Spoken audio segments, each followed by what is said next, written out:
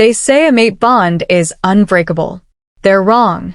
I know because mine shattered on a cold October night, in front of 300 witnesses, under a blood moon that seemed to mock every promise we'd ever made. My name is Elowen Thorne, and I was the Oracle Luna of the Silvercrest Pack, the wolf blessed with visions, destined to guide our people through prophecy and wisdom. For 5 years, I stood beside Alpha Draven Ashcroft, interpreting the signs, speaking the will of the moon goddess, ensuring our pack's prosperity. But visions are fickle things. And when mine stopped coming, when the goddess went silent and left me standing in the dark with nothing but mortal sight, I became useless. Worse than useless. I became a liability. Draven didn't just reject me. He declared me false. A fraud who had deceived the pack, who had led them astray with invented prophecies, who had stolen a position I was never worthy of holding. He stood before the entire pack council and said the words that severed our bond forever. I, Draven Ashcroft, Alpha of Silvercrest, reject you, Elowen Thorne, as my mate and Luna. You are no true oracle. You are nothing. The bond snapped. I felt my soul tear in half. And I should have died from it. Most wolves do when a mate bond breaks. But I didn't die. I survived, hollow and broken, and stumbled out of packlands into the human world where no one knew what I'd lost. That was 3 years ago. 3 years of silence from the moon goddess. 3 years of learning to live as half a person. 3 years of believing I truly was nothing. Until I found them. 4 children. 4 impossible, miraculous souls that the werewolf world had thrown away like garbage. Children with gifts so rare they frighten their own packs. Children who needed someone to see them as more than their abilities or their bloodlines. Children who saved me by letting me save them. And now, 3 years after Draven destroyed me, an invitation arrives at my door. Embossed cardstock. His scent is still clinging to the paper. Elegant script that reads, Alpha Draven Ashcroft and Oracle Luna Iskira Moonshadow cordially invite you to the Ascension ceremony of their prophesied heir, Cassius Ashcroft, blessed by the moon goddess with the gift of true sight. He found a new oracle. She gave him a child with visions. Everything I couldn't provide. Most people would burn the invitation. Most people would recognize it for what it is, a final cruelty designed to remind me of my failure. But I am not most people anymore.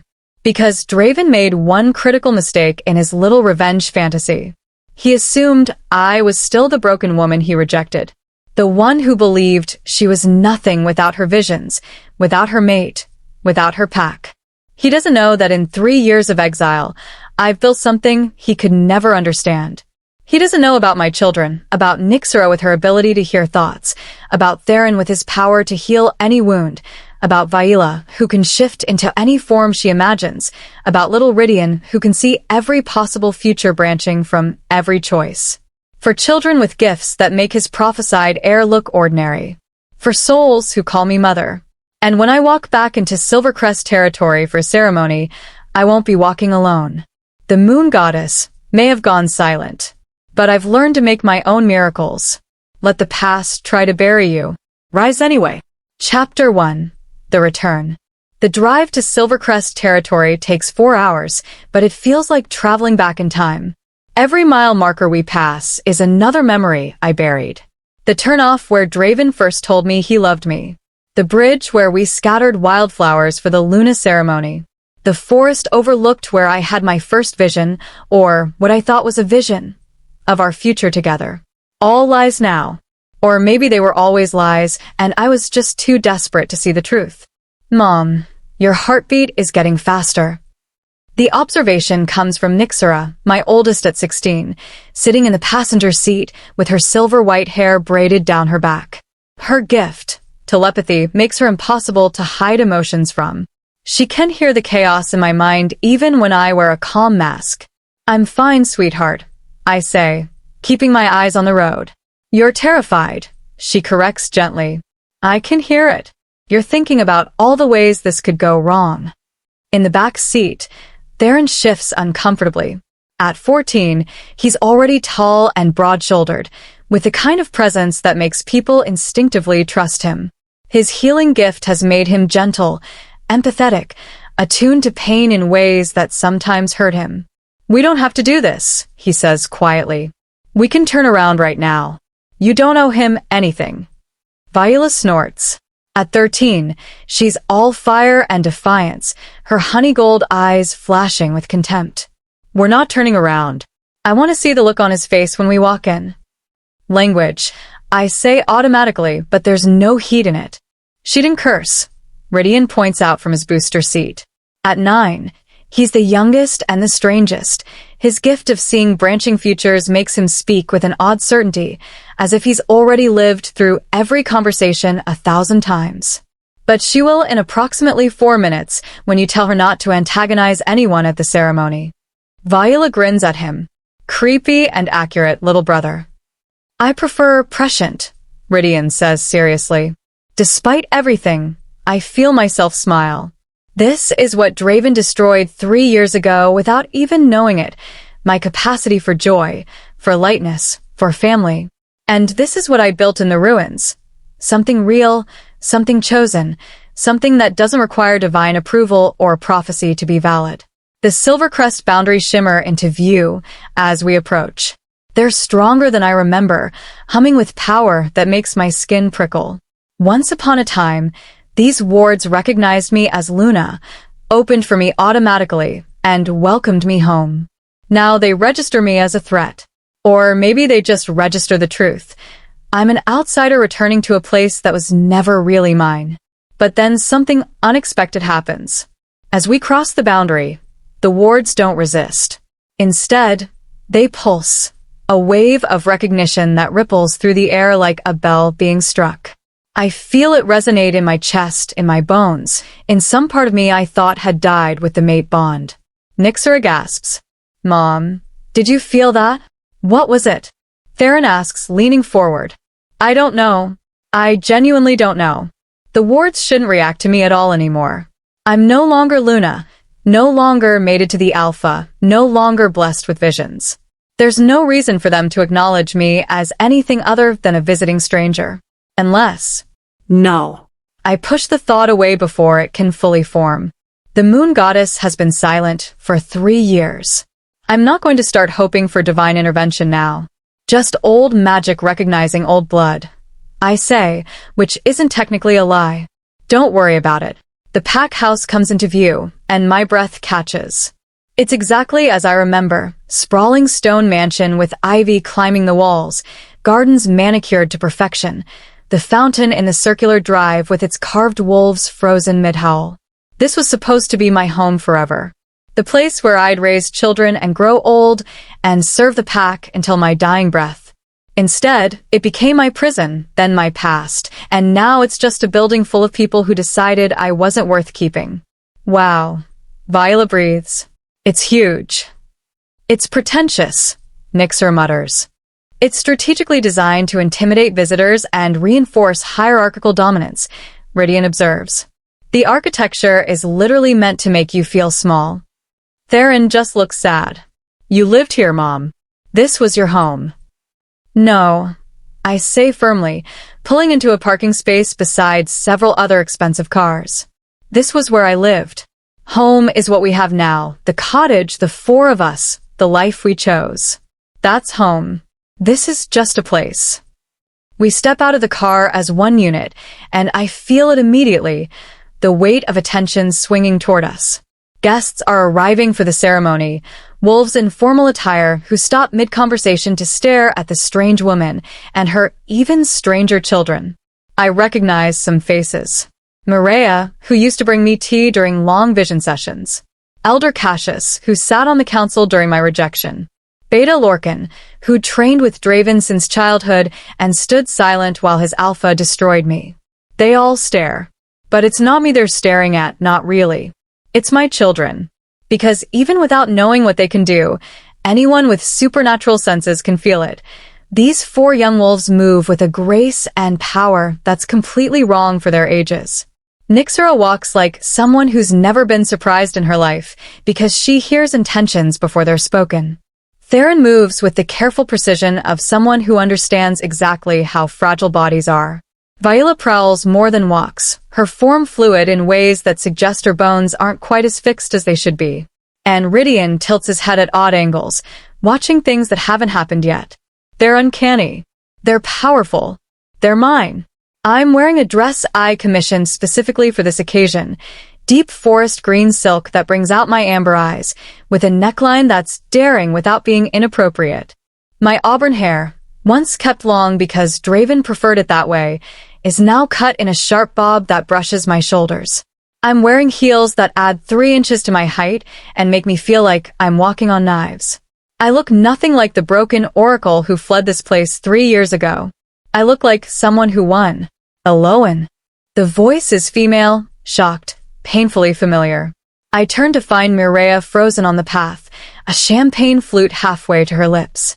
She looks exactly the same. Blonde hair in perfect waves, designer dress, the kind of effortless beauty that comes from never doubting your place in the world. We'd been friends once. She'd held me after each failed vision attempt, assured me the goddess was just testing me, promised nothing would come between us. Then Draven rejected me, and she'd sent a single text. I'm sorry, but I can't be seen supporting someone who deceived the pack. I hope you understand. I'd understood perfectly. Hello, Mireia, I say, my voice pleasant and neutral. It's good to see you. She blinks rapidly, clearly thrown by my composure. We didn't think you'd actually come. When the invitation went out, everyone assumed it was just protocol, that you'd have the sense to. She trails off, apparently realizing that finishing that sentence won't end well. The sense to stay away? I supply helpfully. To hide? To accept that I should be grateful for my exile and never show my face here again. Mireia flushes. I didn't mean. Her eyes darted to my children, confusion flickering across her face. Who are these? My children, I say, and the words come out firm and proud. Nyxera, Theron, Viola, and Rydian. My family. I watch her do the math. I left 3 years ago, definitively without visions and broken from the rejection. There's no way these children, the oldest clearly in her mid-teens, came from my body after I left. But they're also clearly not human companions or distant relatives. The way they stand, the power rolling off them, marks them as something rare and dangerous. I don't understand. Mireia says finally. You don't need to, Nyxera says, and her voice is cold enough to frost glass. She steps forward slightly, not quite putting herself between us, but making her position clear. You need to step aside.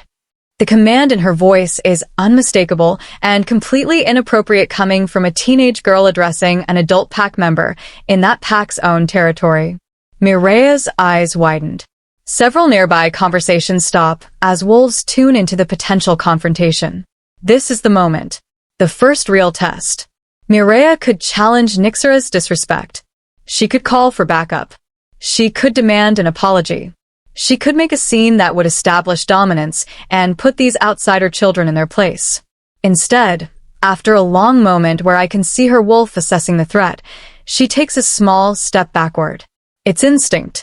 Her wolf recognizes something in Nyxera that supersedes social rules and pack politics, recognizing that picking this fight would be a mistake.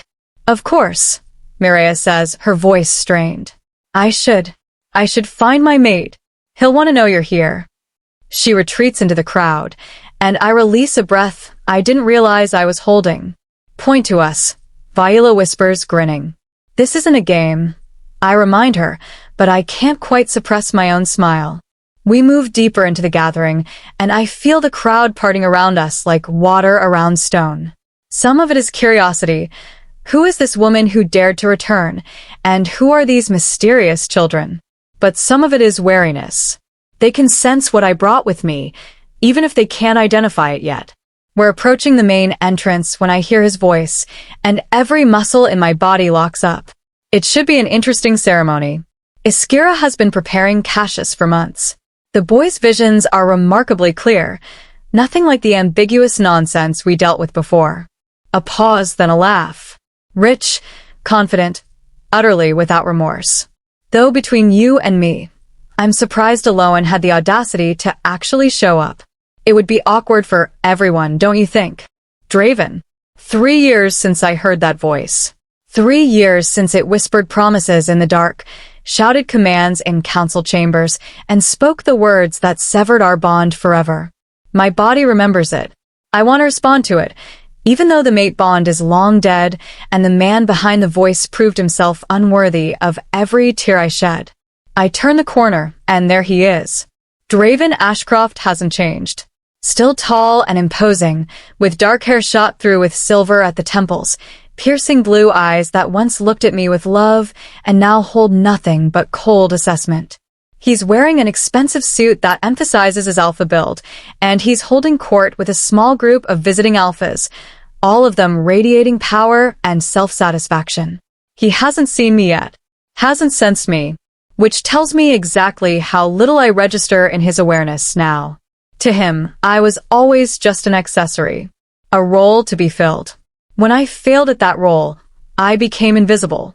But he senses my children. I watch his head snap up, nostrils flaring as his wolf reacts to the presence of 4 powerful young wolves in his territory. His eyes scan the crowd, searching for the source of the disturbance, and then they land on me. For just a heartbeat, I see genuine shock flash across his face. Then it's gone, replaced by something that might be anger or might be confusion, or might be some combination of both. He excuses himself from his conversation and starts walking toward me, his stride purposeful, his alpha presence pushing out like a wave meant to remind weaker wolves of their place. Except I don't have a wolf to be cowed. And my children aren't weak. Nyxera moves before I can stop her, stepping forward to intercept Draven's approach. The two of them face each other, a 16-year-old girl and a 35-year-old alpha, and the air between them crackles with tension. That's close enough, Nyxera says quietly, and I hear the echo of his thoughts that she must be picking up. Who is this child to address me with such disrespect? Draven stares at her, and I can see the calculations running behind his eyes. This girl is a stranger. A child has no right to address an alpha in his own territory with anything less than complete deference. But this girl also radiates a power that makes his wolf hesitate. I don't believe we've been introduced, Draven says, his voice carefully controlled. I'm Alpha Draven Ashcroft, and this is my pack house. You are? Nyxera Thorne, she says, and doesn't offer her hand, doesn't bow her head, just stands there solid and immovable. Elowen's daughter. The silence that descends is deafening. I watch Draven's face cycle through emotions, confusion, disbelief, calculation, and finally something that looks like fury. His eyes cut to me, standing behind my wall of children, and I see the question blazing there. How? I smile. It's not a kind smile. Hello, Draven, I say, my voice carrying across the suddenly silent gathering. Thank you for the invitation. We're all looking forward to meeting your prophesied heir. His jaw clenches. Elowen. This is unexpected. Is it? I tilt my head. You did invite me. I thought it would be rude not to attend. I didn't expect you to bring. He gestures vaguely at my children, clearly at a loss for words. A family. Why wouldn't I bring my family to a family event? I ask, all innocence. Isn't that what this is? A celebration of bloodline and destiny and the gifts the moon goddess bestows. Someone in the crowd makes a sound that might be a suppressed laugh. Draven's eyes narrow. Perhaps we should speak privately. I don't think so. I step forward, moving through the protective circle of my children until I'm standing face to face with the man who destroyed me. I have to tilt my head back to meet his eyes. He's still got 8 inches on me even in heels, but I don't feel small. You had no problem making our separation public. Why should our reunion be private? His hands clench into fists. You're causing a scene. I'm accepting your invitation. If that's causing a scene, perhaps you shouldn't have invited me. Iskira thought. He stops himself, but it's too late. Ah, yes. Iskira. I let the name hang in the air between us. Your new Oracle. The one who could give you what I couldn't. I'm very much looking forward to meeting her. Elowen. Mom. Theron's voice cuts through the tension, quiet but commanding. People are staring. He's right. The entire gathering has fallen silent, everyone watching our confrontation with a kind of horrified fascination usually reserved for natural disasters. You're right, I say, taking a deliberate step back. We should find our seats. The ceremony will be starting soon, won't it? I'm sure you need to prepare. Draven looks like he wants to say something else, probably wants to throw us out, but can't without looking weak or cruel or both. Instead, he just nods stiffly. Seats are assigned. You'll find your name cards in the hall. He turns and stalks away, his shoulders rigid with suppressed anger. The moment he's gone, the gathered wolves exhale collectively. Conversations restart, but now they're all about us. I can hear the whispers, feel the weight of speculation and judgment. Who is she really? Who are those children? Did you feel their power? What is the Oracle playing at?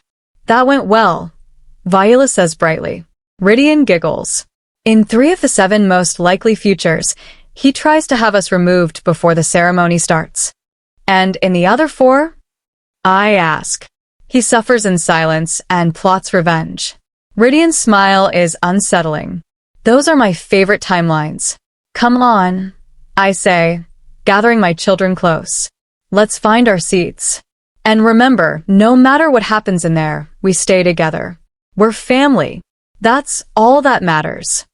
All that matters, they echo back. We move toward the main hall, and I don't look back at Draven or the pack members or anyone who once called me friend. I'm not that woman anymore. I'm the woman who survived. The woman who built a family from broken pieces. The woman who walked back into her past wearing armor made of hard-won strength. And this ceremony, this display meant to prove his new oracle's superiority, is about to become something else entirely. Because the moon goddess may have been silent for 3 years. But my children speak loud enough to shake the foundations of this place. And before this night is over, everyone will understand exactly what Draven Ashcroft threw away when he called me nothing. Chapter 2. The Ceremony of Ascension. The main hall has been transformed into something that belongs in a temple rather than a pack house. White moonflowers cascade from every surface, wrapped around pillars, suspended from the vaulted ceiling, arranged in intricate patterns that form constellation maps across the walls. The scent is overwhelming, heady and sweet, meant to evoke the moon goddess's presence. Incense burns in silver braziers, adding layers of frankincense and myrrh to the air. At the front of the hall, a raised dais holds 2 thrones, smaller than I remember, or maybe I've just grown beyond the need to be impressed by symbols of power. Behind them, a massive tapestry depicts the moon goddess in her full glory, her hands outstretched in blessing over a young wolf whose eyes glow with prophetic light. It's excessive, ostentatious, the kind of display that screams look at what we have to everyone within 100 miles. And in the center of it all, a small altar draped in silver silk, waiting for the prophesied child to step forward and receive his blessing. Subtle, Nixer mutters, scanning the room with narrowed eyes. Very subtle. I locate our assigned seats quickly, back row, far left corner, as far from the dais as physically possible while still technically being in the room. Of course. Wow, Viola says flatly. They really want us to know our place, don't they? It's fine, I say, even though it's not fine. Even though the placement is clearly designed to emphasize our irrelevance, to put us where we can be forgotten. Better view of the exits anyway. We make our way to our table and find it populated with other outcasts, a couple who'd been demoted after a failed hunt, an elderly wolf whose daughter had died without producing heirs, a young man who smells faintly of rogue, probably recently allowed back into pack protection after some transgression. They look up as we approach, expressions ranging from curiosity to poorly concealed pity. Elowen Thorne, the elderly wolf, I remember her now, Marissa Ironwood, peers at me through thick glasses. My dear girl, I didn't expect to see you here. How brave of you to come. Brave. As if attending an event I was explicitly invited to requires courage rather than basic courtesy. Marissa, I acknowledge with a polite nod, taking my seat. My children arrange themselves around me in their now familiar protective formation. It's good to see you again. And who are these young people? Her eyes darted between my children, clearly trying to puzzle out their origins. My children. Nyxera, Theron, Viola, and Rydian. Your children? Marissa's confusion is palpable. But I thought weren't you? Unable to have children? I supply. Yes. These 4 found me through other means. We chose each other. Before Marissa can probe further, a hush falls over the hall. Draven has entered through a side door, and beside him walks a woman who makes my breath catch in my throat.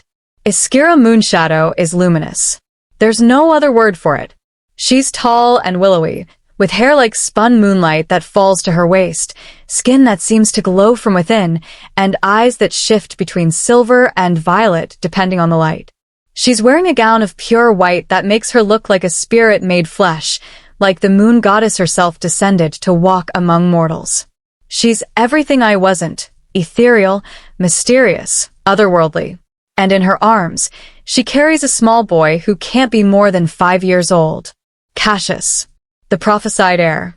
Even from this distance, I can see the boy's eyes. They glow with an inner light, shifting through shades of gold and silver as he takes in the gathered crowd. He's seeing something we can't, perceiving layers of reality that remain hidden to ordinary sight. He has true visions, real ones, not like mine, which had become increasingly uncertain toward the end, more feeling than seeing, more intuition than prophecy. The crowd rises as one in traditional respect for the Alpha and Oracle. I rise too, because refusing would be a direct challenge, but I don't lower my gaze. Don't show deference. Just stand and watch as Draven and his perfect new family make their way to the dais. Beside me, I feel Rydian tilt his head, his own gift activating as he watches the prophesied child. He's seeing something, comparing Cassius's visions to his own ability to perceive branching futures. Interesting, Rydian whispers, so quietly only I can hear. His sight is linear. Single path prophecy. Limited. I squeeze his hand gently. A warning to stay silent. Draven raises his hand, and the room falls into immediate silence. Thank you all for joining us tonight.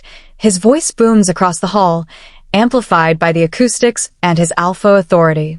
We gather under the moon goddess's light to witness something that has not occurred in Silvercrest for 3 generations, the ascension of a true Oracle child. A cheer rises from the crowd. I remain silent. For too long, our pack has struggled with uncertain guidance.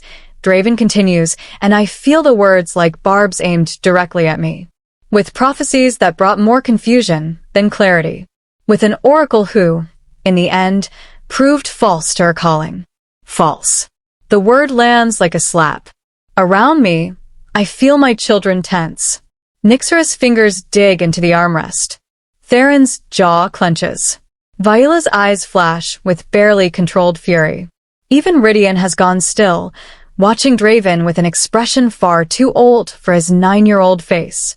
But the moon goddess, in her infinite wisdom, has blessed us with correction, Draven says, his hand moving to rest on Iskira's shoulder.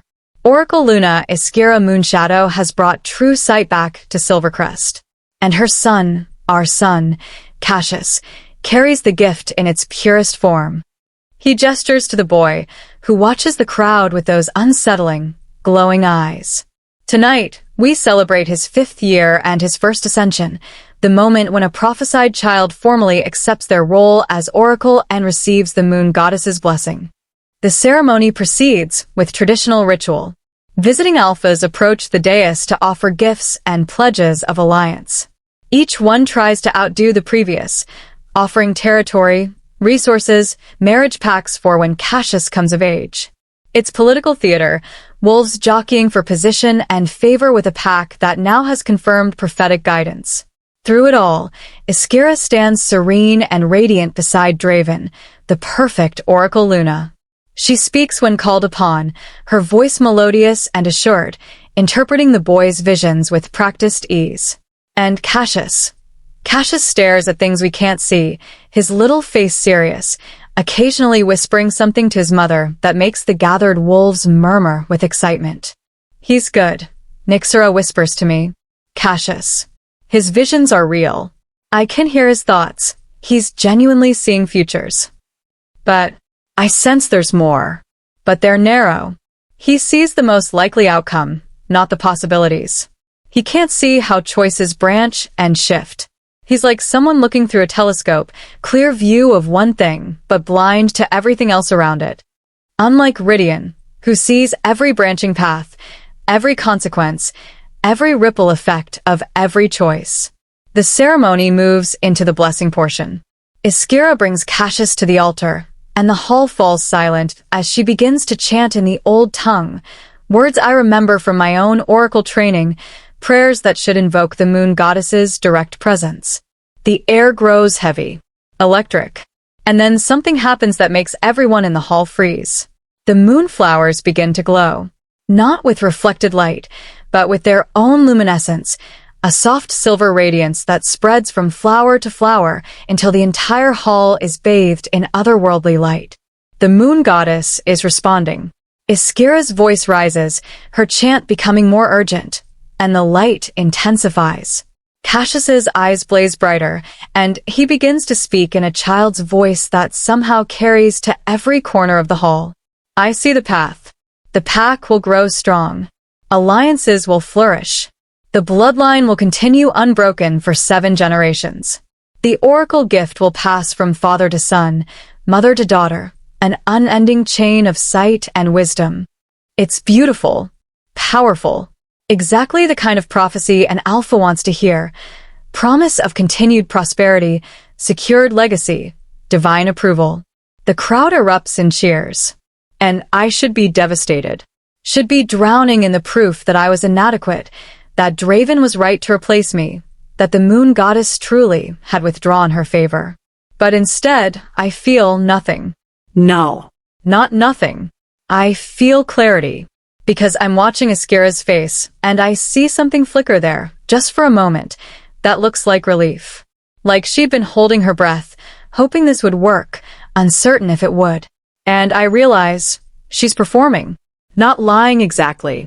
The visions are real, but she's presenting them in a specific way, emphasizing certain elements while downplaying others, shaping prophecy into what people want to hear rather than what they need to know.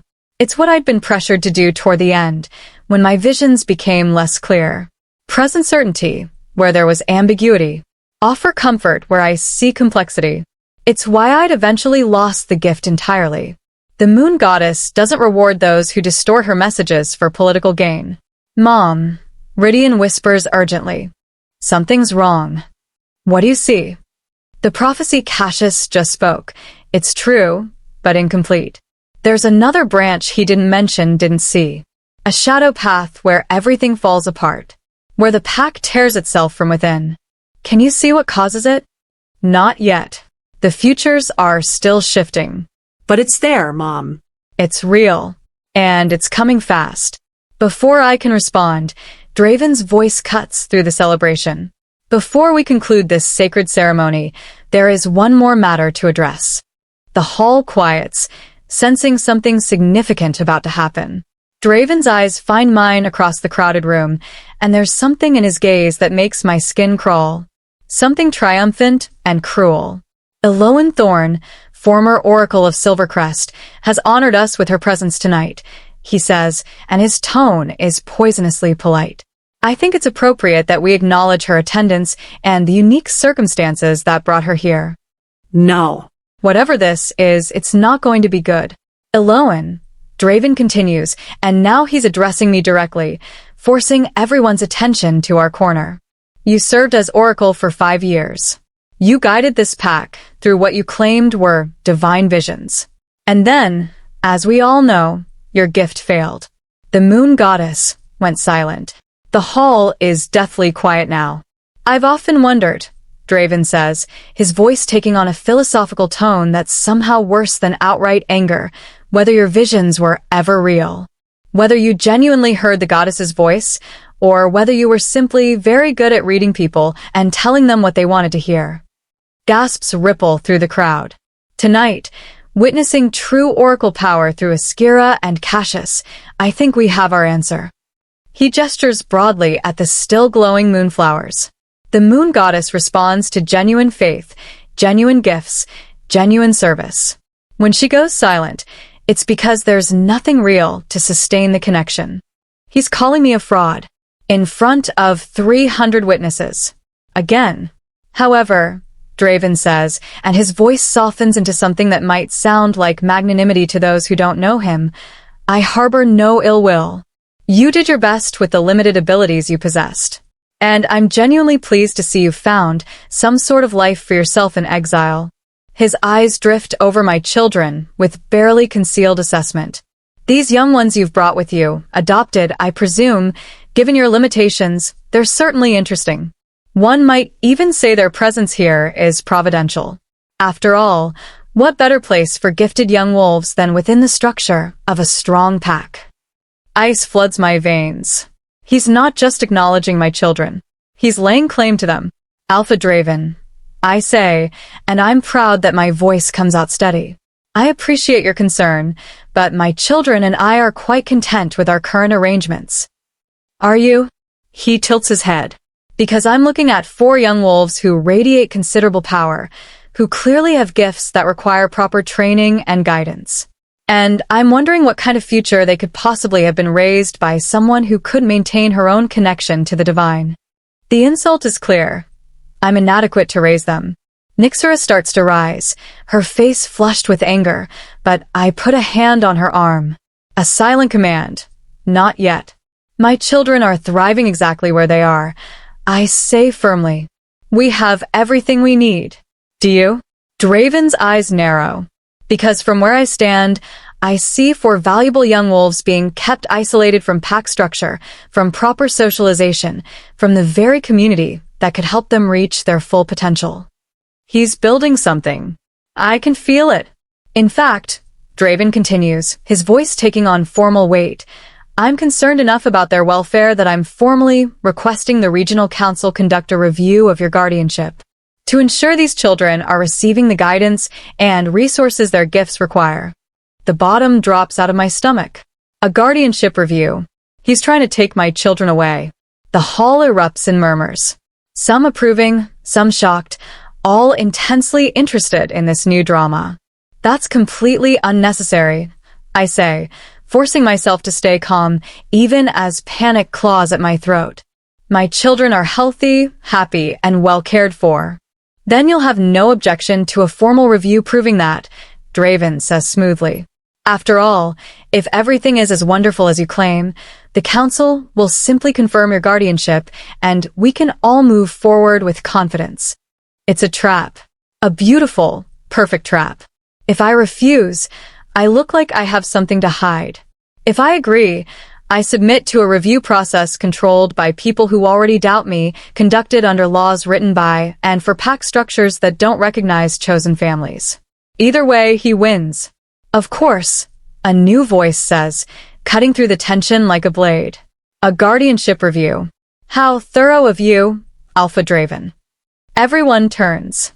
Iskira has stepped forward, Cassius still in her arms, her expression serene but her eyes sharp as she looks at her mate. Though I'm curious, she continues, her melodious voice carrying easily through the hall, what specifically prompted this concern? Beyond a general philosophical objection to non-traditional family structures. Draven's jaw tightens slightly. I've observed concerning indicators. Have you? Iskira tilts her head. Because I've been observing as well. And what I see are 4 remarkably composed young wolves who clearly respect and trust their guardian. Who move with the confidence of children who know they're loved unconditionally. Who have gifts that, while unusual, show no signs of being mismanaged or suppressed. The hall has gone completely silent. Iskira is contradicting her mate. In public. During a sacred ceremony. My dear, Draven says carefully, perhaps we should discuss this privately? Why? Iskira's smile is pleasant but her tone is pointed. You chose to raise concerns publicly. Surely we can address them the same way. She shifts Cassius to her hip and looks directly at me for the first time. Oracle Elowen, she says, using my former title deliberately. May I ask what gifts your children possess?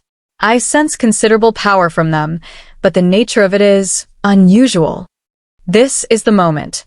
I can deflect, minimize, keep my children's abilities hidden, and hope that obscurity protects us. Or I can do what I came here to do. Show them exactly what they're dealing with. Nyxera has telepathy. I say clearly. She hears thoughts as easily as you, or I hear words. Theron is a healer. He can mend any wound, cure any illness, even pull someone back from the brink of death. Viola is a shifter with no fixed form. She can become any creature she imagines. And Rydian. I pause, looking at my youngest, who's watching Cassius with those knowing eyes. Rydian sees all possible futures simultaneously. Every choice, every consequence, every branching path. Not just the most likely outcome, but every outcome. The silence that follows is profound. Then Cassius, who's been quiet in his mother's arms, suddenly speaks. He sees more than I do. The little boy's glowing eyes are fixed on Rydian, and there's no jealousy in his voice, just simple observation. He sees everything. I only see one path. He sees them all. Cassius, Iskira says gently, we should. It's true though, Mama, the boy insists. His gift is bigger than mine. Bigger than yours. Bigger than anyone I've ever seen. And just like that, the power dynamic in the room shifts. Because Draven built this entire ceremony around his prophesied heir, his true oracle child, his divine blessing that proved the moon goddess favored Silvercrest. And his own son just admitted that one of my adopted children has a superior gift. Well, Iskira says into the stunned silence, and there's something in her voice that might be satisfactory. How extraordinary. She turns to Draven, and her smile is sharp. Given that revelation, my dear mate, don't you think a guardianship review might be premature? After all, someone who's successfully raising a child with such a powerful gift clearly has some idea what they're doing. Draven looks like he's swallowed broken glass. But before he can respond, the moonflowers, which had been glowing steadily throughout, suddenly pulse. Once. Twice. 3 times. And in the silence between pulses, I hear it. A voice. Not out loud. Not in words. But unmistakable. Daughter of my silence. You have not been abandoned. You have been prepared. The moon goddess. Speaking to me. For the first time in 3 years. And from the way Iskira's head snaps up, eyes going wide, I know she heard it too. As does Cassius, who points directly at me and says in wonder, Mama, she's glowing. The broken oracle is glowing with moonlight. I look down at my hands and realize it's true. Silver light is radiating from my skin, the same light as the moonflowers, as Cassius's eyes, as the blessing that's supposed to mark true oracles. Impossible. The goddess was silent. My gift was gone. I was declared false. But the light keeps growing, and with it comes a sensation I haven't felt in 3 years. Sight. Not a vision yet. Just the potential for one. The opening of a door I thought had been locked forever. And as I stand there, glowing with divine light in front of everyone who called me fraud, who said I was nothing, who believed Draven when he destroyed me, I finally understand. The moon goddess didn't abandon me because I was unworthy. She went silent because I needed to learn something I could only learn in silence. That my worth isn't determined by divine favor or prophetic gifts. That family isn't about destiny or bloodlines or fate. That sometimes being broken is just preparation for becoming unbreakable. The light fades slowly, leaving me standing in front of 300 shocked wolves with my children at my side and a truth burning in my chest. Draven didn't just make a mistake inviting me here. He made the greatest mistake of his life. Because I'm not the woman he rejected anymore. I'm something he never imagined I could become. And this ceremony, this display meant to prove his divine blessing and my utter insignificance, has just become the beginning of his downfall. Chapter 3. Aftermath and Revelations. The ceremony ends in chaos. Not violent chaos. Nothing so crude as fighting or shouting. This is the chaos of whispered conversations spreading like wildfire, of pack alliances shifting in real time, of 300 wolves suddenly reconsidering everything they thought they knew about divine favor and prophetic gifts. Because the moon goddess doesn't make mistakes. And if she just blessed the false oracle in front of everyone, in the middle of the true oracle ceremony, while standing in the Alpha Zone hall, Well, that sends a message. Draven tries to regain control of the narrative, making announcements about refreshments in the garden, about tomorrow's continued celebrations, about how blessed Silvercrest is to have such abundance of divine favor that even former pack members can experience the goddess's light. But his voice sounds hollow, and everyone can hear it. Iskira disappeared with Cassius immediately after the moonflowers stopped glowing, claiming the boy needs rest after the intensity of his ascension. But I saw her face before she left, saw something complicated flickering there that looked like recognition, or maybe relief, or maybe fear. she knows something. About me. About the goddess's silence. About what just happened. And I need to talk to her. We should leave, Nyxera says urgently, her hand tight around my arm. Mom, every single person in this hall is staring at us. And not all of those thoughts are friendly. She's right. I can feel it, the weight of attention, some awed, some resentful, some calculating how to use this development to their advantage. Agreed, Theron adds, his healer's senses attuned to the emotional temperature of the room. There's too much fear and excitement mixed together. It's volatile. But before we can move toward the exit, our path is blocked by a familiar figure. Beta Lorcan. He's aged in 3 years, more silver in his dark hair, deeper lines around his eyes. But he still carries himself with the warrior's grace that made him Draven's most trusted fighter. He'd stood silent during my rejection, hadn't protested, hadn't defended me, hadn't been my friend when I needed one. Elowen, he says, and his voice is careful, neutral. That was unexpected. Was it? I keep my tone equally neutral. The moon goddess works in mysterious ways, or so I've been told. I need to speak with you. Privately. His eyes darted to my children. It's important. Anything you need to say to my mother, you can say in front of us, Nyxera says flatly. We don't let her go anywhere alone in hostile territory. Lorcan's eyebrows rise. Hostile? This was her home. Was, Viola emphasizes. Past tense. You made it very clear 3 years ago that she wasn't welcome here. A muscle in Lorcan's jaw twitches. I'm not your enemy. You're not our friend either, Theron says quietly. You stood there and watched while your alpha tore her apart. That's not neutrality. That's complicity. Lorcan looks genuinely pained by that. I know. And I've regretted it every day since. He turns back to me. Elowen, please. Just 5 minutes. There are things you need to know. Things about what Draven is planning. I study his face, looking for deception, for hidden motives. But all I see is earnestness, and something that might be guilt. Nyxera, I say softly. Is he lying? My daughter's eyes unfocus slightly as she dips into his thoughts. After a moment, she shakes her head. No. He's telling the truth. He does want to warn you. She pauses. He's also massively guilty about the rejection. Like, crushing guilt. It's kind of sad, actually.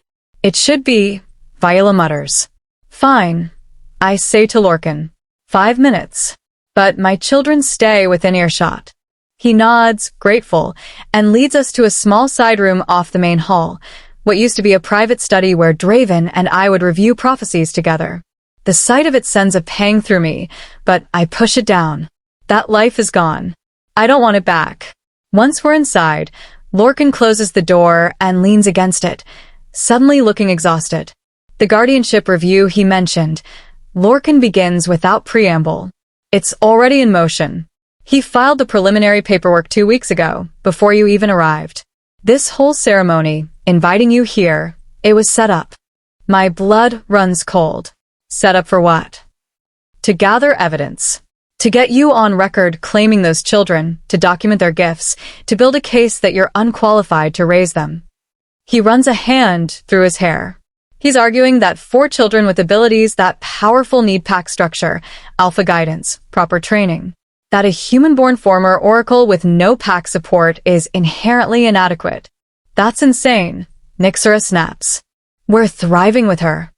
I know that. You know that. But pack law is written by alphas for alphas, and it prioritizes bloodline preservation over individual welfare. Lorcan looks at me directly. He's going to petition to have them removed from your custody and placed with pack families. Separately. The room spins. He can't, I whisper. He can't just take them. He can try. And with the right arguments, the right pressure on the regional council, he might succeed. Lorcan's expression is grim. Especially if he can prove you're hiding things, or that the children are in danger, or that their gifts are being suppressed or mismanaged. None of that is true. I know. But truth doesn't always matter in politics. He pauses. What happened tonight? The moon goddess blessing you. That changes things. It makes his case harder to argue. How can you be unworthy if the goddess herself just marked you as chosen? So that's good news, Theron says cautiously. It would be, except it also makes you a bigger threat.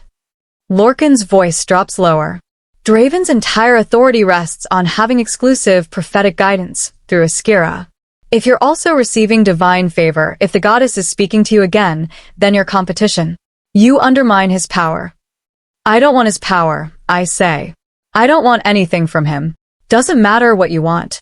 It matters what he thinks you want. Lorcan straightens. He's going to come after you harder now. The guardianship review is just the beginning.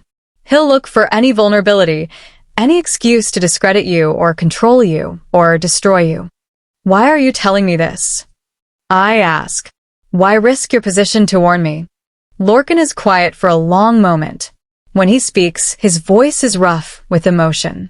Because I was wrong. 3 years ago, I convinced myself that standing silent was the same as staying neutral. That not actively participating in your destruction meant I wasn't responsible for it. He meets my eyes. But I was responsible. I was Beta. I had power. I could have challenged him, could have defended you, could have at least spoken up. And I didn't. Because I was a coward. You were loyal to your alpha. I say, and there's no bitterness in it. Just a fact. I was loyal to the wrong thing. To hierarchy over justice. To authority over compassion. He shakes his head. I won't make that mistake again. You don't deserve what he's doing to you. And those children. He glances toward where my 4 are listening through the door. They deserve to stay with someone who clearly loves them. Who chose them? Who built them into a family. Will you testify to that? Nyxera calls through the door. If it comes to a hearing, Lorcan actually smiles. Excellent hearing, little alpha. Not little, Nyxera corrects. And not alpha. Just protective. Yes, Lorcan says, raising his voice so they can all hear clearly. If it comes to a hearing, I'll testify. I'll tell the council exactly what I've observed tonight. For healthy, confident, remarkably powerful young wolves who are clearly thriving under Elowen's guardianship. That'll make you enemies, I warn. Good. I've been too comfortable for too long. He opens the door. Go home, Elowen. Get somewhere safe. And prepare for war, because Draven isn't going to stop. We leave the pack house quickly after that, avoiding the main crowds, taking a side exit that leads directly to the parking area. But we're not quite fast enough. We're halfway to the car when I hear footsteps behind us. Not Draven's heavy tread. Something lighter. More graceful. I turn to find Askira standing there, alone, still wearing her ceremonial white gown that makes her look like a spirit in the darkness. Oracle Elowen, she says, and her voice is soft, almost tentative. Please. I need to speak with you. My children immediately form a protective barrier, but I step forward. Speak, then. Askira glances around, checking for observers, then moves closer. Up close, I can see the exhaustion in her eyes, the fine lines of stress around her mouth.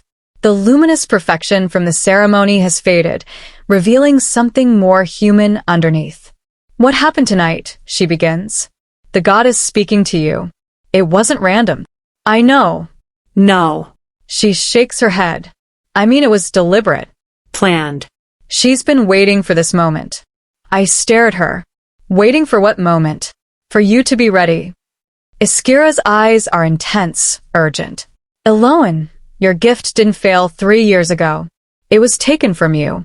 The world stops. What? Not by the goddess. By interference. By someone who wanted to ensure Silvercrest's prophetic guidance could be controlled, directed, and made predictable. She takes a shaky breath. Someone who needed the previous oracle removed so a new one could be installed. One who would be more manageable. You. I breathe. You're saying someone orchestrated my failure so you could take my place? I'm saying I was brought here deliberately. That Draven was encouraged to doubt you, to question your visions, to believe you were becoming unreliable. Her voice is barely a whisper now. And I'm saying I didn't know. Not at first. I thought I was genuinely called here. But then I started having visions of my own, true ones, not the rehearsed prophecies I'm expected to deliver, and they showed me the truth. What truth? That someone on the regional council has been manipulating prophetic guidance across multiple packs for years. Installing oracles they can control. Removing ones they can't. Building a network of prophecy that serves political ends rather than divine truth. Iskira's hands are shaking. And you were removed because you were too honest. Too unwilling to shape your visions to fit what people wanted to hear. My mind is reeling. Who? Who is on the council? I don't know. The visions don't show me faces, just shadows. But I know they're coming for you again now that you've been restored. She grabs my hand, her grip surprisingly strong. The blessing tonight, it was the goddess reclaiming you, announcing that you're under her protection again. That whatever suppression was on you has been lifted. Why are you telling me this? I ask. If what you're saying is true, you're risking yourself. Because I'm tired of being a puppet. Iskira's eyes flash with something fierce. Because I became Oracle to serve the goddess, not to be some political tool. And because what they did to you, separating you from your gift, destroying your reputation, nearly destroying you, it's wrong. Evil, even. She releases my hand and steps back. There's a woman named Sable Thornwhisper. She's a lawyer in the city who specializes in pack law and oracle rights. Find her. Tell her everything. She's helped others who've been targeted like you. Oracle Iskira. Just Iskira. I think we're past titles. She glances back toward the pack house. I need to go before Draven notices I'm gone. But Elowen, be careful. And whatever you do, don't let them separate you from your children. Because once they have leverage over you, they'll use it to silence you permanently. She turns to leave, then pauses. For what it's worth, she says quietly, I think you're a better mother than I am an oracle. What you've built with those four, it's real. It's exactly what prophecy is supposed to serve. Life, love, family, choice. Don't let anyone convince you it's less than that. Then she's gone, disappearing into the darkness, like the spirit she appeared to be. We stand in the parking lot in stunned silence. Well, Viola says finally, that was a lot. Mom, Nixera says urgently. I could hear her thoughts. Everything she said was true. She genuinely believes there's a conspiracy, and she's terrified. We need to leave, Theron says. Right now. Before anyone else tries to stop us. We pile into the car and drive away from Silvercrest as fast as traffic laws allow. My hands are shaking on the steering wheel, my mind racing through everything I just learned. Someone deliberately destroyed my gift. Someone is manipulating prophecy across multiple packs. Someone on the regional council is pulling strings behind the scenes. And now that the goddess has restored me, they're going to come after me harder than ever. Mom, Rydian says from his booster seat, his voice small and scared. I'm seeing the futures branching. There are so many paths now. So many ways this could go wrong. Can you see anywhere we win? I ask. He's quiet for a long moment, his young face creased with concentration as he sorts through infinite possibilities. Yes, he says finally. But they're narrow. We have to be very, very careful. And We have to find allies. People who believe in what we're building more than they believe in the system. We'll find them, I say with more confidence than I feel. We'll fight this. All of us together. All of us together, my children echo. But as we drive through the darkness, leaving Silvercrest's lights behind us, I can't shake the feeling that something enormous has been set in motion tonight. Something that started 3 years ago when I was rejected and cast out. Something that the moon goddess has been preparing me for through 3 years of silence and suffering and rebuilding. Something that's going to require every ounce of strength I've gained and every bond I've forged. Because this isn't just about keeping my family together anymore. This is about exposing corruption at the highest levels of pack governance. This is about reclaiming the true purpose of prophecy. This is about proving that the moon goddess doesn't just speak through convenient voices that tell comfortable lies. She speaks through the broken ones who've learned that truth matters more than approval. And if they want to silence me again, they're going to discover that the woman they destroyed 3 years ago no longer exists. In her place stands someone far more dangerous. A mother who will burn down every corrupt structure in the werewolf world before she lets anyone take her children away. Chapter 4. The Truth. We arrive home just before midnight, exhausted and wired with adrenaline that won't let us rest. Home is a small cottage on the outskirts of human territory, 3 bedrooms, a cramped kitchen, a living room that doubles as my sleeping space because I gave the kids the actual bedrooms. It's nothing like the grandeur of the pack house, nothing like the life I once had. But it's ours. The walls are covered with my children's artwork and school certificates. The kitchen smells like the cinnamon cookies Theron baked yesterday. Viola's collection of animal skulls, don't ask, lines the windowsills. Nyxera's books are stacked in precarious towers beside the couch. Ridian's star charts and future mapping diagrams cover the coffee table. It's cluttered and chaotic and absolutely perfect. Bed, I say automatically as we walk through the door. All of you. We'll process everything tomorrow. But Mom, Viola starts. Bed. Now. They grumble but obey, disappearing into their rooms. I hear water running, doors closing, the familiar sounds of nighttime routines that usually comfort me. Tonight, they just remind me how fragile this all is. How easily it could be taken away. I'm sitting on the couch, still in my formal dress, staring at nothing when Nyxera emerges from her room wearing pajamas and a determined expression. You're not sleeping, she observes. Neither are you. Fair point. She sits beside me, tucking her legs under her. Want to tell me what you're thinking so I don't have to just hear it in your head? Despite everything, I smile. That's an invasion of privacy. You're broadcasting pretty loudly. Hard to block it out. She bumps her shoulder against mine. Talk to me, Mom. I take a breath. I'm thinking about how I failed you all tonight. What? You didn't. I walked us directly into Draven's trap. I knew it was a setup, knew he wanted to humiliate me, and I went anyway because I was arrogant enough to think I could handle it. My voice cracks. And now we're facing a guardianship review that could separate us. Because of my pride.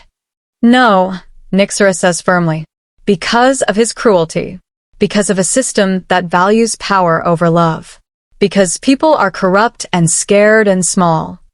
She takes my hand. But also, you didn't fail.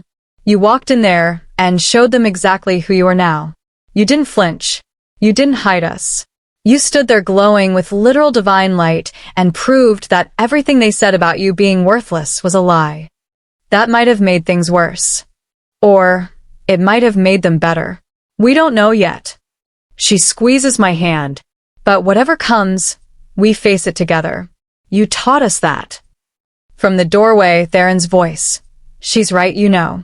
I turn to find all 4 of them standing there.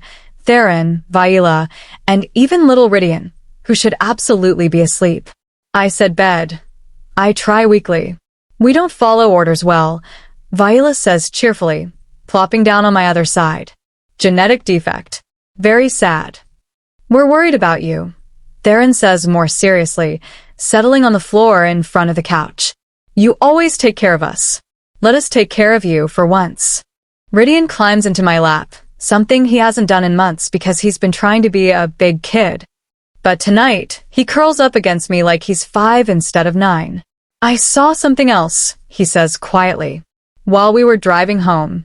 A future I didn't mention. What did you see? A path where we win everything. Where we stay together, where the bad people get exposed, where the system changes. His voice is drowsy but certain. But it only happens if you stop trying to fight alone. If you let people help. If you build something bigger than just our family. A pack, Viola says softly. You need to build a pack. I can't, I say automatically. I'm not Alpha. I don't have the authority. You have something better, Nyxera interrupts. You have us. 4 powerful wolves who would follow you anywhere. That's the beginning of a pack right there. And we're not the only ones, Theron adds. There are others like us. Discarded, rejected, told they're not good enough for traditional pack structures. If you called them, if you offered them what you've given us, they'd come. I stare at my children, these brilliant, beautiful souls who somehow see possibilities I can't. You're suggesting I start a pack for outcasts. We're suggesting you stop thinking of us as outcasts, Viola corrects. We're not rejecting wolves. We're selective wolves. We chose quality over tradition, substance over status. That's actually profound, Nyxera says, sounding surprised.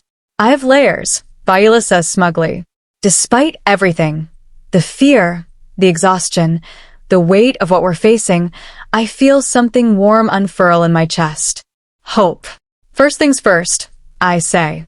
Tomorrow, we will find this lawyer Iskira mentioned. Sable Thornwhisper. We get legal protection in place before Draven's review gains momentum. And then, Rydian asks sleepily. And then we figure out who's been manipulating prophecy and why. Because if we're going to fight this system, we need to understand how it's broken. Conspiracy theories and legal battles, Viola says. This is way better than our normal life. Our normal life is pretty weird already, Theron points out. Fair. I hold my children close, breathing in the scent of them. Nyxera's lavender shampoo, Theron's pine soap, Viola's wild forest smell she somehow always carries, Rydian's sweet warmth like sun-warmed honey. This is what I'm fighting for. Not pride. Not vindication. Not revenge. These 4 souls who saved me by letting me save them. And I will tear down heaven and earth before I let anyone take them from me.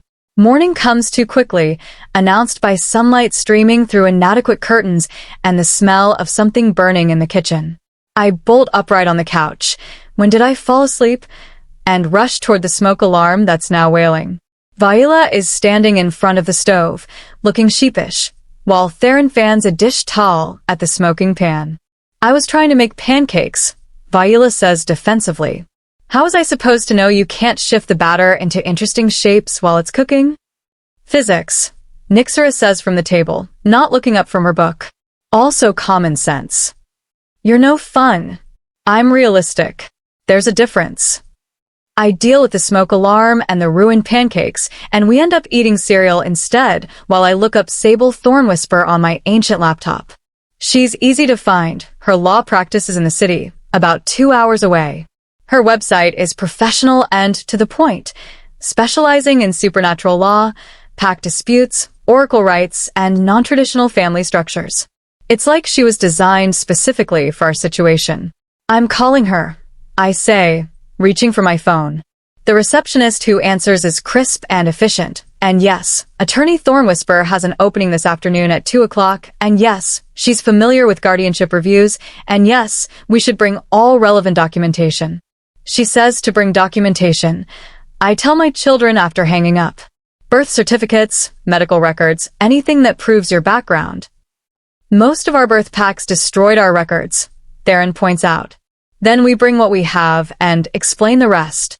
We spent the morning gathering paperwork, my adoption records such as they are, school enrollment forms, medical reports, statements from teachers and neighbors. It's depressingly sparse, a testament to how much of our family exists in the spaces between official documents. But it's real, and it's ours. We arrived at Sable Thornwhisper's office 15 minutes early. It's in a sleek glass building that houses several law firms, all trying to out-professional each other with their marble lobbies and modern art. The receptionist waves us back immediately, which seems like a good sign. Attorney Thornwhisper's office is different from the sterile waiting room. It's warm, filled with bookshelves and plants and comfortable chairs that actually look satin rather than decorative. Behind a large wooden desk sits a woman who makes me stop in my tracks. She's older, maybe 60, with silver hair cut short and sharp, dark skin lined with years of experience, and eyes the color of aged whiskey that seem to see right through you. But it's not her appearance that stops me. It's the power radiating from her. She's Alpha. Not in the pack hierarchy sense, but in the bone-deep, undeniable sense of someone who is born to lead and never apologized for it. Oracle Elowen, she says, standing and offering her hand. Her voice is rich and warm, with an edge that suggests you really don't want to be on her bad side. I've been expecting you. You have? Iskira Moonshadow sent word last night that you might be contacting me. She was insistent that I clear my schedule. Sable's smile is knowing. She also warned me that you'd be surprised by my presence. That most people are. You're Alpha, Nyxera says bluntly. But you're not in a pack. Very perceptive, young one. And yes, I'm what they call a sovereign Alpha. One who chose independence over pack politics. She gestures to the chairs. Please sit. All of you. This concerns everyone. We settle in, my children arranging themselves with their usual protective positioning, and Sable begins pulling up files on her computer.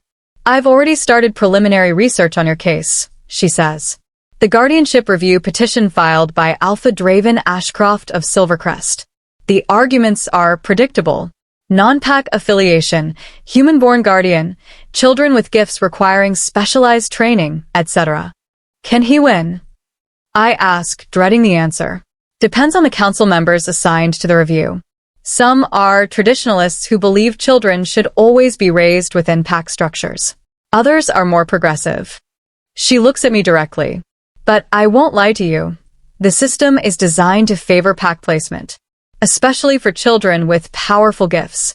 The assumption is that pack resources and hierarchy provide better outcomes. That's garbage, Viola mutters. I agree, Sable says calmly. But it's the reality we're working with. What are our chances? Theron asks quietly. Sable leans back in her chair, considering. Honestly, without divine intervention, probably 30%. The deck is stacked against non-traditional families, especially when the challenger is an Alpha with regional influence. My heart sinks. However, Sable continues, and there's a gleam in her eyes now, you have something Draven didn't account for. Something that changes the entire calculation.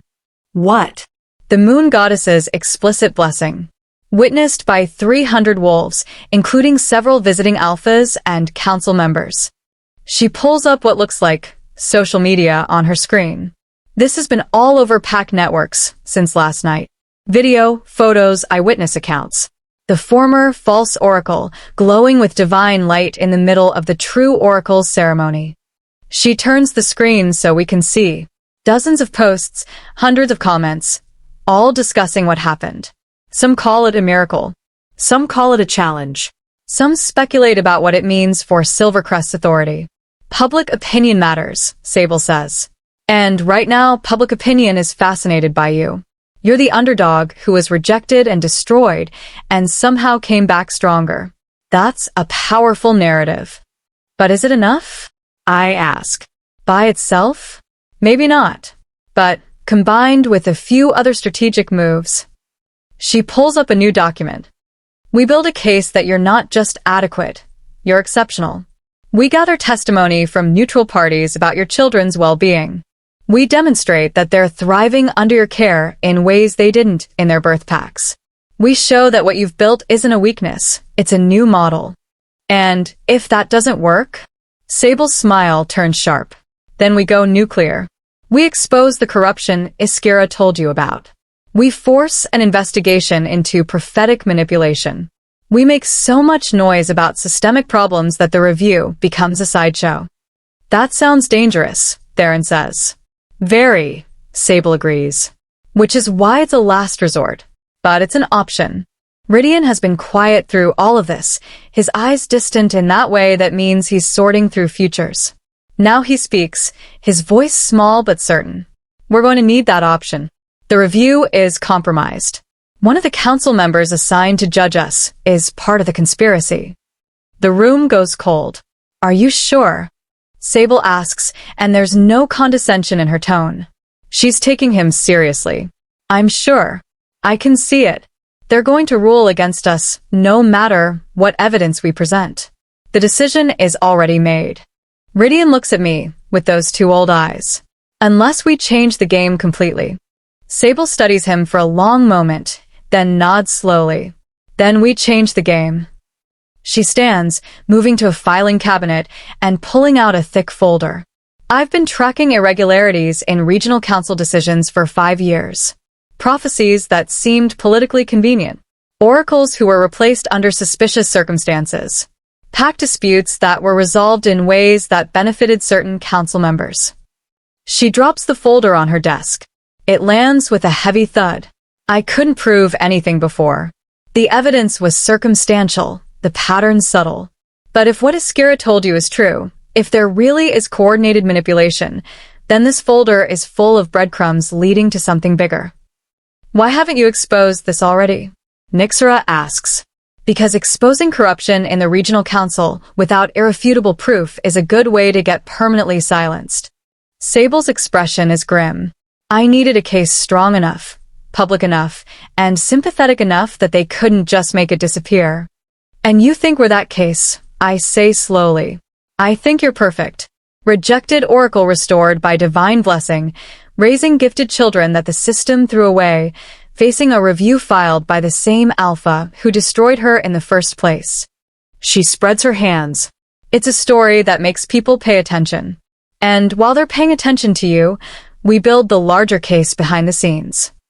So we're bait, Viola says. You're catalysts, Sable corrects. There's a difference. I look at my children, reading the mix of fear and determination on their faces. They're so young.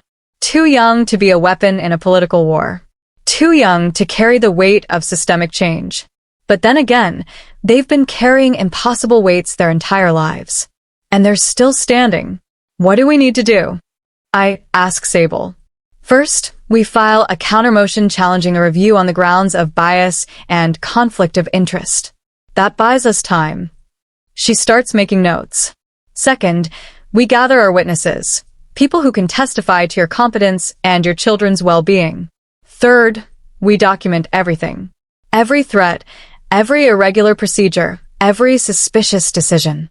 And fourth, Theron asks. Fourth, we prepare for the possibility that this gets ugly. Really ugly. Sable looks at each of us in turn. They're going to come after you personally. Your past, your failures, your vulnerabilities. They'll dig up every mistake you've ever made and use it to paint you as unfit. I know, I say quietly. Draven's already good at that. This will be worse. Because it won't just be him. It'll be a coordinated effort to destroy your credibility before you can destroy theirs. She pauses. Can you handle that? I think about everything I've survived. The rejection. The exile. The 3 years of rebuilding myself from nothing. The slow, painful process of learning that my worth isn't determined by anyone's opinion of me. Yes, I say. I can handle it. What about them? Sable gestures to my children. Can they handle watching you go through it? We're not watching, Nixera says fiercely. We're fighting beside her. We've handled worse, Viola adds. We've been rejected by our own blood. We've been called cursed and dangerous and wrong. Someone's saying mean things about our mom? Please. That's Tuesday for us. Sable actually laughs at that. I like you all. You've got a spine. Spine and stubbornness, Theron says. It's the family trait. Good. You're going to need both. Sable closes her laptop and stands. I'll start the paperwork today. The countermotion should be filed by tomorrow. In the meantime, go home. Stay together. Document everything. And Elowen. Yes. Start reaching out to others like you. The rejected, the discarded, the ones who don't fit in traditional pack structures. Her eyes are intense. Because if we're going to challenge the system, we need to show there's an alternative. That what you've built isn't an aberration. It's a model. A better way. You want me to build a pack, I say, echoing my children's suggestion from last night. I want you to build a revolution, Sable corrects. Wrapped in the comfortable language of a pack. Because that's the only way to make real change. Make it look traditional while actually being radical. We leave her office with our heads spinning and our resolve strengthened. In the car on the way home, nobody speaks for a long time. Finally, Ridian says softly, "The futures are shifting. New paths opening. We might actually win this." Might? Viola asks. Might. The odds are better than they were. But there are still so many ways it could go wrong. He looks at me in the rearview mirror. Are you really ready for this, Mom? Really ready to take on the whole system? I think about that question. About what it would mean to truly challenge the regional council, to expose corruption at the highest levels, to become a target for people with far more power than Draven could ever wield. 3 years ago, I would have said no. I would have kept my head down, accepted my exile, and tried to stay invisible. But that woman died the night Draven rejected her. In her place is someone who learned to make miracles from ruins. Someone who built a family from broken pieces. Someone who walks through fire and comes out forged stronger. Yes, I say. I'm ready. Because sometimes the only way out is through. And sometimes the broken ones are the only ones brave enough to walk through hell and come out still standing. We're going home to rest, to prepare, to gather our strength. And then we're going to war. Not with claws and teeth, though we have those. But with truth and testimony and the stubborn refusal to let corruption win. The regional council wanted to silence me 3 years ago. They're about to learn that silenced voices don't stay silent forever. They come back louder. And this time, I'm not speaking alone. Chapter 5. Gathering Wolves. The next 3 days pass in a blur of activity that reminds me I'm terrible at sitting still when there's work to be done. Sable files the countermotion challenging the review on grounds of bias, conflict of interest, and procedural irregularities. It buys us exactly what she promised: time. The regional council has to respond, assign new reviewers if they agree there's bias, schedule hearings. It could take weeks. Or it could take days if they rush it through. Either way, we need to be ready. Make a list. I tell my children on the 3rd morning, spreading blank paper across our kitchen table. Everyone you've ever met who felt like they didn't belong in traditional pack structures. Anyone who was rejected, abandoned, told they weren't good enough. That's going to be a long list, Theron says quietly. He's not wrong. By evening, we have 23 names. 23 wolves scattered across the region who, for one reason or another, found themselves on the outside of pack society. Some are young, barely older than Nixera. Some are elders who outlived their usefulness. Some have gifts that make them too strange, too unpredictable, too difficult to control. All of them are alone. We can't possibly contact all of them, Viola says, looking at the list with something like despair. There's not enough time. We don't need all of them, Nixera says, her finger tracing down the names. We need the right ones. The ones who have influence or powerful gifts or connections we can use. That's cold, Theron observes. That's strategic. Nixera looks up. We're not just building a family anymore, Theron. We're building an army. And armies need more than good intentions. They need assets. I want to correct her, to say that's not what we're doing, that we're just gathering support for the hearing. But she's right. If we're going to challenge systemic corruption, we need more than a handful of outcasts. We need enough power to make the regional council think twice before crushing us. Start with these 5, I say, circling names on the list. Oriva Night Whisper. She's a seer like Cassius, but older, more experienced. She was cast out from Moonhaven Pack for prophesying their alpha's death and then being right about it. If we can get her testimony about prophetic manipulation, it'll carry weight. Next, Nixera prompts. Kalen Stormbringer. He's a warrior who refused a direct alpha command that would have meant executing pack members he deemed innocent. Got declared rogue for it, but maintained his honor. If he'll vouch for our family structure, it'll show we're not just chaos. We have principles. I circle another name. Mireia Swiftpaw. Yes, I know, same name as the woman at the ceremony, but a different person. This Mireia is a healer like Theron, but her gift extends to mental wounds, not just physical. She was rejected by Ironwood Pack for being too empathetic, which apparently made her weak in their eyes. Sounds like their loss, Theron mutters. Agreed. Next is Tyrion Ashwood. Wait, Viola interrupts. Ashwood? Like related to Draven Ashcroft. Distantly. Different branches of the bloodline. Tyrion was supposed to challenge Draven for the alpha position 15 years ago, but he refused. Said leadership through violence wasn't leadership at all. Got exiled for cowardice, but really it was principle. I tap his name. He's influential among older wolves who remember pack law being about more than just strength. And the last one? Nyxera asks. I circle the final name slowly, uncertain about this one. Lorcan. The silence that follows is heavy. The same Lorcan who stood by while Draven destroyed you? Viola's voice is sharp. The beta who did nothing? The same Lorcan who warned us about the guardianship review? I counter. Who offered to testify on our behalf? Who admitted he was wrong and wants to make it right? People don't change that fast, Viola argues.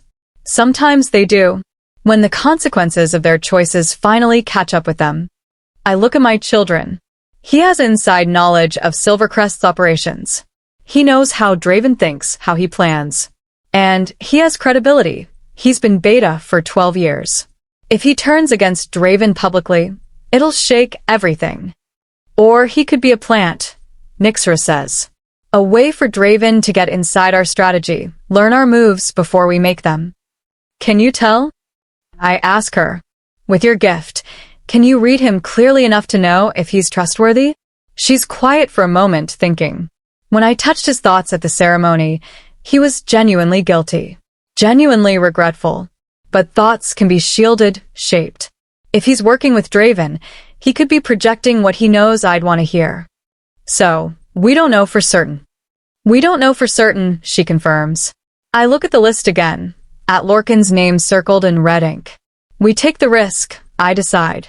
Because if he's genuine, he's the most valuable ally we could have. And if he's not, well, we'll deal with that when it comes. You're getting ruthless, Mom, Viola says, and there's approval in her voice. I'm getting practical, I correct. There's a difference. We divide the names among us. Nyxera will reach out to Ariva, using her telepathy to establish initial contact without the vulnerability of a phone call that could be traced. Theron will contact Mireia, healer to healer, building that natural connection. Viola will approach Kaelin, a warrior recognizing warrior. I'll handle Tyrion and Lorcan personally, because those conversations require delicacy, History. an understanding of what it costs to stand against the structures that defined your entire life. That night, after the children are in bed, I sit at my laptop and compose the most important message I've ever written. Tyrion, you don't know me, but I know your story. I know what you gave up when you refused to challenge Draven Ashcroft. I know what it costs you to choose principle over power. I'm writing because I'm facing a choice of my own. I can stay small, stay quiet, protect my family by keeping our heads down and hoping the system doesn't notice us. Or I can stand up, fight back, challenge the corruption that's been rotting pack governance from within. The first option is safer. The second option is right. I'm choosing right. And I'm hoping you'll choose it too. I need wolves who understand that strength isn't just in claws and dominance. That leadership isn't just in commanding and conquering. That sometimes the bravest thing you can do is refuse to participate in violence, even when everyone calls you weak for it. If you're willing to talk, meet me at the Crossroads Diner on Route 7 this Saturday at noon. Come alone. Bring your truth. I'll bring mine. Elowen Thorne. I send it before I can second-guess myself, watching the message disappear into the digital void with a small whoosh of finality. Then I compose the second message, this one even harder. Lorcan, you said you'd testify if it came to a hearing. I'm holding you to that promise. But I need more than testimony. I need information. strategy, an understanding of how Draven operates, what he's planning, where his vulnerabilities are. I need you to choose a side. Really choose, not just offer sympathy while maintaining your comfortable position. If you're serious about making amends, prove it. Meet me at Timber Grove Park, Thursday evening at 8. Come prepared to burn every bridge you've built with Silvercrest. Because that's what this will cost. Your position, your status, possibly your safety. If you're not ready for that price, don't come. But if you are, if you truly regret standing silent while Draven destroyed me, then come ready to help me destroy him. Elowen. I send that one too, then close the laptop before I can panic about what I've just set in motion. 2 meetings. 2 potential allies. 2 enormous risks. You can't sleep either? I turn to find Rydian standing in the doorway, his small form silhouetted by the hallway light. You should be in bed, little one. I keep seeing the future. They won't stop. He pads over and climbs onto the couch beside me, curling into my side like he used to when he first came to us. The paths are branching so fast now. Every choice we make creates new possibilities, new dangers, new opportunities. Can you see which path leads to us staying together? I ask softly. I can see dozens of them, but they all require the same thing. He looks up at me with those unnerving, all-seeing eyes. They all require you to become something you've been avoiding. What's that? A leader. Not just a mother, not just a protector. A real leader who other wolves will follow into battle. I shake my head automatically. I'm not Alpha. I don't have that authority. Authority isn't given, Mom. It's taken. Earned. Built from trust and respect and the willingness to stand in front when everyone else wants to hide. His voice is so serious, so much older than his 9 years. You've been leading us this whole time. You just haven't claimed the title. Your siblings are right, I murmur. You're creepy sometimes. He giggles at that, the sound bright and childlike and reassuring. I know. But I'm also right. The future's where we win, where we stay together and expose corruption and change everything. Those futures all start with you accepting what you actually are. And what's that? An alpha without a pack. A prophet without a temple. A mother who became a warrior, because warriors protect what they love. He yawns, suddenly looking his age again. You're already everything you need to be. You just have to stop apologizing for it. I hold him close, feeling his breathing slow as he drifts towards sleep, and I think about his words. An alpha without a pack. Is that what I'm becoming? I never wanted power. Never sought leadership. I just wanted to be left alone to raise my children in peace. But peace isn't an option anymore. Not when the system is hunting us. Not when corruption reaches the highest levels of governance. Not when my children's lives depend on my willingness to fight. So maybe it's time to stop thinking of myself as a victim of circumstance and start thinking of myself as exactly what Rydian said, a leader who others will follow. Not because of divine appointment or bloodline or pack hierarchy, but because I'm willing to stand and fight when everyone else wants to kneel and submit. Thursday evening arrives with unseasonable cold, the kind that promises winter is coming early this year. I leave the children at home with Nixera in charge. She's the oldest, the most capable, and her telepathy means she can call for help without even picking up a phone if something goes wrong. Timber Grove Park is neutral territory, a wooded area maintained by humans that supernatural beings use for clandestine meetings. It's public enough to be relatively safe, private enough for conversations that shouldn't be overheard. I arrive 15 minutes early and position myself on a bench near the central fountain, where I can see all approaches. Lorcan arrives exactly at 8, punctual as always. He's wearing civilian clothes, jeans, and a jacket rather than pack formal wear, which is its own statement. He's trying to appear approachable, non-threatening. Or he's trying not to be identified as Silvercrest Beta by any observers. Elowen, he says, sitting beside me but maintaining careful distance. Thank you for meeting me. Thank you for coming. I study his face, looking for deception, for hidden motives. Though I'm not sure yet if I should be thanking you or cursing you. Fair enough. He rubs his hands together. Whether from cold or nerves, I can't tell. I meant what I said at the ceremony. I want to help. Why? Because I was wrong. Because I should have defended you. Because I let hierarchy and protocol and political convenience matter more than doing what was right. He meets my eyes. Because I've spent 3 years watching Draven become something I barely recognize, and I'm tired of being complicit in it. What do you mean? Something you barely recognize? Lorcan is quiet for a long moment, clearly wrestling with what he should say, how much loyalty he still owes to the Alpha he's served for 12 years. Finally, he says, he's changed since you left. Become harder. More paranoid. More obsessed with control and image and maintaining his authority through fear rather than respect. That's what happens when you build your power on lies, I say. Eventually, you have to keep lying bigger and bigger to maintain the illusion. It's more than that, though. Lorcan leans forward, elbows on knees, voice dropping low. He's been having meetings. Private meetings with regional council members. Meetings that Askira isn't included in, even though she's his oracle and should be part of any major pact decisions.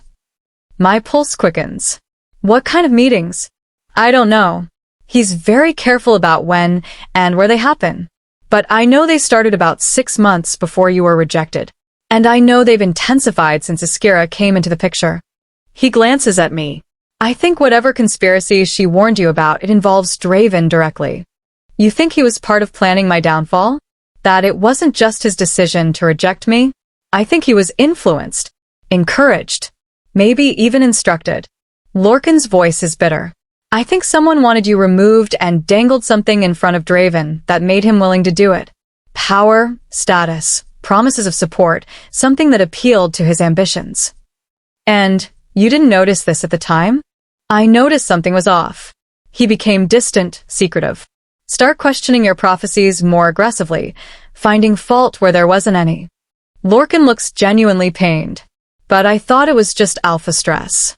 The pressure of leadership. I didn't realize he was being actively manipulated until it was too late. I want to believe him. I want to trust that this is genuine remorse rather than elaborate deception. What do you know about the guardianship review? I ask. More than I should. He pulls out his phone, swiping through what looks like official documents. The council members assigned to your case, Elder Cassius Ironwood, Oracle Moonwhisper, and Alpha Hadrian Blackwater. Tell me about them. Ironwood is traditionalist but fair. He believes in pact structures, but he also believes in evidence and proper procedure. If you can prove your children are thriving, he'll listen. That matches what Sable said. One potential ally on the panel. Moonwhisper is complicated. She's an oracle, like Askira, and she has strong opinions about proper prophetic training. She'll be skeptical of you by default because you lost your gift. But she's also been vocal about oracle independence from alpha control. If you can frame this as an issue of autonomy versus authority, you might sway her. One maybe. Better than nothing. And Blackwater? Lorcan's expression darkens. He's the problem. Alpha of Shadowfen Pack, known for strict hierarchical enforcement and traditional values. He's also been in several of those private meetings with Draven. They have some kind of alliance or agreement that I haven't been able to figure out. So, he's the compromised one Rydian saw. Probably. If anyone on that panel is predetermined to rule against you, it's Blackwater. Lorcan looks at me seriously. But here's the thing, he can't rule alone. It's a 3-member panel. 2 votes win. If you can get Ironwood and convince Varia, Blackwater's opposition doesn't matter. Unless he finds a way to discredit the entire process. Unless that, yes. We sit in silence for a moment, both of us processing the impossibility of what we're attempting. There's something else, Lorcan says finally. Something I found out yesterday that you need to know. Tell me. Draven is planning to challenge your territorial claim. I freeze. What territorial claim? We don't have territory. Not yet. But Sable Thornwhisper filed paperwork 3 days ago claiming neutral ground on your behalf.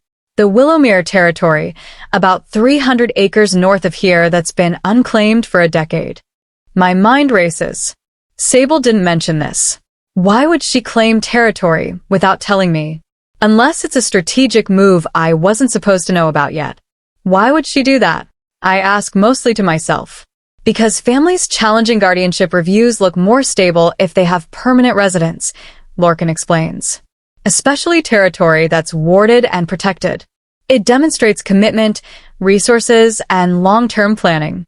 But if Draven challenges the claim, he'll argue you're not qualified to hold territory, that you lack the authority, the pack structure, the legitimacy, that giving you protected land would set a dangerous precedent for any random wolf deciding they don't need pack governance. Lorcan's voice is grim. And if he wins that challenge, it undermines your entire case, makes you look transient, unstable, unfit. So, he's attacking from multiple angles simultaneously. It's what I'd do if I were trying to destroy someone completely. Cut off every avenue of defense, every possible source of legitimacy, until there's nothing left to stand on. The cold night air suddenly feels colder. Can he win the territorial challenge? Depends on how it's argued. If it goes before the same council reviewing your guardianship, probably yes. If it goes before a different body, maybe not. He looks at me, but that's where I can help. How? I have copies of documents from Draven's private files. Meeting notes, correspondence, evidence of coordination with certain council members. He pulls out a flash drive. I've been collecting them for months, ever since I realized something was wrong. I didn't know what to do with them, didn't know who to trust with them. He holds out the flash drive. But I trust you. And I trust that you'll use them to burn down the corruption rather than just protect yourself.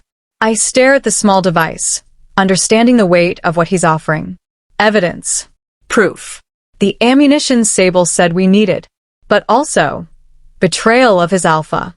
Violation of pack loyalty. A point of no return. If you give me this, I say slowly, you can't go back to Silvercrest. Draven will know it came from you. He'll declare you a traitor, strip you of your position, possibly worse. I know. You'll be alone. Packless. Everything you've built for 12 years gone. I know, Lorcan repeats. But at least I'll be able to look at myself in the mirror. At least I'll know I finally did the right thing, even if it was 3 years too late. I take the flash drive carefully, like it might explode.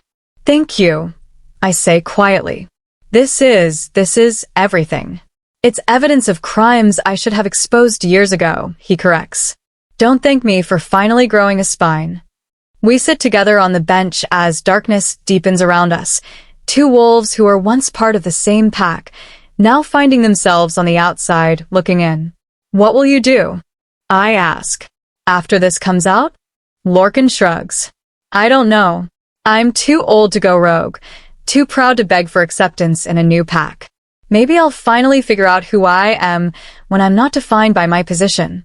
You could join us, I hear myself say. If we win this, if we manage to claim that territory and build something new, we'll need wolves with experience, with wisdom, with the courage to admit when they were wrong and change. He looks at me with surprise. You'd want me? After everything? I'd want someone who learned the hard way that loyalty isn't the same as blind obedience, who understands that hierarchies only work if leaders are worthy of following. I smile slightly. Besides, my children seem to think we're building a pack for misfits and outcasts. You'd fit right in. Lorcan actually laughs at that. A pack for misfits. That's either the most inspiring thing I've heard or the most insane. Maybe it's both. He stands, offering me his hand to shake. Then I guess I'll see you on the other side of this fight. When you've torn down everything we once believed in and built something better from the ruins. I shake his hand firmly. I'll see you there, Lorcan. And thank you, really, for choosing right over easy. He nods and walks away into the darkness, heading toward a future he can't predict and a life that will be completely different from everything he's known. And I sit on the bench for a few minutes longer, holding the flash drive that might contain the key to everything, and I think about how revolution starts. Not with grand declarations or dramatic gestures, but with small acts of courage from people who've finally had enough. With wolves who choose conscience over comfort. With broken leaders who learn to stand again. I tuck the flash drive safely in my pocket and head home to my children, my evidence, my small growing army of misfits and outcasts who are about to show the regional council that discarded doesn't mean defeat. It just means we've got nothing left to lose. And wolves with nothing to lose are the most dangerous kind. Chapter 6. The Willowmere Claim. I arrive home to find my living room transformed into something resembling a war room. Maps are spread across every surface. My children have pushed furniture aside to create a central planning area. Nyxera has covered one entire wall with sticky notes connected by string, conspiracy theory style, tracking relationships between regional council members. Theron has medical files open on his laptop, documenting each child's health records as evidence of proper care. Viola is sharpening knives at the kitchen table, which seems excessive until I realize she's actually carving wooden practice weapons. And Rydian sits cross-legged in the center of it all with his eyes closed, occasionally calling out cryptic warnings. Don't trust the blue folder. The Tuesday meeting gets ambushed. Someone brings poisoned testimony. What, I say carefully, is happening here? Strategy, Nyxera says without looking up from her wall of madness. We're done being reactive. Time to be proactive. Also, I got bored, Viola adds, testing the edge of a wooden sword. Turns out waiting for the world to crush you is really boring. Did Lorcan come through? Theron asks, finally looking up from his screen. I hold up the flash drive. He came through. The room goes silent. All 4 children turn to look at the small device in my hand with expressions ranging from excitement to trepidation. What's on it? Nyxera asks. Hopefully, proof of everything Iskira warned us about. Meeting notes. Correspondence, evidence of coordination between Draven and council members. I move to Theron's laptop. Can you make backup copies? I don't trust that we won't somehow lose this. Already on it, he says, taking the drive and plugging it in. I'll make 3 copies. 1 stays with us, 1 goes to Sable, 1 goes to a secure cloud backup that I'll encrypt 7 ways from Sunday. When did you learn encryption? I ask. YouTube is very educational. While Theron works on securing the data, I examine Nyxera's conspiracy wall more closely. She's mapped out dozens of connections, regional council members linked to various alphas, oracles who've been replaced under suspicious circumstances, pacts that have had sudden shifts in prophetic guidance. This is impressive, I admit. Terrifying, but impressive. It's incomplete, Nyxera says, frustration evident in her voice. I can see the patterns, but not the center. There's someone coordinating all of this, pulling strings, but I can't figure out who. Their name never appears in any of the connections. Maybe they're smart enough not to leave their name anywhere, Viola suggests. Or maybe they're already so powerful they don't need to hide, Rydian says, his eyes still closed. The best place to hide is in plain sight. As someone who seems above suspicion. That's ominous and unhelpful, Viola tells him. Most prophecies are. I'm about to ask Rydian what he means when my phone buzzes. Unknown number, but the area code is local. I answer cautiously. Hello. Oracle Elowen, this is Tyrion Ashwood. I received your message. My pulse quickens. The exiled would be Alpha. The one who refused to challenge Draven through violence. Thank you for calling, I say, putting the phone on speaker so my children can hear. I wasn't sure if you would. I almost didn't. His voice is deep, measured, with the careful cadence of someone who thinks before they speak. 15 years I've spent staying out of pack politics, building a quiet life, trying to forget what I gave up. I'm not asking you to forget, I say. I'm asking you to remember why you gave it up in the first place. Because you believed there was a better way. Silence on the other end. Then, you're asking me to stand against my own bloodline. Against an alpha who might be corrupt, but who still commands respect and loyalty from hundreds of wolves. I'm asking you to stand for something bigger than bloodline. For the principle you chose when you walked away from power. I take a breath. I'm asking you to help me prove that strength isn't just in dominance. That leadership can be built on choice and trust and mutual respect rather than fear and hierarchy. More silence. I can hear him breathing, thinking, wrestling with the decision. The Crossroads Diner, he says finally. Saturday noon. I'll meet you. But Elowen, I'm not promising anything except to listen. That's all I'm asking. He hangs up. I lower the phone and find 4 pairs of eyes staring at me with various expressions of awe. That was smooth, Viola says. Like really smooth. Since when can you talk like that? Since I stopped caring whether people approve of me, I say honestly, it's remarkably freeing. Mom's becoming scary, Rydian observes. I like it. Focus, Nyxera says, snapping her fingers. We have a meeting with Tyrion on Saturday, which gives us 2 days to prepare our pitch. What exactly are we asking him to do? Testify at the guardianship review, Theron suggests. Character witness, someone with gravitas and honor vouching for our family structure.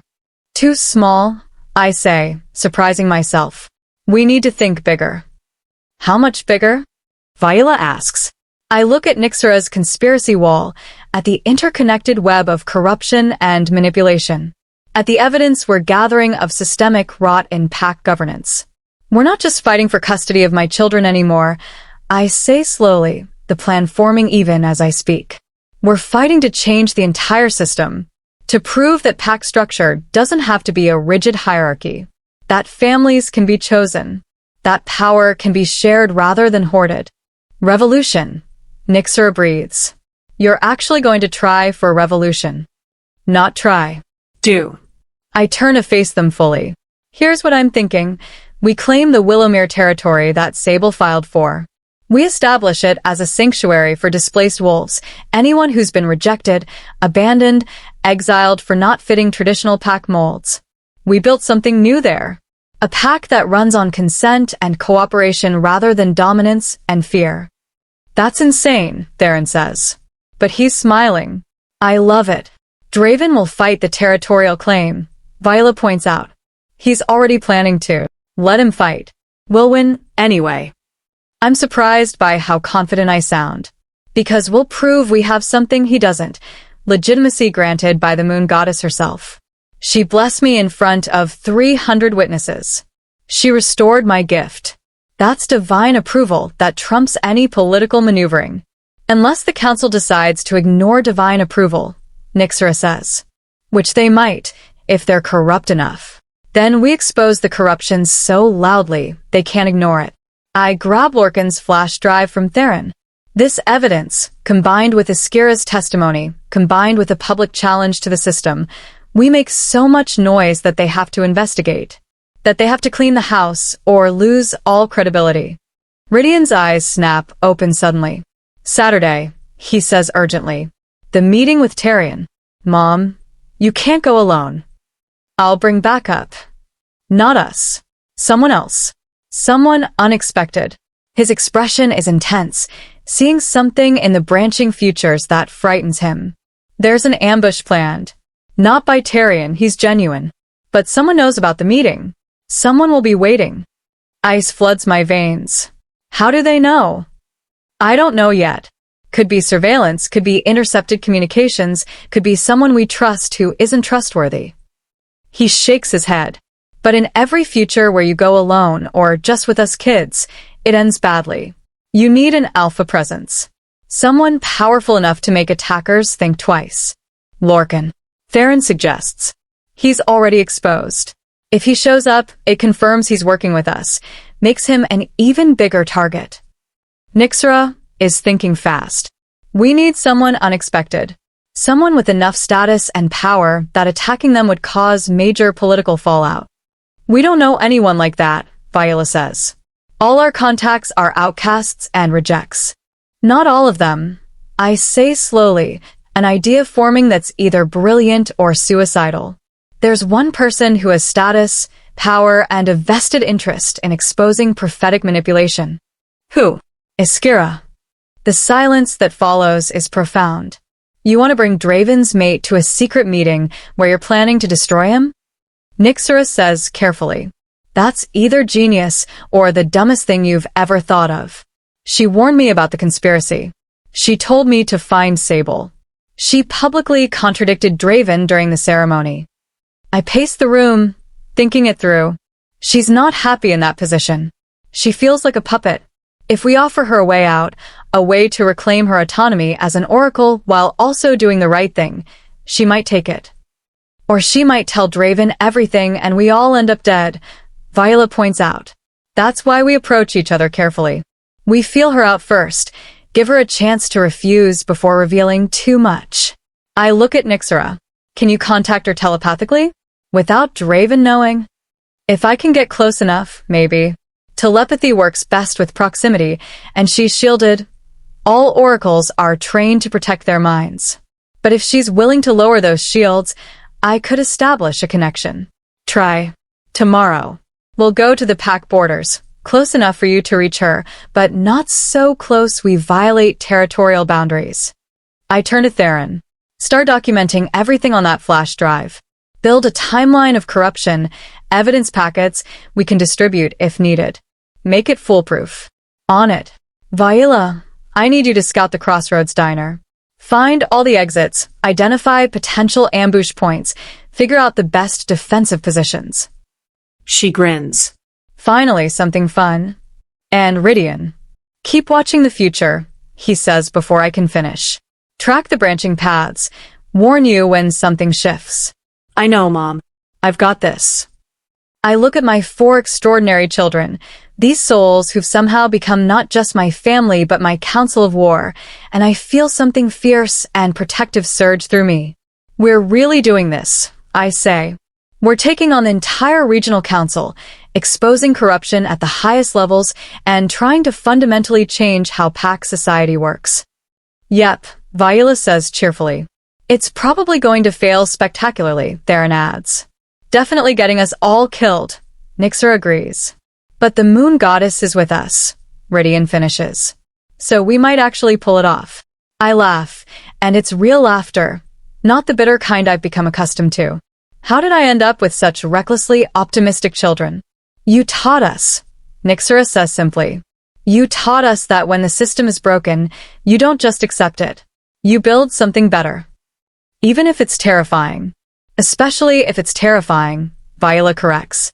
Because that's when you know it matters. The next morning, we drove to the Silvercrest border. Not the main entrance we used for the ceremony, but a quiet section of forest where the territorial wards are thin enough for supernatural senses to reach through. Nixera closes her eyes, her breathing slowing as she extends her telepathic awareness outward. I watch her face, seeing the concentration, the effort it takes to reach across distance and through protective barriers. Minutes pass. 5, 10, 15. Then her eyes snap open. I found her. She's in the garden behind the pack house. Alone. Can you reach her? If she lets me. If she's willing to drop her shields. Nixera takes a breath. Here goes nothing. She closes her eyes again, and this time I see her lips moving soundlessly, projecting thoughts rather than speaking words. Oracle Iskira. It's Nixera, Elowen's daughter. Don't react out loud if you can hear me. Just think of your response. Silence. Waiting. Hope and fear twisted together. Then Nixera gasps. She heard me. She's responding. What do you want? My mother needs to speak with you. Privately. It's about the conspiracy you warned her about, and about how we're planning to expose it. A longer pause. I can imagine Iskira processing this, weighing the risks, deciding how much she trusts us. Draven would never allow it. Then don't tell him. Meet us tomorrow at the Willowmere territory, the unclaimed land north of here. There's a clearing with an old oak tree in the center. Dawn. Come alone. This is dangerous. Everything worth doing is. You said you were tired of being a puppet. Here's your chance to cut the strings. Another pause. Then, how do I know this isn't a trap? You don't. But you know my mother spoke the truth at the ceremony. You know the moon goddess blessed her right in front of everyone, including you. That means something. She wouldn't bless someone who's plotting betrayal or violence. The silence stretches so long, I think we've lost her. Then dawn.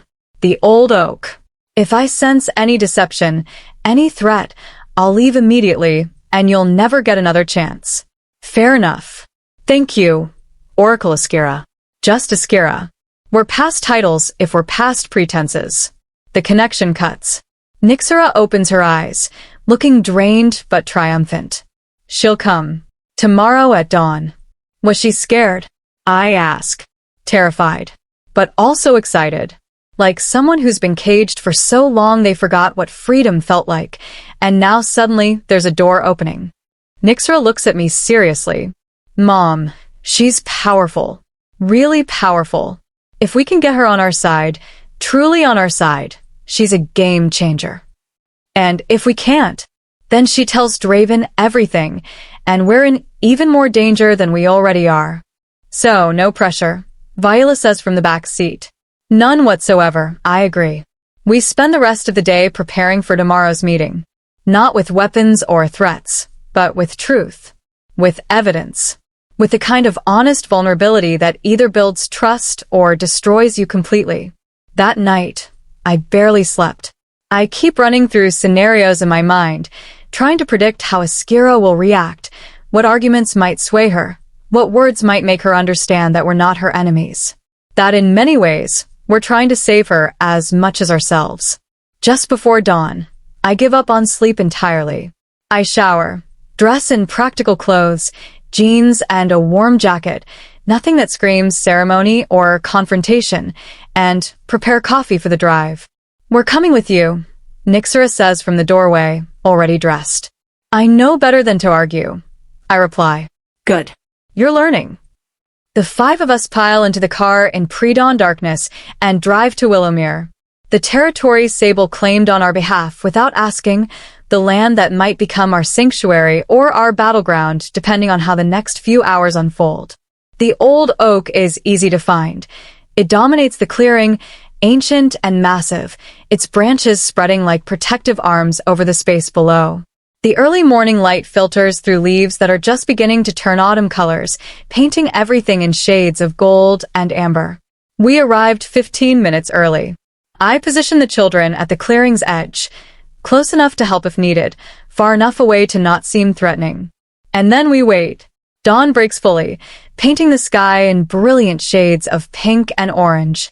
Birds begin their morning songs. The forest wakes around us with small rustlings and distant calls. I'm starting to think she won't come. That fear or loyalty or simple self-preservation will keep her away when I hear footsteps. Askira emerges from the tree line like a ghost materializing from mist. She's wearing simple clothes, nothing like the elaborate gowns from the ceremony, and her moonlight hair is in a practical braid. She looks younger without all the Oracle regalia. More human. More uncertain.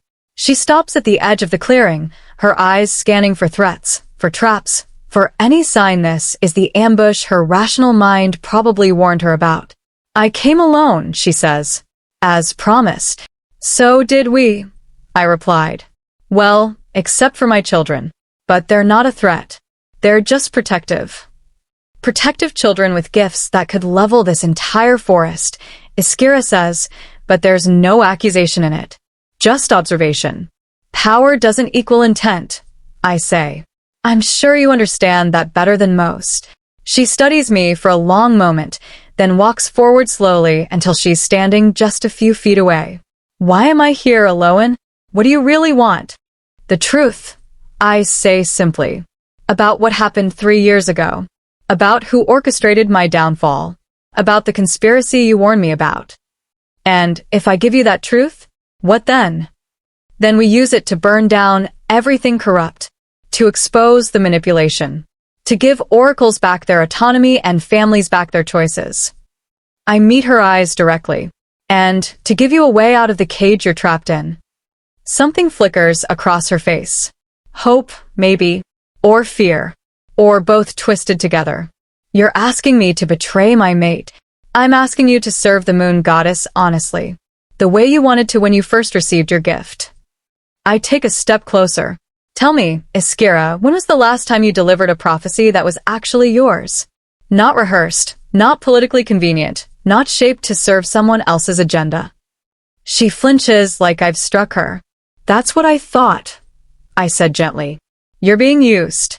Your gift, your position, your very identity as Oracle, it's all being controlled by people who see prophecy as a political tool rather than divine guidance. And you're different? There's a challenge in her voice now. You're not trying to use me for your own ends? Of course I am, I admit. I need allies. I need testimony. I need someone with status and power who can stand beside me and say, yes, there's corruption. Yes, it needs to be stopped. I spread my hands, but I'm being honest about it. I'm not pretending this is purely altruistic. I'm asking you to choose a side in a war, and I'm honest enough to admit that I need you to choose mine. The silence that follows is heavy with consideration. Then Iskira does something that surprises me completely. She laughs. Not bitterly. Not sarcastically. But with genuine amusement. You know what? I like you, Elowen Thorne. You're either the most honest person I've ever met or the most skilled liar, and I honestly can't tell which. I'm just too tired to lie anymore, I say. It takes energy I don't have. Fair enough. She looks toward the old oak, at the way morning light filters through its leaves. I'll tell you what I know, but first, I need you to understand something. What? I love my son. Cassius is the best thing that's ever happened to me, and I would do anything, to protect him. Her eyes blaze with maternal ferocity that I recognize intimately. So, if what I'm about to tell you puts him in danger, if this exposure hurts my child, I will make you regret it for the rest of your very short life. Understood. I say. I'm a mother too. I know exactly what you're threatening. Good. She takes a breath. Then let me tell you about the night my gift was activated, and the man who was waiting to control it from the very beginning. And as the sun rises over Willowmere territory, Iskira begins to speak. And what she reveals is so much worse than any of us imagined. Chapter 7. The Oracle's Confession. His name is Elder Hadrian Blackwater. The name hits me like a physical blow. The same Alpha assigned to my guardianship review. The one Lorcan identified as compromised. He approached me 5 years ago. Iskira continues, her voice steady despite the weight of what she's revealing. I was 23. Newly manifested as Oracle, terrified of what my gift meant. I'd just had my first true vision, a prophecy about the death of my Pax Alpha in 3 months' time. She walks to the old oak and leans against it, as if needing its ancient strength to support her through this confession. Hadrian appeared the next day. Not in person, he sent an emissary. Someone who said he represented a coalition of council members who were concerned about unstable prophetic guidance across the region. They wanted to help me understand my gift, to train me properly, to ensure my prophecies served the greater good of all Pax rather than just my own. That sounds reasonable on the surface, Nyxera says from the edge of the clearing. It did. That's what made it so insidious. Iskira's smile is bitter. The training was real, genuinely useful. They taught me techniques for clarity, for separating true vision from anxiety-driven imagination, for presenting prophecies in ways that people could actually act upon. I thought I was so fortunate to have this mentorship. When did you realize it was something else? I ask. Gradually. Slowly. Like being poisoned by tiny doses over years until you don't even realize you're dying. She looks at me directly. They started suggesting interpretations of my visions. Gentle nudges at first. Perhaps the goddess means this rather than that. Then more forcefully, your interpretation could destabilize the region. Consider presenting it this way instead. And finally, demands, you will deliver this specific prophecy at the council meeting, word for word as written. And if you refused, they reminded me about my son, about how gifted children need stability, proper pack structure, protection from those who might exploit their abilities. Her voice hardens. They never directly threatened Cassius. They didn't have to. The implication was clear. Cooperate, or your child suffers. I think about my own children, about what I would do if someone threatened them, and I understand completely. That's when I started having the true visions, Iskira continues. Not the ones I was told to deliver, but real ones. Visions about manipulation and corruption spreading through pack leadership like rotten wood. Visions about oracles being replaced, controlled, silenced. And visions about you. Me? You specifically.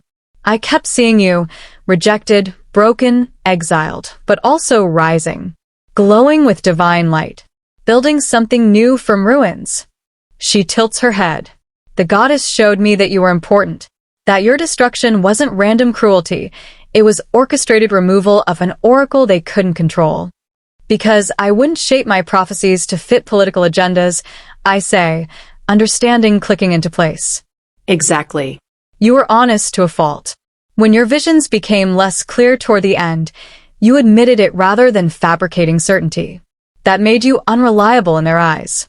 Dangerous. Iskira's expression is painful. So, they arranged for your gift to be suppressed. Wait, Theron interrupts. Suppressed? You mean it didn't just naturally fail? Gifts don't just fail, not like that. The moon goddess doesn't revoke her blessings capriciously. Iskira looks at me with something like sympathy.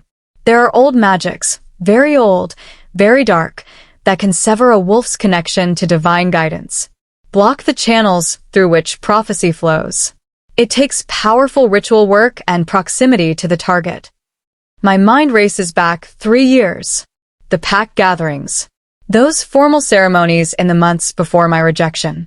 Where specially prepared incense was burned, Iskira confirms. Where you were required to stand in specific positions for extended periods. Where certain council members were always in attendance. They were poisoning me, literally poisoning my connection to the goddess. Spiritually poisoning, yes. And by the time you realized something was wrong, the damage was done. Your visions had become unreliable, your confidence shattered. Draven had been convinced you were failing, that you were inadequate. She shakes her head. They set you up perfectly for rejection. Made it look natural, inevitable, justified. Rage burns through me, hot and clean and righteous. Not just anger at Draven anymore, but fury at the faceless conspiracy that destroyed me for the crime of honesty. And then they installed you in my place, I say. Then they installed me. Iskira agrees. The controllable oracle. The one who'd learned to deliver prophecies on command. The one who had a child they could use as leverage. Why are you telling us this? Viola asks suspiciously. If they're so powerful, so dangerous, why risk it? Because I'm tired of being a puppet. Because I want my son to grow up knowing his mother stood for something besides convenient lies. Iskira's voice trembles. And because 3 nights ago, I had a vision that terrified me more than all of Hadrian's threats combined. The clearing goes silent. What did you see? I ask. Cassius, 20 years from now. Grown into his power, his gift fully developed. But hollow. Empty. A prophetic voice that speaks only what he's told to speak, that serves only those who control him. Tears slid down her face. I saw my son become exactly what I am. And I saw him hate me for it. For teaching him by example that compliance is safer than courage. She wipes her eyes roughly. That's the future I'm trying to prevent. That's why I'm here, risking everything to tell you this. Because maybe, if we expose this corruption now, if we fight back now, Cassius can grow up in a world where oracles serve the goddess instead of politicians. I walk to her, close enough to see the fear and determination warring in her expression. Help us, I say simply. Not just with information, but actively. Stand with us at the guardianship review. Testify about the manipulation. Force the council to investigate Hadrian. They'll destroy me, she whispers. They'll try. But you'll have allies this time. Me. My children. Lorcan. Tyrion, if he agrees to join us. Sable and her legal expertise. I take her hand. And most importantly, you'll have the truth. The moon goddess blesses those who speak it, even when it costs them everything. That's not much comfort when you're losing everything. No, I agree. But it's enough to sleep at night. To look your son in the eye. To know that when the final accounting comes, you chose right over safety. Iskira laughs, but it's watery with tears. You're dangerous, Elowen Thorne. You make righteousness sound reasonable. It is reasonable. It's everything else that's insane. We've just been trained to accept the insanity as normal. She's quiet for a long moment, staring at our joined hands. Then she squeezes back. All right, I'll testify. I'll tell the council everything I know about Hadrian's manipulation and the suppression ritual used on you. She looks up, meeting my eyes. But, Elowen, this is going to get ugly. Hadrian won't just discredit me. He'll come after my son. He'll use every dirty trick, every legal loophole, every threat he can manufacture. Then we protect Cassius. We make it clear that any retaliation against him will be public, documented, and used as further evidence of corruption. How do we do that? By making this as public as possible. By ensuring that every eye in the region is watching this case. An idea is forming, reckless and audacious. The guardianship review is scheduled for 3 weeks from now, right? That's what I heard. We move it up. We demand an emergency hearing in 1 week, citing new evidence and immediate threat to family unity. We make enough noise that media attention follows, supernatural and human.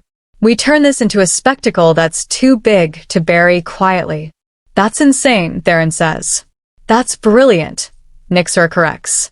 It's both, Rydian adds. But it works. I can see the paths, making this public, making it fast, making it unavoidable. It's one of our best chances. Iskira looks at my youngest child with something like awe. Your gift, it's extraordinary. Cassius sees one future clearly. You see them all, don't you? All the major branches, Rydian confirms. It's exhausting and sometimes terrifying, but useful. Cassius could learn from you, Iskira says softly. If we survive this, if we manage to tear down these corrupt structures, maybe our children could learn from each other. Maybe gifts could be shared freely instead of controlled jealously. That's the world I'm trying to build, I say. One where children with gifts are supported, not weaponized. Where families are chosen, not assigned. Where power serves rather than dominates. A pack for misfits, Iskira says with a slight smile. I heard Lorcan mention that. It sounded ridiculous. It sounds perfect. You could join us, Viola offers. After this is done. You and Cassius both. We're building something here at Willowmere, something new. Iskira looks around the clearing, at the ancient oak and the morning light, and the sense of peace that permeates this unclaimed territory. Maybe, she says, if I survive what's coming, if my son survives, if there's anything left of us, when the dust settles, there will be, I say with more confidence than I feel, because we're not fighting alone anymore. We're fighting together. We spend another hour in the clearing, planning. Iskira provides names, other oracles who've been pressured, other council members who might be sympathetic, other packs where suspicious changes in leadership have occurred. Nyxera adds them to her mental conspiracy map, building connections, identifying patterns. Finally, as the sun climbs toward midday, Iskira stands to leave. I need to get back before Draven realizes I'm gone. He's been watching me more closely since the ceremony, suspicious of every movement. Be careful, I say. If he suspects. I know. I'll be careful. She pauses. The meeting with Tyrion tomorrow. You should still go, but be alert. Hadrian knows about it somehow. I heard him mention the Crossroads Diner in a phone conversation 2 days ago. My blood chills. How did he know? I don't know. But someone's feeding him information. Someone close to you, or close to Tyrion. Her expression is grave. Watch your allies carefully, Elowen. Not everyone who seems helpful actually is.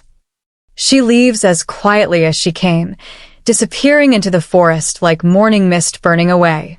Well, Viola says into the silence. That was a lot. That was everything, Nyxera corrects. Mom, we have testimony now. Real, detailed testimony from an active oracle about suppression rituals and manipulation. That's huge. It's also incredibly dangerous for Iskira, Theron points out. The moment she testifies, she becomes a target. She already is a target, I say. We all are. The difference is now we're fighting back instead of just trying to survive. Speaking of fighting back, Viola says, what's our plan for tomorrow? If Hadrian knows about the meeting, if there's an ambush planned, how do we handle it? Good question. We spend the drive home strategizing. By the time we pull into our driveway, we have a plan. It's risky and relies heavily on timing and trust, but it might work. Might. That night, I called Sable and filled her in on everything: Iskira's testimony, the suppression ritual, Hadrian's involvement, the need to move up the hearing. "You want to demand an emergency review in 1 week?" she asks, and I can hear her brain working through the implications. That's aggressive. It's necessary. We need to move fast before they can coordinate their response, before they can silence witnesses or destroy evidence. All right. I'll file the emergency motion tomorrow morning. But Elowen, this accelerates everything. Once we file, there's no going back. They'll know we're coming for them. Good. Let them know. Let them panic. Panicking people make mistakes. You're getting ruthless, Sable observes, echoing Vaila's earlier comment. I'm getting focused, I correct. There's a difference. After I hang up, I find my children gathered in the living room, looking at me with expressions that are equal parts fear and pride. We're really going to war, Theron says quietly. Full war. Against the regional council, against corruption at the highest levels, against wolves with more power than we can even imagine. Yes, I say simply. And we might lose everything. Our home, our family, possibly our lives. Yes. But we might also win, Nixer adds. We might actually change things. Make them better for everyone like us. All the discarded ones. All the rejected ones. All the ones who never fit the mold. Yes, I say again. Then I'm in, Theron says firmly. Obviously in, Viola adds. From the beginning, Nixer confirms. Rydian just nods, his young face serious. The paths are branching faster now. More possibilities open with every choice we make. But Mom? I'm seeing something else too. What? Hope. In futures that felt dark before, I'm seeing light now. Small lights, like candles being lit one by one. Other wolves noticing what we're doing, starting to question the system, starting to believe things could be different. His smile is radiant. We're inspiring people. Even if we fail, we're changing things just by trying. I gather my children close, holding them tight, breathing in their sense and their warmth and their unshakable courage. Thank you, I whisper, for choosing me, for believing in this, for being brave enough to fight when it would be easier to hide. You taught us, Nixera says. You taught us that hiding isn't the same as surviving, that sometimes you have to stand up even when standing up means you might fall.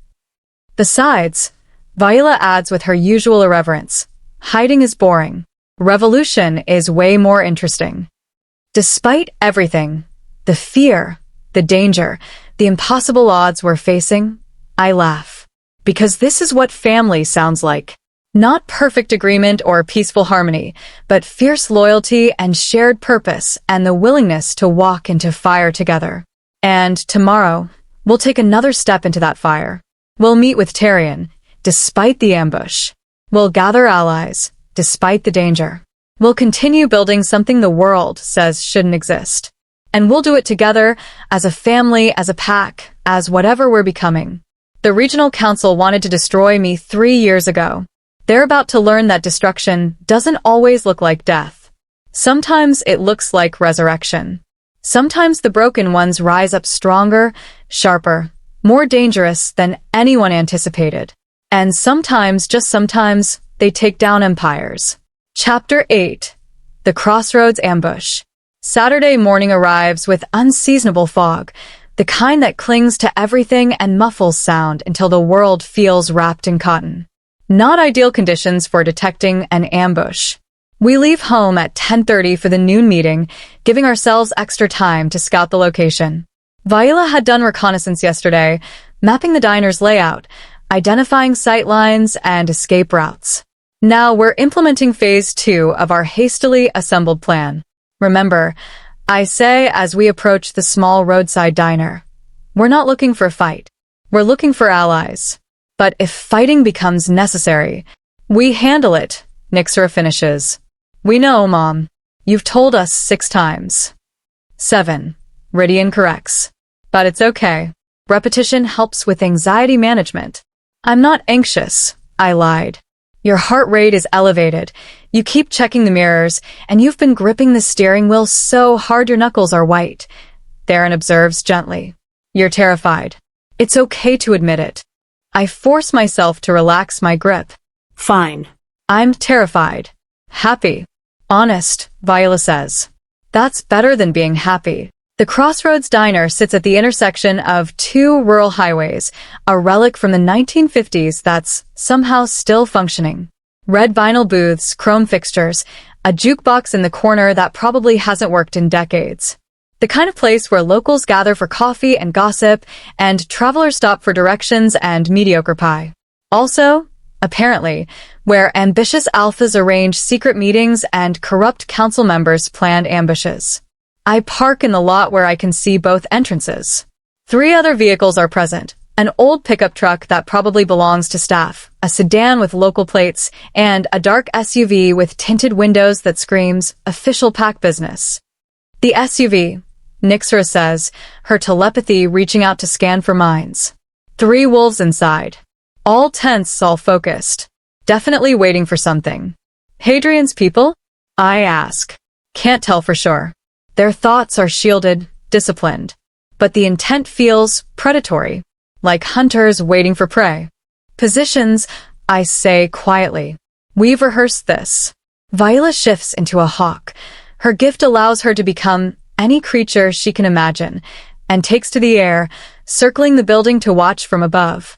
Theron takes up position near our car, ready to provide healing if needed, but far enough from danger to avoid being a target. Nixera stays with me, her telepathy our early warning system. And Rydian sits very still in the back seat, eyes closed, watching futures branch and shift with every passing second. Tyrion is inside, he says suddenly. Southeast corner booth. He's alone and genuine, not part of any trap. But he's nervous. He knows something's wrong. The ambush. It's not set to trigger when you arrive. It's set to trigger when you try to leave. Rydian's eyes snap open. They're planning to let the meeting happen, let you make your pitch to Tyrion, and then grab you when you walk out. Force you into that SUV, take you somewhere isolated, make you disappear quietly. Why not just attack now? Because Tyrion's presence complicates things. He's got history, status, connections. Attacking while he's present means witnesses, means political fallout. But if they wait until he leaves first, make it look like you were grabbed after the meeting ended, they can claim he wasn't involved. Rydian tilts his head. They're counting on you sending him away first, on having a private moment when you're vulnerable. So we don't give them that moment, Nixera says.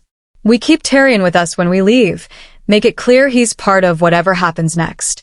Or, I say slowly, we spring their trap deliberately. On our terms, with our backup ready. My children stare at me. You want to let them ambush us? Theron asks carefully. I want them to think they're ambushing us, while we're actually ambushing them. I pull out my phone. Sable said documentation is key, right? Video evidence of council-backed wolves attacking a family, trying to kidnap an oracle, committing crimes they can't explain away as misunderstanding. That's brilliant and terrifying. Viola's voice crackles through the phone I'd given her. The line kept open so she can report from above. I love it. It's also incredibly dangerous, Theron protests. Mom, these aren't random thugs. These are trained pack warriors working for a council member. They could really hurt you. Not if we're prepared. Not if we control the situation from the start. I look at Nixera. Can you project false thoughts? Make them think I'm alone and vulnerable when I'm actually not? Maybe. It's tricky depending on how strong their mental shields are. But I can try. Rydian, watch the future. Tell me which approach gives us the best outcome. Highest chance of getting evidence, while lowest chance of anyone getting seriously hurt. He's quiet for a long moment, those strange eyes distant as he sorts through infinite possibilities. You go in alone, he says finally. Meet with Tyrion, make your pitch, convince him to join us, which you will, he's already predisposed to agree. When you leave, you walk toward our car, like you're planning to drive away. The ambush triggers. 3 wolves exit the SUV, moving to intercept you. And then, Viola drops from the sky in her largest predator form. I'm seeing something with teeth and fury. Nyxera hits them with telepathic assault, overloading their senses with painful mental feedback. I call out their movements before they make them, telling you exactly where to dodge. And Theron. He smiles. Theron films everything on his phone, making sure we have clear video of pack warriors attacking an unarmed Oracle in broad daylight. What about Tyrion? I ask. He comes out of the diner 30 seconds after the attack starts, drawn by the commotion. He sees everything, sees you defending yourself, sees your children protecting you, sees council-backed wolves committing assault. His testimony, combined with video evidence, becomes irrefutable. It's insane. Risky beyond measure. So many things could go wrong. But it might also work. All right, I say. We do this. But everyone stays safe. Understood? If it looks like someone's getting seriously hurt, we abort. Evidence isn't worth your lives.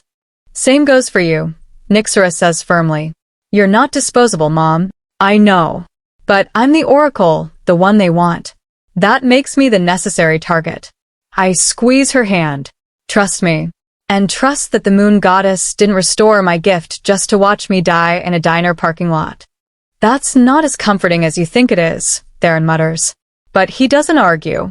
I take a deep breath, check my appearance in the mirror, presentable but not threatening, maternal but not weak, and step out of the car.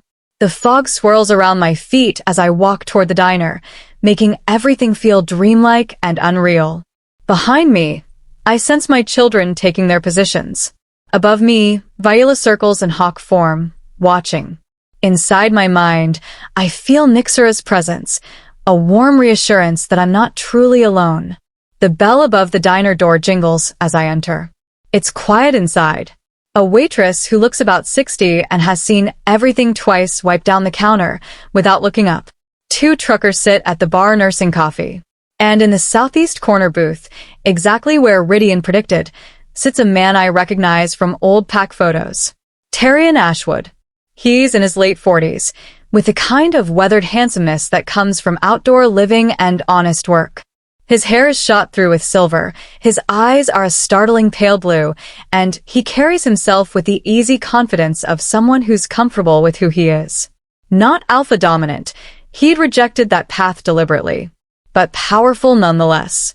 The kind of quiet strength that doesn't need to announce itself. He looks up as I approach, and something like recognition flickers across his face. Oracle Elowen, he says, gesturing to the seat across from him. You look different from your pictures. 3 years of exile will do that, I reply, sliding into the booth. Thank you for meeting me. I almost didn't come. Spent the entire drive here convincing myself to turn around. He picks up his coffee mug, studying me over the rim. But curiosity won. I wanted to see what kind of woman invites her mate's distant relative to conspire against him. I'm not conspiring against Draven, I correct. I'm exposing corruption that happens to include him. There's a difference. Is there? He sets down the mug.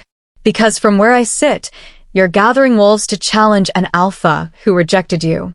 That sounds personal, not principled. It started in person, I admit. I won't lie about that. When Draven invited me to that ceremony, when I realized he was trying to humiliate me one last time, I wanted to hurt him back. I wanted to show him I'd survived, that his rejection didn't destroy me. But then I found out it wasn't just about me. That my rejection was orchestrated by people on the regional council who needed to remove an oracle they couldn't control. That there's systematic manipulation of prophetic guidance across multiple packs. That oracles are being installed like political puppets instead of serving as genuine divine voices. I lean forward. This is bigger than my personal vendetta. This is about corruption at the highest levels of pack governance. Tyrion is quiet, considering. That's a serious accusation. Do you have proof? I have testimony from an active oracle who's been pressured to deliver false prophecies. I have documentation from Silvercrest's beta showing coordination between Draven and council members. I have my own experience of having my gift suppressed through ritual magic. I meet his eyes. And I have 4 children with extraordinary gifts who were thrown away by their birth packs because they didn't fit convenient molds. We're building a case, Tyrion. A case strong enough to force an investigation. Why do you need me? Because you have something none of us have, legitimacy. Your Ashwood bloodline, you walked away from alpha challenges out of principle. You've spent 15 years proving that strength doesn't require dominance. If you vouch for what we're building, if you testify that alternative pack structures can work, that families can be chosen, that the system needs reform, it carries weight. It also makes me a target, he says quietly. If what you're saying is true, if there really is this level of corruption, then standing with you means standing against very powerful wolves who've already proven they'll destroy threats. Yes, I say simply. It does. You're honest, at least. I appreciate that. He studies me carefully. Tell me about your children. The ones with extraordinary gifts. What makes them worth fighting for? So I told him. About Nyxera and her telepathy, about finding her in a foster home where no one wanted a child who could hear their darkest thoughts. About Theron and his healing, cast out by his pack for being too empathetic, as if compassion were weakness. About Viola with her shape-shifting, declared dangerous because her gift was too fluid, too unpredictable. About Rydian and his ability to see all futures, abandoned because his constant warnings about branching paths drove everyone around him mad with anxiety. They're strange and powerful and absolutely perfect, I finished. And for 3 years, I've given them what their birth packs wouldn't. Unconditional love. The space to be themselves without apology. A family that chose them deliberately. And now someone's trying to take them from you. Draven filed a guardianship review claiming I'm unfit. But it's not really about fitness. It's about control. About ensuring that gifted children are raised in traditional structures where they can be managed, directed, and made useful to pack politics. Tyrion nods slowly. I walked away from alpha challenges because I didn't believe leadership should be determined by violence. Because I thought there had to be a better way than constant dominance battles and hierarchy enforcement. He looks out the window at the fog-shrouded parking lot. But I never actually built that better way. I just opted out. Removed myself from the system rather than trying to change it. It's not too late, I say quietly. Help me build it now. Help me prove that alternative models can work, that families can be chosen, that pack can be built on consent and cooperation rather than fear and submission. A pack for misfits, he says with a slight smile. A pack for wolves who choose quality over tradition. I correct. Wolves who are selective about who they bond with, who value authenticity over authority. He's quiet for a long moment, and I can see the internal struggle playing across his face. Safety versus principle. Comfort versus courage. The easy path versus the right one. Finally, he says, if I do this, if I stand with you, testify for you, help you build this impossible thing, I need to know you're serious. That this isn't just personal revenge dressed up as revolution. How do I prove that? Tell me what happens after. After the guardianship review, after the corruption is exposed, after you've torn down the structures you're fighting against. What then? What do you actually build? It's the right question. The essential question. A sanctuary, I say. At Willowmere territory. A place where wolves who don't fit traditional pack molds can find home, family, purpose. Where gifts are celebrated instead of feared. Where leadership is earned through trust rather than seized through violence. Where families can be biological or chosen or both, and all of them matter equally. That's idealistic. That's necessary. Because the current system is failing wolves like my children, like you, like me. We need an alternative that actually works. Tyrion extends his hand across the table. Then I'm in. I'll testify. I'll vouch for your family structure. I'll help you build this sanctuary. His grip is firm, calloused from honest work. And may the moon goddess protect us all from what we're about to unleash. I shake his hand, feeling the weight of alliance settling over us like a mantle. Thank you, Tyrion. Truly. Thank you after we survive. He stands. I assume you have a way to contact me when you need me? I give him my number and he programs it into his phone, an old model, nothing fancy but functional. Be careful, Elowen, he says as he heads for the door. If what you're saying is true, you've just made some very dangerous enemies. I know, but I've also made some powerful allies.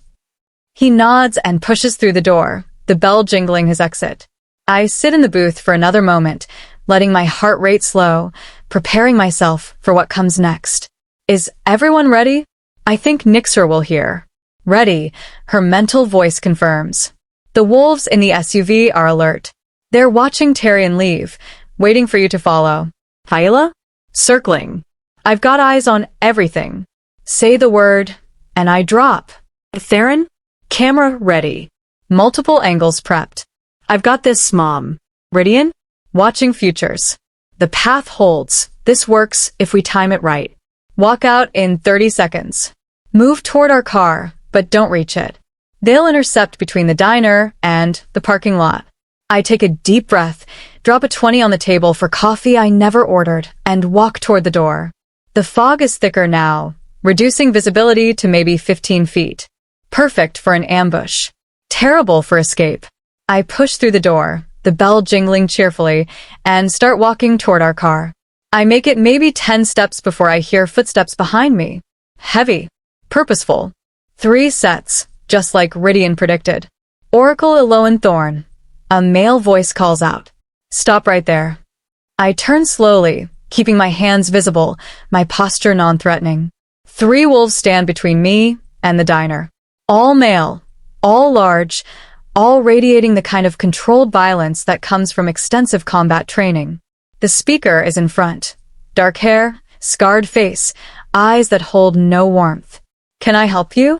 I ask, keeping my voice steady. You're coming with us, Scarface says. Elder Hadrian Blackwater has some questions about your recent activities. About allegations you've been making, testimony you've been gathering. I don't know any Elder Hadrian Blackwater. I lied.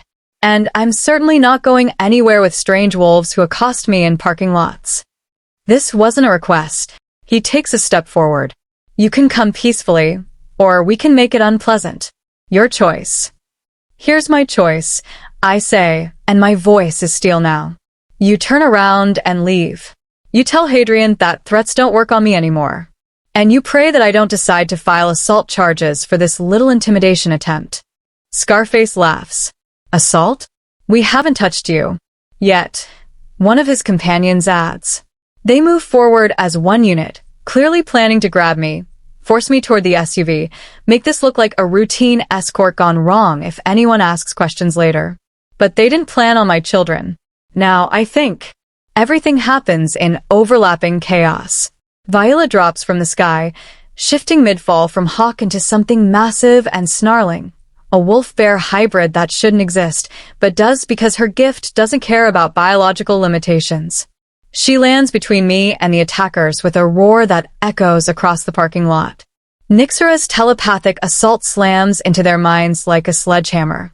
All 3 wolves stagger, clutching their heads, their coordination shattered by the psychic onslaught. Ridian's voice cuts through the fog. Left one lunges in 3 seconds. Aim for your legs. Duck right. Middle one tries to grab Viola. She counters with claws. The right one pulls a weapon, phone. He's calling for backup. Theron, film him, specifically. And Theron, my gentle healer, stands by our car with his phone raised, capturing everything in clear, damning video. The wolves recovered faster than I'd hoped, training overcoming confusion. Scarface shakes off Nixera's assault and lunges at me, exactly as Ridian predicted. I dodge right, his hands closing on empty air. You're making a mistake, he snarls. We're regional council enforcers. Attacking us is self-defense against unlawful detention. A new voice cuts through the fog. Tyrion steps back out of the diner, his phone also raised and recording. I witness the whole thing. 3 wolves attempting to force an oracle into a vehicle against her will. That's kidnapping by any legal definition. This doesn't concern you, Ashwood. Scarface spits. It concerns me when I see injustice happening right in front of me. Tyrion moves to stand beside me, his presence making the numbers less favorable for an attack. Call your boss. Tell him the ambush failed. Tell him we have video evidence. And tell him we're filing formal complaints with the regional council about enforcers acting beyond their authority. The three wolves look at each other, clearly not prepared for this much resistance. The plan was supposed to be simple. Grab the lone oracle, take her somewhere isolated, make her disappear, or at least scare her into silence. Instead, they're facing a protective family, video evidence, and a witness with significant social standing. This isn't over, Scarface says finally, backing toward the SUV. Elder Blackwater doesn't forget threats. Tell him I don't either, I reply. And tell him we're coming for him at the guardianship review. With evidence, with testimony, with witnesses. Tell him the silence he's worked so hard to maintain is about to break wide open. They retreat to their vehicle, engines roaring to life, tires squealing as they peel out of the parking lot with considerably less confidence than they arrived with. The moment they're gone, I feel my knees start to buckle. Tyrion catches me before I fall. Easy. Adrenaline crash. It happens. My children materialize around me. Viola shifting back to human form, Nyxera supporting my other side, Theron immediately checking my vitals even though I'm not physically hurt, Rydian wrapping his small arms around my waist. You were amazing, Viola says, her eyes bright with pride and residual battle fury. We were amazing, I correct. That was perfect timing, perfect execution. Did you get everything on video? Nyxera asks Theron. Got it all. 3 council enforcers attempting to kidnap an oracle in broad daylight. They even mentioned Hadrian by name. This is exactly what we needed. Tyrion is staring at my children with something like awe. These are your kids? The ones you've been raising? These are my kids. I confirm. They're extraordinary. The telepathy, the shape-shifting, the future sight. He shakes his head. No wonder Draven wants them. They're incredibly powerful. They're incredibly loved. I correct firmly. The power is just a bonus. Well, the power just saved your life, so I'd say it's a pretty significant bonus. He looks at the video on his phone. What do we do with this? We sent it to Sable, our lawyer. She'll know how to use it, probably file emergency motions, maybe leak it to sympathetic media, definitely present it as evidence that the review is compromised. I'm already pulling out my phone, and we move fast before Hadrian can manufacture some explanation or discredit the footage. This is really happening, Tyrion says quietly. We're really going to war with the regional council. Welcome to the revolution, Viola says cheerfully. It's terrifying and possibly suicidal, but at least it's not boring. Despite everything, the fear, the danger, the impossibility of what we're attempting, Tyrion laughs. You know what? I haven't felt this alive in 15 years. Whatever happens next, at least I'll know I finally stood for something. That's the spirit, I say. Probably. We exchange contact information, coordinate next steps, and agree to meet again in 2 days to plan our approach to the review. Tyrion drives away with a wave, his old truck disappearing into the fog. And my family piles back into our car, exhausted and exhilarated in equal measure. So that went well, Nyxera observes as I start the engine. That went terrifyingly well, Theron corrects. Too well. I keep waiting for the other shoe to drop. It will, Rydian says from the back seat. But not today. Today we won. We got evidence. We got an ally. We survived an ambush. Tomorrow the consequences start. But today we celebrate. Celebrate with what? I ask. We're broke, we're hunted, and we're about to face the most powerful wolves in the region. Ice cream, Rydian says firmly. We celebrate with ice cream. Because small joys matter, especially when the world is ending. The world isn't ending, I protest. Our world is changing radically, and we might die. That's close enough. He crosses his arms. Ice cream, Mom. We earned it. I look at my children. These extraordinary, impossible, perfect souls who just helped me survive an ambush and are now demanding ice cream like normal kids. And I think, yes, this is what we're fighting for. Not grand ideals or political reform, though those matter. But this. Small moments of normalcy and joy stolen from the edges of chaos. Ice cream on a Saturday afternoon with your family, even when that family is hunted, and the afternoon might be your last. All right, I say, turning the car toward town. Ice cream it is. Extra sprinkles, Viola demands. Naturally. And for a few hours, we're just a family getting ice cream together. Tomorrow we go back to war. But today we remember what we're fighting for. And that makes all the difference. Chapter 9, The Emergency Motion. Monday morning arrives with a phone call that jolts me awake at 6 a.m. Turn on the news. Sable's voice is tight, with controlled excitement. Regional Supernatural Channel. Now. I stumble to the living room, fumbling with the remote while my children emerge from their rooms like zombies drawn by the scent of drama. The screen flickers to life, showing a well-groomed anchor with a kind of serious expression reserved for scandals and disasters. Footage obtained exclusively by Whisper shows what appears to be regional council enforcers attempting to detain Oracle Elowen Thorne outside a rural diner this past Saturday. Sources confirm the wolves in question are employed by Elder Hadrian Blackwater, currently serving on the guardianship review panel for Thorne's adopted children. The video plays. Theron's footage, crystal clear despite the fog, showing 3 large wolves surrounding me, Scarface demanding I come with them, the explicit mention of Hadrian's name. Then the chaos, Viola's dramatic entrance, the enforcer's retreat, Tyrion's testimony. It's damning. Undeniable. Exactly what we needed. How did they get that? Nixera asks, still bleary with sleep. I send it to them, Sable's voice says through my phone, which I didn't realize was still on speaker. Well, I sent it to 3 different outlets plus several supernatural rights organizations plus the Regional Council's Ethics Committee. Figured saturation coverage was our best bet. You leaked it deliberately? I'm shocked and impressed in equal measure. Leaked implies secrecy. I released it publicly, with full documentation of time, place, and circumstances.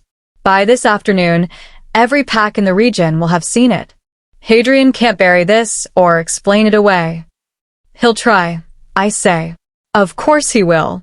But now he's doing it publicly, with every eye watching. That limits his options considerably. I hear papers rustling on her end. Which brings me to why I'm calling.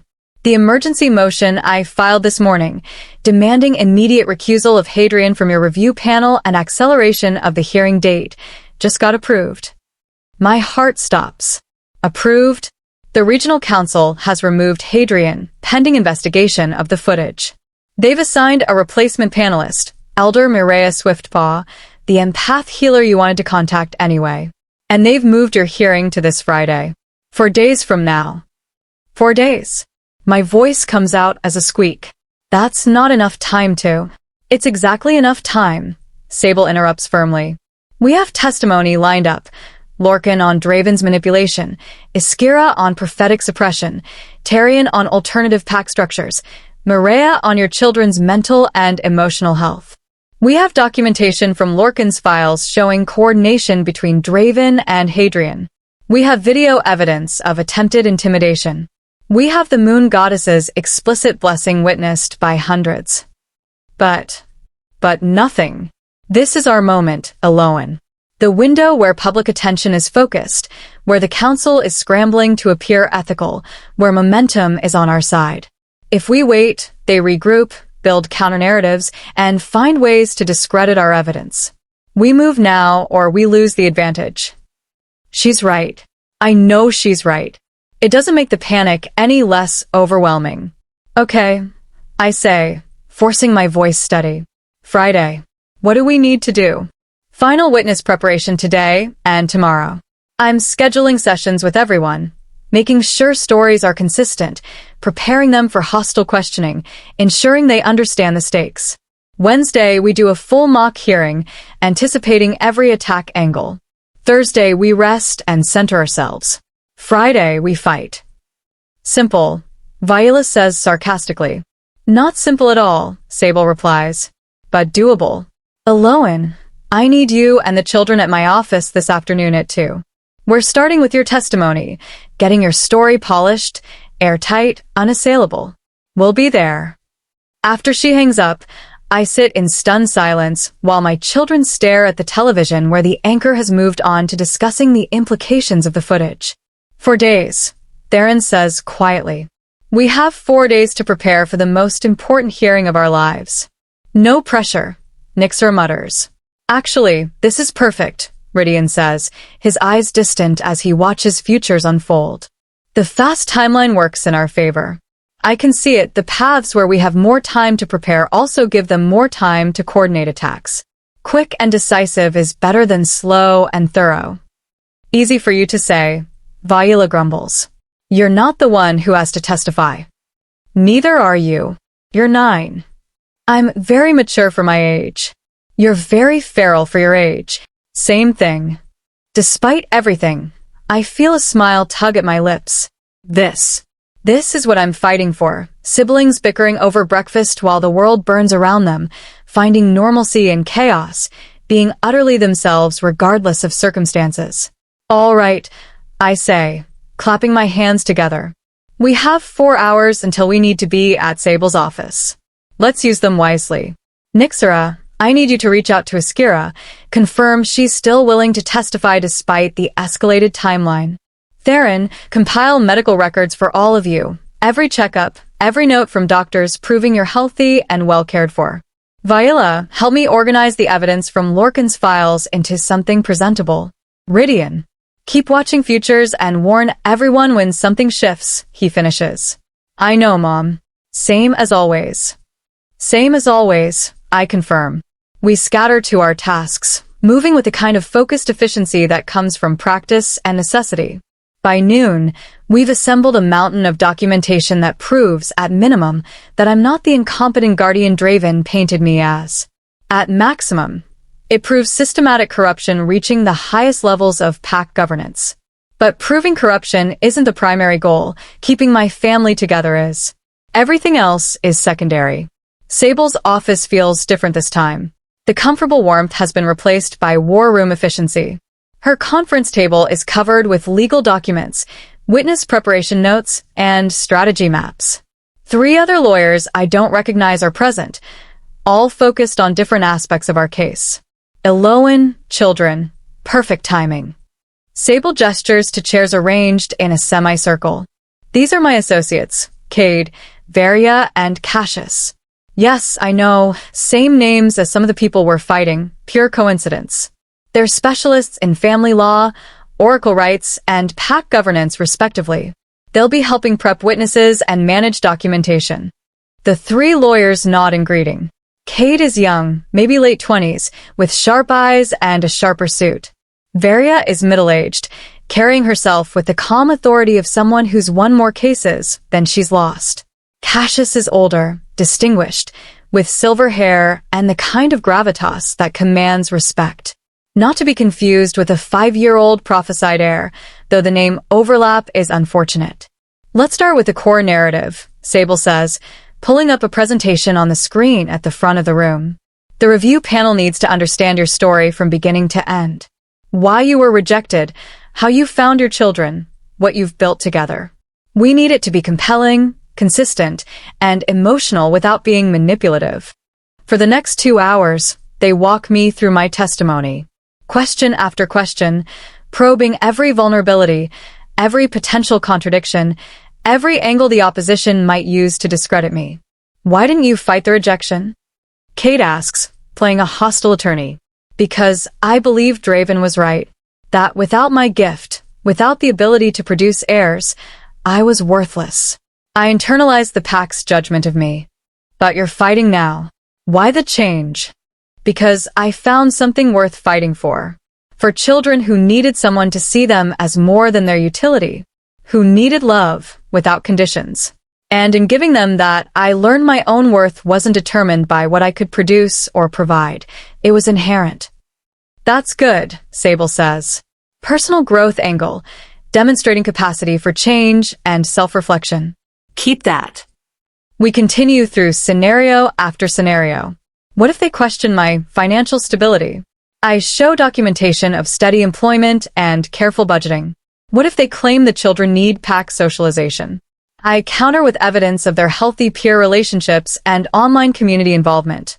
What if they argue my human status makes me unqualified? I point to 3 years of successful guardianship and the moon goddess's explicit blessing. By the time we break for dinner, my brain is mush. Mom's melting, Viola observes. Look, you can see her eyes glazing over. I'm fine, I insist. You're exhausted, Theron corrects. We all are. Can we take a break? 15 minutes, Sable says. Then we prepare the children's testimony. I know it's brutal, but Friday will be worse. Better to be overprepared than underprepared. During the break, I find Lorcan waiting in the hallway outside Sable's office. He looks terrible, unshaven, dark circles under his eyes, wearing clothes that suggest he's been sleeping in his car. Lorcan? What are you doing here? Couldn't stay at Silvercrest after giving you those files. Draven knows they're missing, knows it was me. So I left before he could declare me traitor officially. He manages a weak smile. I'm officially homeless and packless. Living the dream. I'm sorry. Don't be. This was my choice. He straightens. I'm here because Sable said you might need character witnesses. People who knew you during the mating who can testify about Draven's treatment of you. You do that? Publicly contradict your former Alpha? I already stole his confidential files and gave them to his enemy. Might as well go all in. His expression turns serious. Besides, it's the right thing. I should have done it 3 years ago. Thank you, Lorcan. Truly. We're called back into the conference room, where Sable has prepared scenarios for each child's testimony. Nyxera handles it well. Her telepathy gives her advance warning of hostile questions, lets her prepare responses before they're even asked. Theron is naturally earnest and compelling, his healer's empathy making him impossible to dislike. Even Viola, despite her feral energy, manages to project the right combination of confidence and vulnerability. But it's Rydian who surprises everyone. When Cade asks him, in his hostile attorney voice, how can you be sure your mother is the best guardian for you? Have you seen futures where you're raised in traditional packs? Rydian's eyes go distant, sorting through infinite possibilities, and when he speaks, his voice carries the weight of absolute certainty. I've seen thousands of futures. Ones where we're separated, placed with different packs, raised by wolves with proper bloodlines and pack authority. In most of those futures, we survive. We're trained well. Our gifts are developed. We become valuable assets to our respective packs. He pauses, and the silence is profound. But in none of those futures, not a single one, do we thrive. Do we laugh the way we laugh now? Do we trust the way we trust Mom? In none of them do I see joy. His young face is solemn. Power, yes. Utility, certainly. But not happiness. Not family. Not love that doesn't have conditions attached. Even Cade, playing antagonist, looks affected by that. That's devastating, Sable says quietly. In the best way. If you can deliver that in the actual hearing, Rydian, it'll be powerful. I can deliver it, he says simply. It's just the truth. We finished just after 9 p.m., everyone exhausted but more prepared than we were this morning. Sable walks us to the parking lot, her expression thoughtful. You have a strong case, she says. Stronger than I initially thought. The blessing helps enormously. Divine approval is hard to argue against. The video evidence of Hadrian's attempted intimidation undermines the review's legitimacy. And your children's testimony is compelling.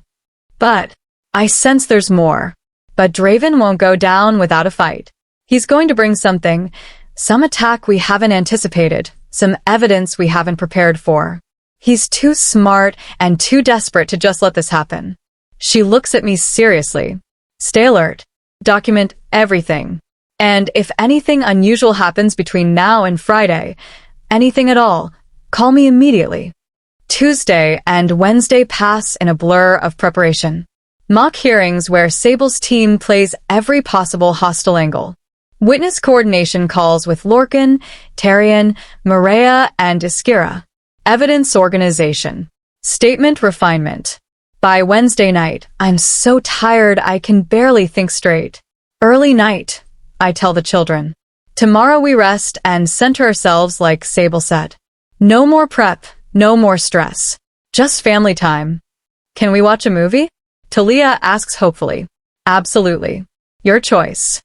She picks something animated and cheerful, completely disconnected from our reality. We pile on the couch together, tangled in blankets and each other, and for 2 hours we pretend we're just a normal family having a normal movie night.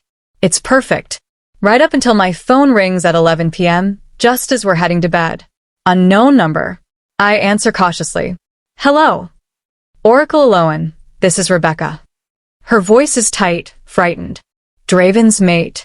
We spoke at the ceremony. I remember. What's wrong? Something's happening.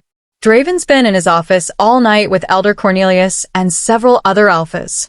I tried to listen at the door, but the room was warded. All I know is they're planning something for your hearing. Something that's supposed to end this farce permanently. Ice floods my veins. What kind of something? I don't know. But Elowen, I heard him mention your children by name.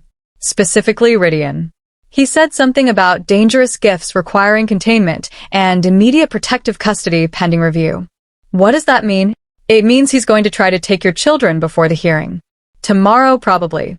Claim they're in immediate danger under your care, get emergency authorization to separate you, and then fight the review from a position where you're already apart and desperate to get them back.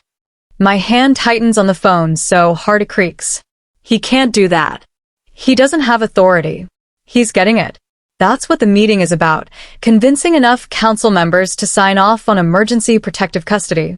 If he succeeds, enforcers will show up at your door tomorrow with legal authority to take them. Why are you telling me this? Rebecca is quiet for a moment. Because I'm tired of being complicit. Because I don't want my son growing up in a world where this is how we treat families. Because you were right at the ceremony. Sometimes we have to choose between safe and right. Thank you, Rebecca. Truly. Don't thank me yet. Just protect your children. And Elowen? Be careful. Draven is desperate, and desperate wolves do terrible things. She hangs up. I stand frozen in my kitchen, phone still in my hand, mind racing through implications and options and the terrible reality that we might not make it to Friday's hearing. Mom, Nixera appears in the doorway, concern written across her face. I felt your panic spike. What happened? I told her. Tell all of them because they deserve to know what we're facing. So they're coming for us tomorrow, Viola says, her voice flat and dangerous. Coming to take us away before we can even fight properly. Not if we're not here, Theron says quietly. If we disappear tonight, they can't take us. Where would we go? I ask. Willowmere, Rydian says with certainty. The territory Sable claimed. It's warded, it's ours by right, and it's far enough from Silvercrest that they'd have to work to find us. But if we run, doesn't that make us look guilty? Nixera asks. Like we have something to hide? We call Sable first, I decided. Tell her what's happening. Get her legal opinion. She'll know whether strategic retreat is better than standing our ground. I called. Sable answers on the first ring, sounding wide awake despite the late hour. I explain Rebecca's warning, the threat of emergency custody, our limited options. Run, Sable says immediately. Tonight. Now. Get to Willowmere and hole up there. I'll file emergency motions in the morning citing illegal attempts to circumvent the review process. I'll make so much noise about this that they can't execute the custody order without massive public scrutiny. But the hearing is Friday. Will still happen Friday. You'll attend via video conference from Willowmere, if necessary. But Elowen, if they physically take your children before the hearing, getting them back becomes infinitely harder. Possession is 9/10 of the law, even in pack governance. Don't give them that advantage. Okay, we'll go. Pack light, move fast, and call me when you're secure. I'll have my team working on countermeasures all night. After she hangs up, I look at my children, my extraordinary, brave, slightly terrified children. Pack bags. Essentials only. We leave in 20 minutes. They scatter, moving with practiced efficiency born from 3 years of being ready to run if necessary. In less than 15 minutes, We have bags packed, important documents secured, and we're loading into the car. Wait, Theron says suddenly. We should leave a note. For the enforcers when they show up tomorrow. Something that makes it clear we're not running from justice. We're avoiding a legal seizure. Good thinking. I scribble quickly on a piece of paper. To whoever comes looking, we've relocated to Willowmere territory, which is legally ours pending review. This is not flight. It's exercising our right to reside on our own claimed land. We will attend Friday's hearing as scheduled. Any attempt to remove us from our legal territory will be documented and contested.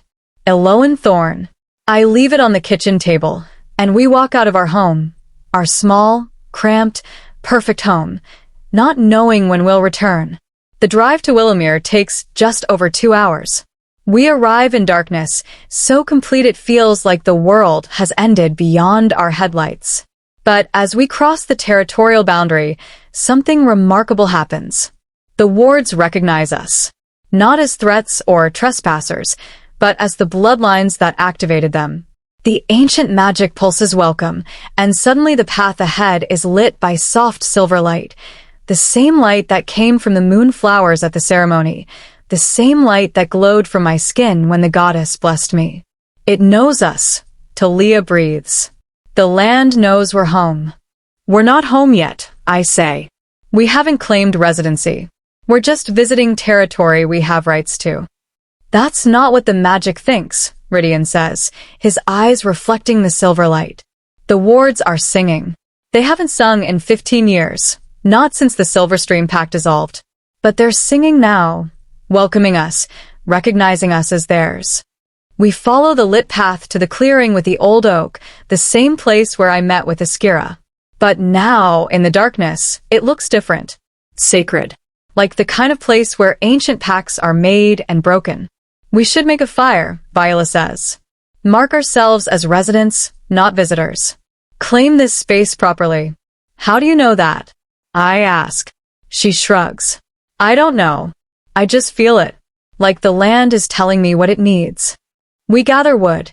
There's plenty fallen around the clearing, and Talia lights it with a thought, her fire gift making kindling unnecessary. The flames catch and grow, casting dancing shadows across the oak's massive trunk. And then something incredible happens. The oak responds. Not physically, not with movement or voice.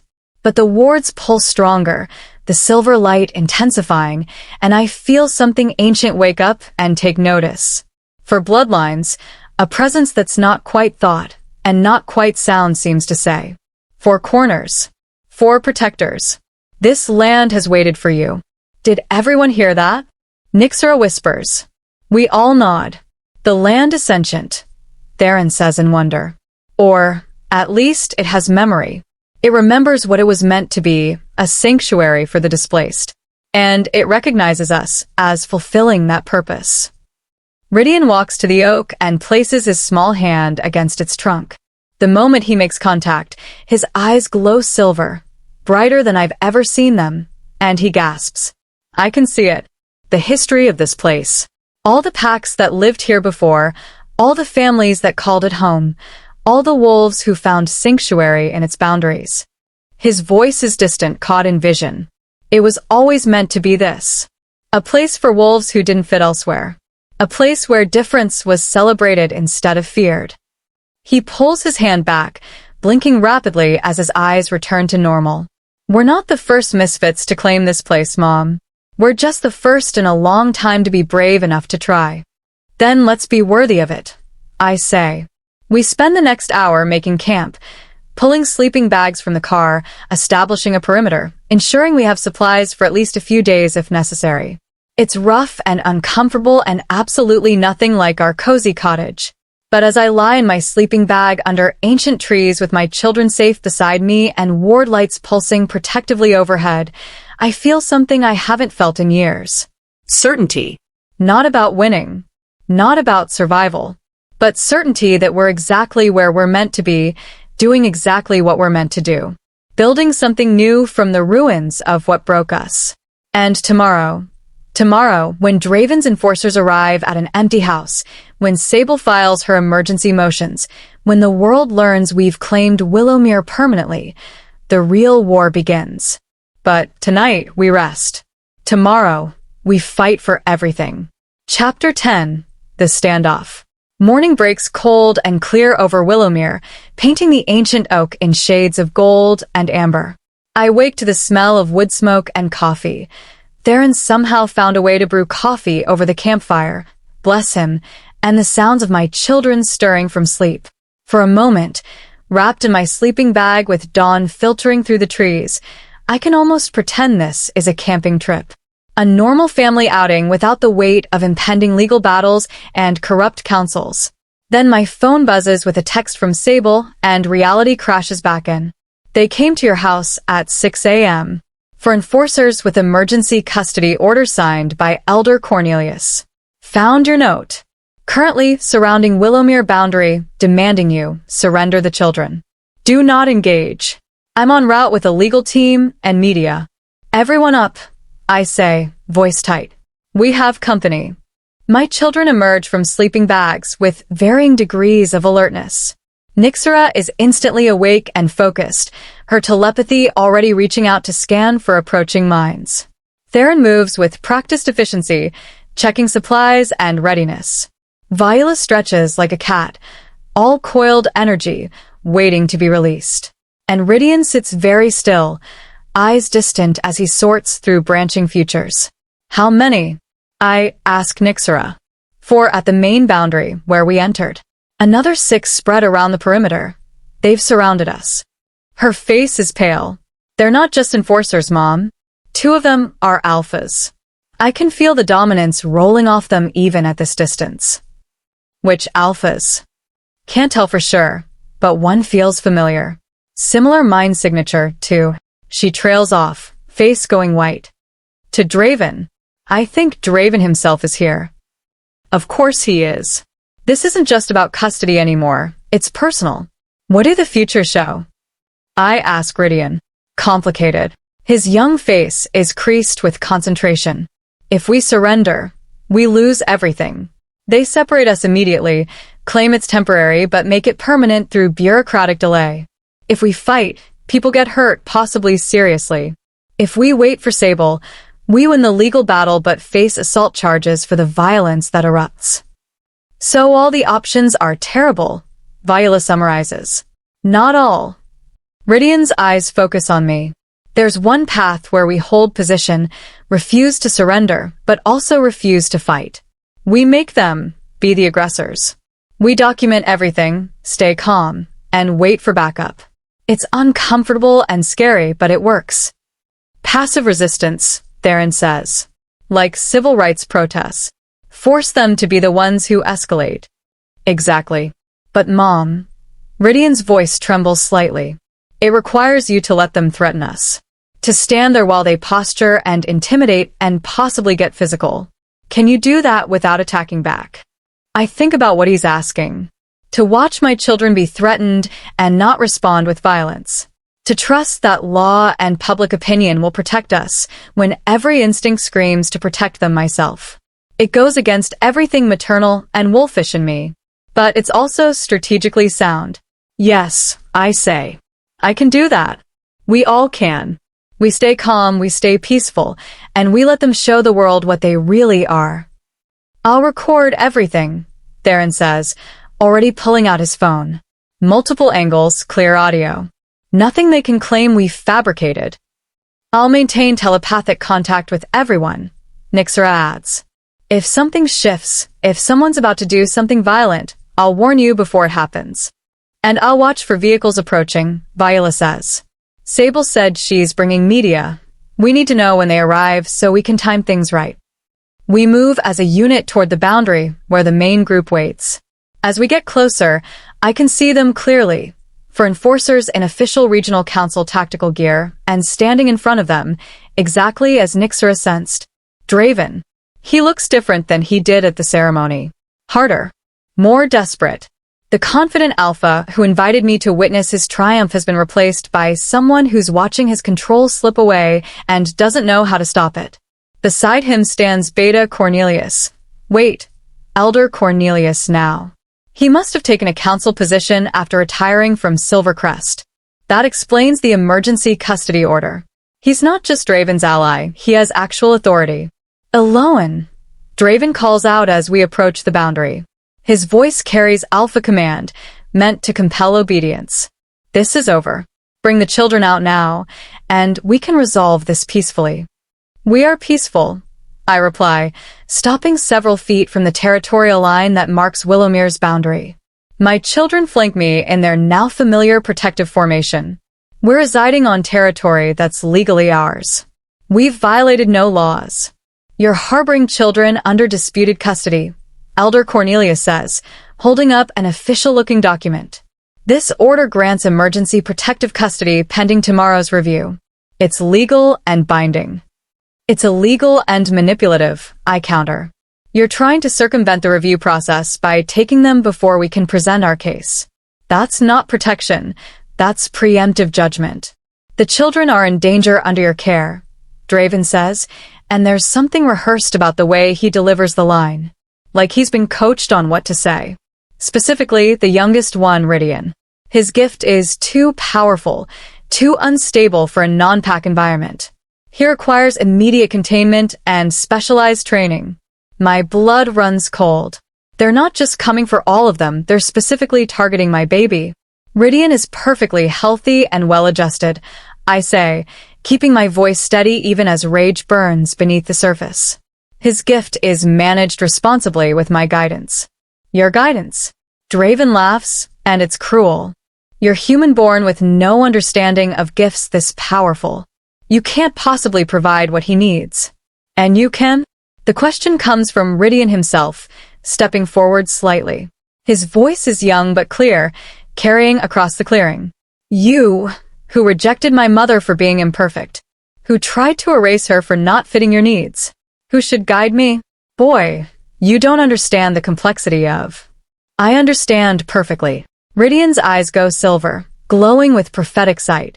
I can see your futures, Alpha Draven. All of them. Would you like to know what I see? Draven actually steps back slightly, unnerved by the display. I see paths where you succeed today, where you take us by force, separate our family, prove to yourself that power still matters more than love. Rydian's voice is distant, seeing something far beyond this moment. In those paths, you win the immediate battle, but you lose everything else. Your pack turns against you. Your mate leaves. Your son grows to despise you. You end your life alone and hated, wondering where it all went wrong. That's enough. But there are other paths. Ones where you walk away now. Where you choose integrity over control. Where you admit that maybe, just maybe, family can be built in different ways than you thought possible. His eyes focus back on Draven. In those paths, you find something like peace. Not happiness, maybe, but peace. The silence that follows is profound. Elder Cornelius clears his throat. Prophetic manipulation is illegal. Using gifts to threaten or coerce. I'm not threatening, Rydian interrupts. I'm just telling the truth. That's what prophets do, isn't it? We see what is and what could be, and we share it so people can make informed choices. He's 9 years old, I added quietly. And he's already more honest about prophecy than most adult oracles. Ask yourself why that terrifies you. Before anyone can respond, Nyxera's voice cuts through the tension. Vehicles approaching. Multiple vehicles. 2 minutes out. Draven's jaw clenches. Last chance, Elowen. Surrender the children now, before this becomes a media circus. Too late for that, Viola says cheerfully, pointing toward the road. Pretty sure the circus just arrived. 3 vehicles pull up to the boundary, Sable's SUV, a news van with satellite equipment, and a third car I don't recognize. From Sable's vehicle emerge not just her, but Lorcan, Tarion, and surprisingly, Iskira with young Cassius in her arms. From the news van, a camera crew begins setting up immediately. And from the third car steps a woman who makes everyone, including the enforcers, straighten unconsciously. She's older, maybe 70, with silver hair and elaborate braids and eyes that have witnessed decades of pack politics. She wears traditional elder robes marked with symbols I don't recognize, but that radiate authority. Elder Mireia Swiftpaw, Sable says, gesturing to the woman. Newly appointed to replace Hadrian on your review panel. She heard about this morning's events and wanted to observe firsthand. Observe what exactly? Elder Mireia's voice is like aged whiskey, smooth but with bite. An alpha and his cronies surrounding a family on their own legal territory, demanding surrender of children based on emergency orders that I've just reviewed and found questionable. Questionable. Elder Cornelius bristles. I sign that order myself. Yes, and I've just overridden it. She produces her own document. As acting senior panelist on the Thorne review, I have authority to suspend emergency actions pending the full hearing, which is tomorrow, in case anyone's forgotten. She looks at Draven. So, unless you have additional justification beyond powerful gifts are scary, I suggest you withdraw your enforcers before this turns into something that reflects very poorly on everyone involved. The boy just made threats. The boy shared a vision, Mireia corrects, which is literally what gifted children do. If that constitutes a threat, then every oracle who's ever prophesied negative outcomes is guilty of coercion. She walks closer to our boundary, studying my children with interest. Though I admit, the level of control for his age is remarkable. Most prophetic children can't articulate their visions clearly until adolescence.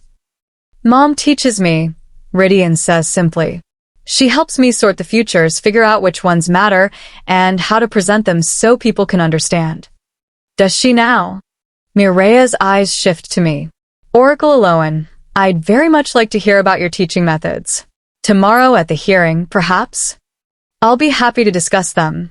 I say, understanding what she's really saying. You have an advocate on the panel. Use tomorrow to prove you deserve one. The camera crew has been recording everything, the standoff, the documents, Elder Mireia's intervention. This is being captured for the evening news, for pack social media, for the historical record. Draven knows it too. I can see the calculation in his eyes, weighing options, recognizing that escalating further will only make him look worse. This isn't over, he says finally, the same words his enforcers used at the diner. No, I agree. It's not. Tomorrow at the hearing, we'll finish it properly. With evidence and testimony and legal process, not midnight raids and emergency orders. He turns and stalks back toward his vehicle, the enforcers falling in behind him like wolves following their alpha. Elder Cornelius hesitates, looking like he wants to argue further, but Mireia just raises one eyebrow and he retreats as well. Within minutes, their vehicles are gone, leaving only our allies and the news crew. Well, Sable says once they're out of sight, that was theatrical. That was perfect. The news anchor, a woman with sharp features and sharper eyes, says, approaching with her microphone. Oracle Elowen, would you be willing to give a statement about what just happened? I look at Sable, who nods slightly. Strategic advantage, her expression says. Use it. My name is Elowen Thorne, I say, facing the camera. 3 years ago, I was rejected by my mate and cast out of my pack for losing my prophetic gift. I was told I was worthless, that I had failed in my duty, that I deserved exile. I pause, gathering my thoughts and my courage. What they didn't tell me, what I've only recently discovered, is that my gift wasn't lost. It was taken, deliberately suppressed through ritual magic because I was an oracle they couldn't control. Because I told the truth even when it was inconvenient. Because I wouldn't shape prophecies to serve political agendas. The camera stays focused on me. The anchor's expression sharpens with interest. This is bigger than a custody dispute. This is a scandal. For 3 years, I believed I was broken. Until I found 4 children who'd been cast out by their own packs. Children with extraordinary gifts that frightened their families. Children who were deemed too difficult, too dangerous, too different to deserve love and acceptance. My children moved closer, presenting a united front. I didn't save them. They saved me. They taught me that worth isn't determined by utility or gift or bloodline. that family can be chosen, that love without conditions is possible. And now someone's trying to take them from you, the anchor prompts. Now the same system that destroyed me is trying to take my children. Not because I'm unfit. 3 years of successful guardianship and the moon goddess's explicit blessing prove otherwise. But because what we've built threatens their control. Because we're evidence that their way isn't the only way. That pacts can be formed by choice, that leadership can be earned through trust, that difference isn't dangerous. I look directly into the camera. Tomorrow, I face a guardianship review before the regional council. They'll try to prove I'm inadequate, that my human birth makes me unqualified, that my children need traditional pact structures to thrive. I take a breath, but I'm going to prove something else. I'm going to prove that the system is broken, that corruption reaches the highest levels of pact governance, that oracles are being manipulated, that families are being destroyed, that wolves who don't fit traditional molds are being cast aside like garbage. Those are serious accusations, the anchor says. I have serious evidence. Testimony from active oracles. Documentation of coordination between alphas and corrupt council members. Video evidence of intimidation and illegal detention attempts. I gesture to the clearing around us. And I have this place, Willowmere, the territory we're claiming as sanctuary for displaced wolves. A place where difference is celebrated instead of feared. Where family is what you make it, not what you're born into. So you're starting a new pack? I'm building an alternative. A model that proves the moon goddess blesses more than just traditional structures. That divine favor can rest on chosen families, on wolves who prioritize love over power, on sanctuaries built from broken pieces. The interview continues for another 10 minutes. Questions about my children's gifts, about our plans for Willowmere, about the corruption I'm alleging. I answer honestly, carefully, aware that every word will be analyzed and weaponized tomorrow. Finally, the crew packs up and leaves, promising the segment will air on tonight's evening news with full context about tomorrow's hearing. Once they're gone, our remaining allies gather around the campfire. That was brave, Iskira says quietly, and possibly reckless. You've made this very public now. If we lose tomorrow, at least people will know why, I say. At least the corruption will be exposed. At least other families like ours will know they're not alone in fighting this system. You've become the face of a movement, Tyrion observes, whether you intended to or not.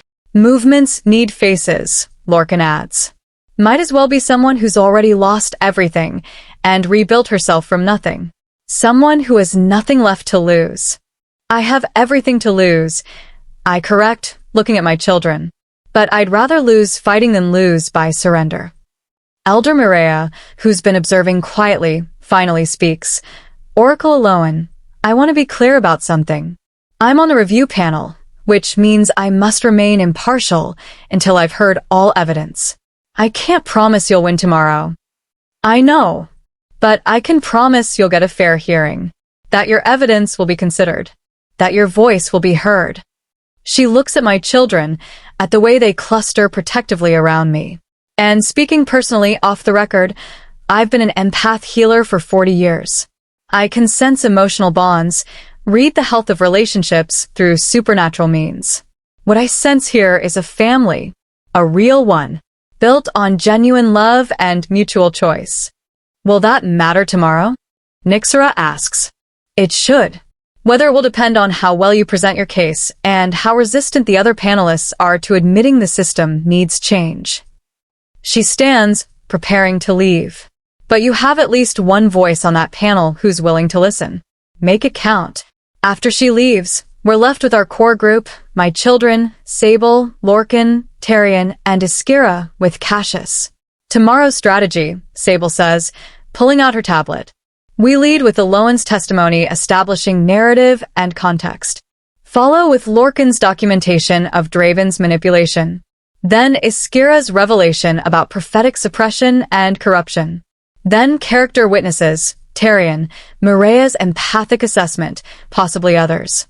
And we close with the children themselves, letting the panel see firsthand how healthy and well-adjusted they are.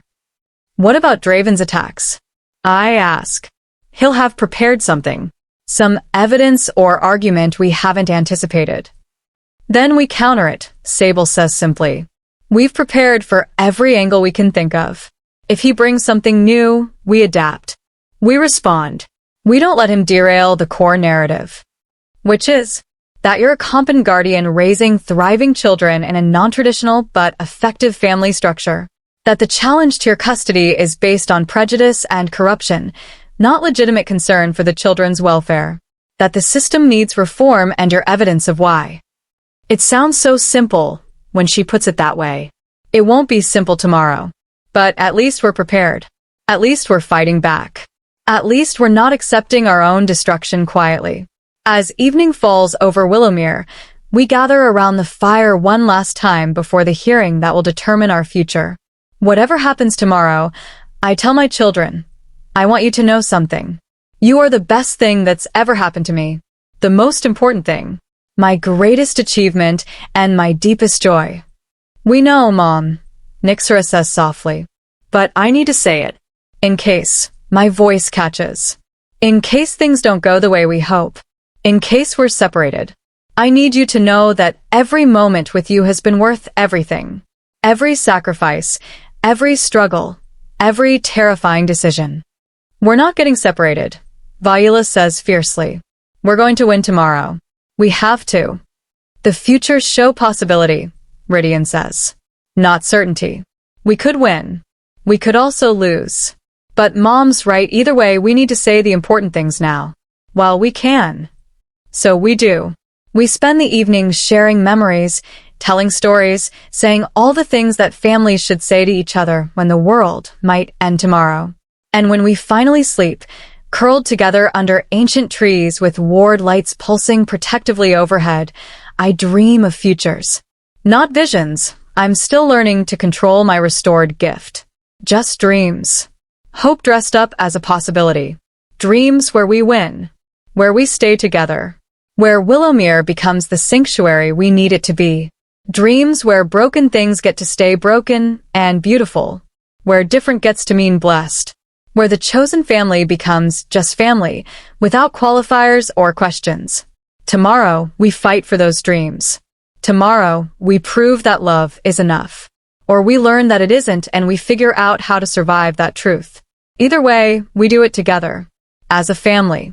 That's all that's ever mattered. That's all that will ever matter. Tomorrow. Chapter 11, The Hearing. Friday morning breaks with unseasonable warmth, as if the weather itself is holding its breath. We dress in the clearing under the old oak, formal clothes we brought from home, practical but presentable. I help Talia with her dress, smooth down Rydian's collar, make sure Viola's hair doesn't look like she's been sleeping outdoors for 3 days. She has, but the panel doesn't need visual confirmation. Nyxera needs no help. She's already dressed immaculately, her silver-white hair braided in intricate patterns that somehow look both youthful and ancient. How are you so calm? I ask her. I'm not. I'm terrified. But I'm also certain. She meets my eyes. We're right, Mom. Morally, ethically, practically, we're right. That has to count for something. Does it? Viola asks, voice tight with anxiety she's trying to hide. In a system this corrupt, does being right actually matter? Today it does, Tarian says, emerging from his own campsite.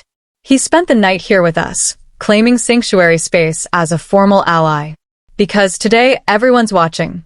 The news segment aired last night. It's all over supernatural social media. PAC forums are debating it. Regional councils across the country are paying attention. This isn't just about your family anymore, Elowen. It's about whether the system can admit it needs reform. No pressure, I mutter. Exactly the right amount of pressure, Sable corrects, arriving with Lorcan and her legal team. Public scrutiny is our greatest weapon. They can't bury this quietly now. The hearing is scheduled for 10 a.m. at the Regional Council building, an imposing stone structure that's meant to evoke authority and permanence. We arrive 30 minutes early, and already there are people gathered outside, some supportive, holding signs that read, "Families by choice" and "Divine blessing doesn't lie," others hostile with messages like pack law protects children and traditional values matter. We're escorted through a side entrance to avoid the crowds, led down marble corridors that echo with our footsteps, and finally into a hearing room that looks more like a courtroom than I expected.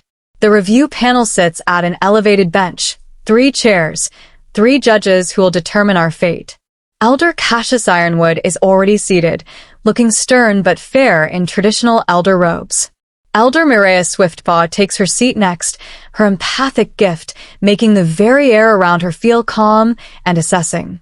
And the 3rd chair, the one that should have held Hadrian, now holds Oracle Varia Moonwhisper. She's younger than I expected, maybe late 30s, with dark hair streaked with silver and eyes that shift colors like Askira's, marking her as Oracle. She studies me with open curiosity as we enter, her expression unreadable. Draven sits at the challenger's table with his own legal team, 3 lawyers in expensive suits who look like they eat custody disputes for breakfast. Behind them, I see Elder Cornelius, Rebecca looking pale and conflicted, and several pack members I recognize from Silvercrest. We take our seats at the respondents' table, me, Sable, and my 4 children arranged so the panel can see them clearly. Behind us sit our witnesses, Lorcan, Tarian, Iskira with Cassius, and several others who've agreed to testify about alternative family structures. Elder Ironwood brings down a wooden gavel, actual gavel, because apparently pack law embraces courtroom theater, and the room falls silent. This hearing is convened to review the guardianship arrangement of 4 minor wolves currently under the care of Elowen Thorne. The challenge has been filed by Alpha Draven Ashcroft, former mate to Ms. Thorne, citing concerns about adequate care and resources for children with powerful supernatural gifts. He looks at both tables. This is not a criminal trial. This is a review to determine what arrangement serves the children's best interests. Testimony will be heard, evidence reviewed, and a decision rendered. Are both parties ready? Ready, Elder Ironwood, Sable says. Ready, Draven's lead attorney confirms. Then we begin with opening statements. Ms. Thornwhisper, you may proceed. Sable stands, and I'm struck by how she commands the room. Not through dominance, but through sheer presence and confidence. Thank you, elders. What we're here to determine today is simple. Whether 4 children are better served by the woman who's raised them successfully for 3 years, or by the system that cast them aside as unwanted until they became politically valuable. She lets that land. The challenger will argue that Elowen Thorne lacks the resources, authority, and supernatural understanding to properly raise alpha-blooded children. We will prove that she has something more important: unconditional love, demonstrated competence, and the moon goddess's explicit blessing. She gestures to my children. These 4 souls were rejected by their birth packs for being too different, too powerful, too inconvenient. Ms. Thorne gave them what no pack would: acceptance without conditions. The result? 4 healthy, well-adjusted young wolves with exceptional gifts who are thriving specifically because they were allowed to be themselves rather than forced into traditional molds. Finally, she says, and her voice hardens, we will present evidence of systematic corruption within pack governance. Evidence that Ms. Thorne's rejection 3 years ago was orchestrated removal of an oracle who couldn't be controlled. Evidence that prophetic guidance has been manipulated to serve political ends. Evidence that this custody challenge is part of that same corruption, an attempt to silence someone who threatens the status quo. She sits down. Draven's attorney, a silver-haired woman who introduces herself as Attorney Mara Blackthorne, stands next. The challenger's position is straightforward, she begins. Children with gifts this powerful require specialized training, pack structure, and supernatural resources that a single human-born guardian cannot provide. This isn't about Ms. Thorne's love for these children. No one disputes that she cares for them. This is about whether caring is sufficient when safety and proper development are at stake. She pulls up images on the screen behind her, medical reports, incident documentation, records I recognize from the ceremony. The evidence will show multiple instances where these children's gifts manifested dangerously under Ms. Thorne's care. Hospital visits for injuries. Property damage from uncontrolled abilities. Situations where proper pack oversight could have prevented harm. She looks at the panel. We're not trying to punish Miss Thorne. We're trying to ensure these valuable young wolves receive the comprehensive support they require. Support that traditional pack placement can provide. As she sits, I feel my stomach clench. She's good. She made it sound reasonable, almost compassionate, as if taking my children is an act of mercy rather than cruelty. The panel will hear testimony from the respondent first, Elder Ironwood says. Miss Thorne, please take the stand. I walk to the witness chair on shaking legs, acutely aware of every eye in the room tracking my movement. A clerk swears at me in, "Do you swear to provide truthful testimony to the best of your ability?" And I confirm. Sable approaches with a gentle smile meant to calm me. Miss Thorne, please tell the panel how you came to be guardian of these 4 children. I take a breath and begin. 3 years ago, I was rejected by my mate, Alpha Draven Ashcroft, for losing my prophetic gift and being unable to conceive. The rejection was public, deliberate, and designed to ensure I understood my worthlessness. I don't look at Draven. I keep my eyes on the panel. I believed him. I believed I was nothing without my gift, without a mate, without the ability to fulfill pack expectations. What changed? Sable prompts. I met Regina, Nixera now. She chose her own name when she came to live with me. She was 13, in foster care, terrified of her telepathic gift that made her hear everyone's darkest thoughts. Her birth pack had abandoned her because they couldn't stand having their secrets exposed.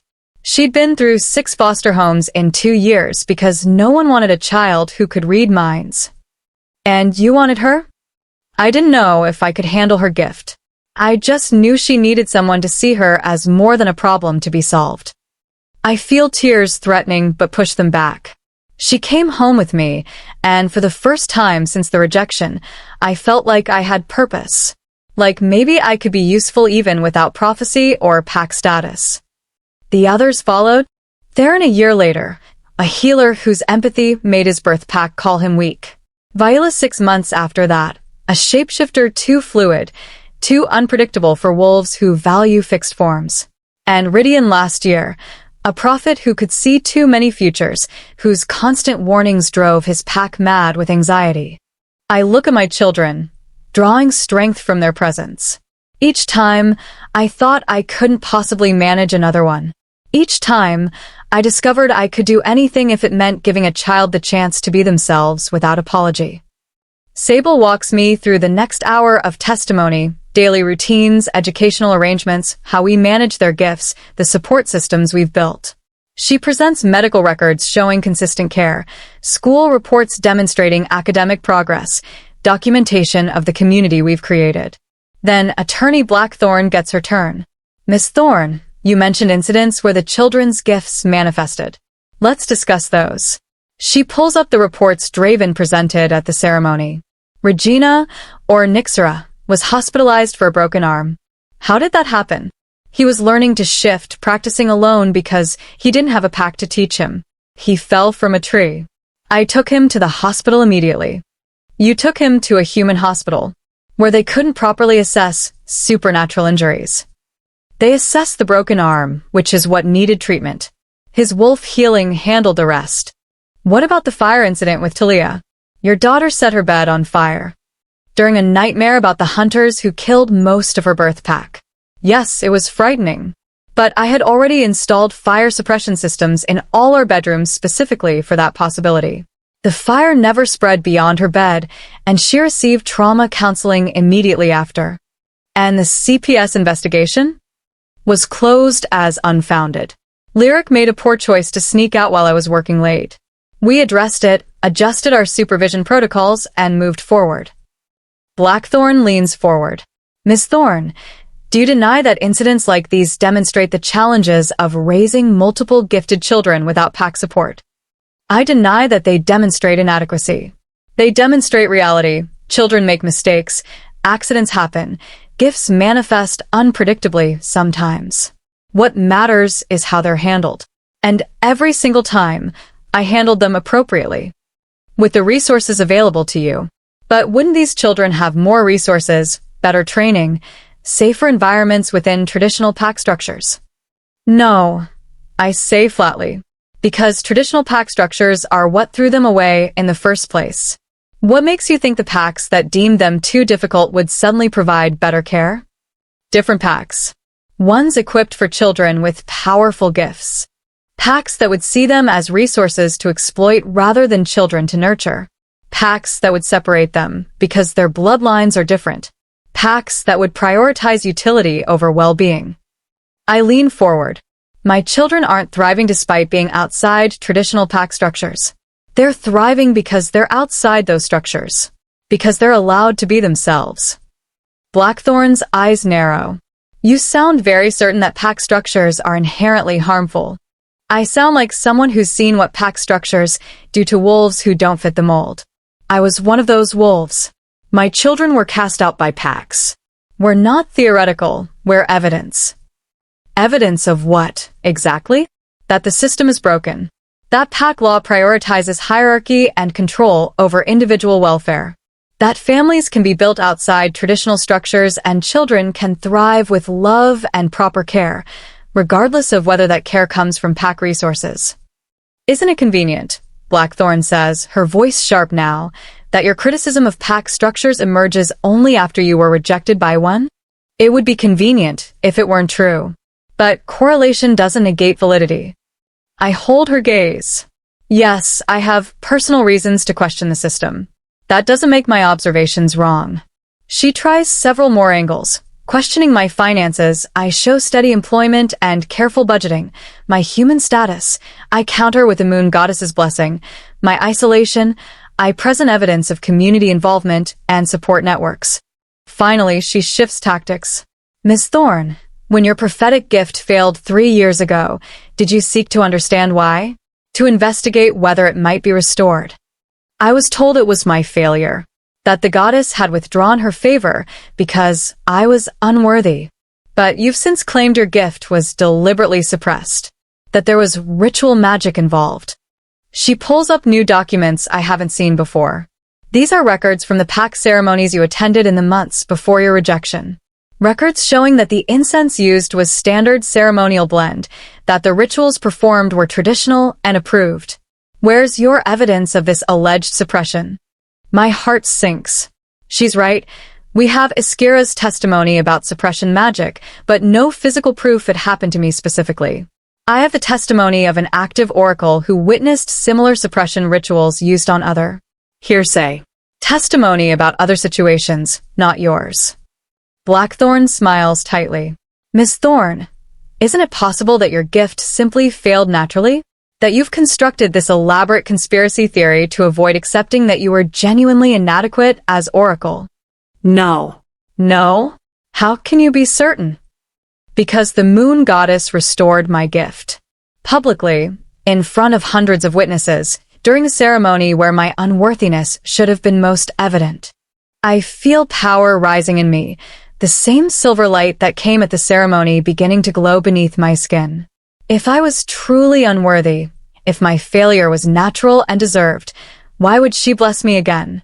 Why would she choose that exact moment to announce that I'm under her protection? The light is visible now, soft but undeniable. Several people in the gallery gasp. The goddess doesn't make mistakes, I say, and my voice carries weight beyond its volume.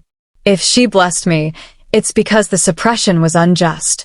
Because my removal was orchestrated. Because someone wanted an oracle silenced and used my mate's ambition to accomplish it. Your Honor, Blackthorne says quickly, the witness is clearly attempting to influence this proceeding through supernatural means. She's demonstrating divine favor. Elder Maria interrupts calmly, which is directly relevant to her qualifications as guardian and oracle. I see no grounds to object. The light fades slowly, but the impact remains. The panel members exchange glances, communicating something I can't quite read. Miss Thorne, you may step down, Elder Ironwood says. We'll hear from the next witness. As I return to my seat, Nixer grabs my hand and squeezes. That was perfect, her mental voice says. You showed them exactly what they needed to see. The morning continues with our witnesses. Lorcan testifies about the private meetings between Draven and council members, about the coordination and manipulation he observed. He presents documents that show patterns of influence, correspondence that suggests orchestrated actions. Draven's attorneys attack his credibility. He's a disgraced former beta. He has personal grudges. He stole confidential files. But the documents speak for themselves. Tyrion testifies about his own experience walking away from alpha challenges, about how traditional pack structures can be stifling and harmful. He speaks eloquently about the value of alternative models, about why chosen families deserve the same respect as biological ones. Then comes Askira. She takes the stand with Cassius in her arms, a deliberate choice, making clear she's not just Oracle but Mother. Oracle Askira, Sable begins. You currently serve as Oracle Luna of Silvercrest Pack, correct? I do. And you hold that position because you replaced Oracle Elowen after her ejection? Yes. Can you tell the panel how you came to that position? Askira takes a breath, and I see her hand tighten on Cassius. This is the moment. The revelation that will either change everything or destroy her. I was recruited, she says clearly. 5 years ago, by representatives of Elder Hadrian Blackwater, who claimed to be part of a coalition concerned about unstable prophetic guidance across regions. They offered training, mentorship, and help developing my gift. And did they provide that training? Yes. Real, useful training. But it came with expectations. Her voice is steady, but I can hear the strain beneath. They wanted prophecies, shaped to fit political needs. Interpretations adjusted to favor certain outcomes. Eventually, they demanded I deliver specific prophecies word for word, as written by them. The gallery erupts in murmurs. Elder Ironwood gavels for silence. Why did you comply? Sable asks. Because they threaten my son. Never explicitly, they were too careful for that. But the implications were clear. Cooperate or Cassius suffers. And Oracle Elowen suppression? I witnessed the ritual preparations. I didn't understand what they were at the time, but I saw Hadrian overseeing the blending of ceremonial incense. I heard him discussing necessary corrections to prophetic guidance. And I had visions, true visions, not the manufactured ones I was told to deliver, showing that Elowen's gift had been deliberately severed. Why are you testifying now? What changed? Askira looks at me, her expression complex. Because I saw what she built after being destroyed. Saw her take 4 cast-out children and create a real family. Saw her stand up to corruption when it would have been easier to stay silent. She looks down at Cassius. And I realized I don't want my son growing up in a world where compliance is rewarded and courage is punished. I want him to grow up knowing his mother stood for something.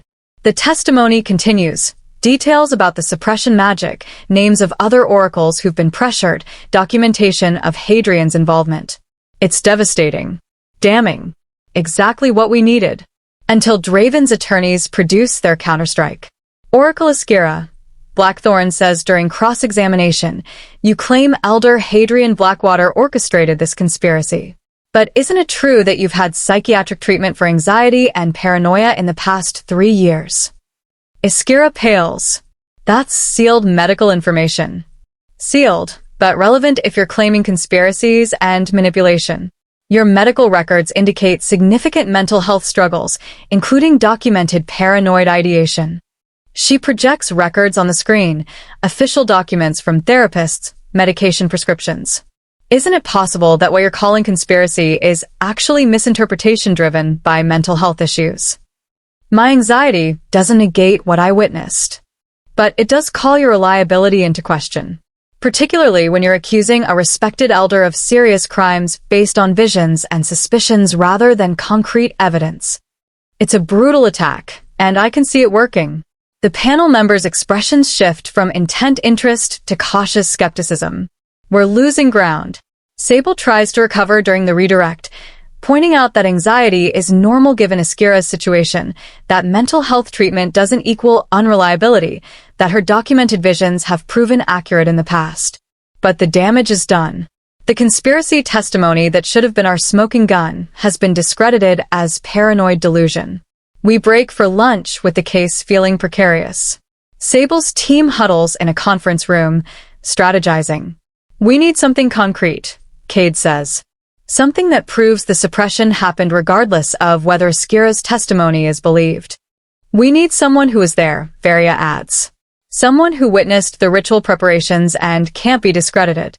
We need Hadrian himself to confess, Cassius says dryly. Which seems unlikely. Or, Rydian says quietly from where he's been sitting silent, watching futures branch and shift. We need someone who would have known about suppression magic because they were supposed to protect against it. We all turn to look at him. Elder Cornelius, he says. Former beta of Silvercrest. He was head of pack security when Mom was Luna. It was literally his job to ensure no harmful magic was used in pack territories. If a suppression ritual happened, he either knew and allowed it, or was criminally negligent in not detecting it. That's brilliant, Sable breathes. We put him on the stand, ask him about security protocols, force him to either admit the ritual happened or admit he failed his basic duties. He'll claim ignorance, I say. Say the magic was too subtle, too carefully hidden. Then we ask why. Nyxera says, understanding clicking into place. Why would anyone need to hide ceremonial magic unless it was harmful? Why would suppression rituals be conducted in secret unless someone knew it was wrong? It's not perfect. It's not the smoking gun we wanted, but it might be enough. The afternoon session begins with Elder Cornelius called to testify. He looks uncomfortable but composed as he takes the oath. Sable approaches him with deceptive gentleness. Elder Cornelius, you served as beta of Silvercrest Pack during Oracle Elowen's tenure, correct? I did. Part of a beta's duties include security, ensuring no harmful magic or rituals are conducted on pack lands? Yes, among other responsibilities. So, you would have been aware of any unusual rituals or ceremonial preparations during that time? I would have been notified of anything concerning, yes. Were you aware of suppression rituals being conducted? He hesitates just a fraction too long. No. You're certain? Because Oracle Iskira testified she witnessed Elder Hadrian Blackwater personally overseeing ceremonial incense preparation. As head of security, wouldn't you have been informed if a council elder was conducting rituals on pack lands? Elder Hadrian had legitimate business with our Alpha. I can't monitor every ceremonial detail, but you should have monitored rituals involving your Oracle, correct? Particularly ones using specially prepared incense during formal ceremonies. Sable pulls up documents. These are logs from that period showing your security reports. They note every visitor, every ritual, every unusual occurrence. Except there's nothing about Elder Hadrian's preparations. Why? It must not have seemed significant at the time. Or, Sable says quietly, you were told not to document it. Told to allow certain activities without official record. Told to look the other way while an oracle was deliberately harmed. Objection. Blackthorn stands. Council is badgering the witness with speculation. I'm establishing that security procedures were either violated or deliberately circumvented, Sable counters. Which supports our claim that suppression rituals occurred in secret. I'll allow it, Elder Ironwood says. But approach the line carefully, Ms. Thornwhisper. The testimony continues, and piece by piece, Sable demonstrates that either the suppression happened with Cornelius's knowledge, or he was catastrophically negligent in his duties. Neither option looks good for the challenger's case. By the time he's dismissed, he looks shaken. We're running out of time. The day is wearing on, and Elder Ironwood announces we have 2 hours remaining before we must adjourn until the panel deliberates. Final witnesses, he says. Present your closing testimony. The respondent calls Rydian Thorne to the stand, Sable says. My youngest, my baby, my prophet who sees too much, walks to the witness chair with surprising calm. He has to sit on a booster seat to reach the microphone properly, which would be endearing if the stakes weren't so high. Rydian, Sable says gently, can you explain your gift? I see possible futures. All of them, simultaneously. Every choice creates branches, and I can see where each branch leads. All possible futures? That must be overwhelming. It is. That's why Mom helps me. He looks at me with absolute trust. She taught me how to sort them, how to identify which ones matter, how to present what I see so people can understand and make informed choices. Your gift is more comprehensive than that of Cassius Ashcroft, the prophesied heir of Silvercrest. Different, not better. Cassius sees one future clearly, the most likely path. I see all paths but less clearly. His gift is like a telescope. Mine's like being in the middle of infinite mirrors. Both have value. Both need different guidance. Could Cassius's mother teach you as effectively as your current guardian teaches you? Rydian considers this seriously. Oracle Askyra is skilled, but she's been taught to shape prophecies for political needs. That's not her fault. It's what she was trained to do. But Mom teaches me to deliver the truth even when it's inconvenient. That's different. Better, I think. More honest. And if you were placed in a traditional pack structure, do you see that future? I see thousands of those futures. In most of them, I'm trained well. My gift is developed extensively.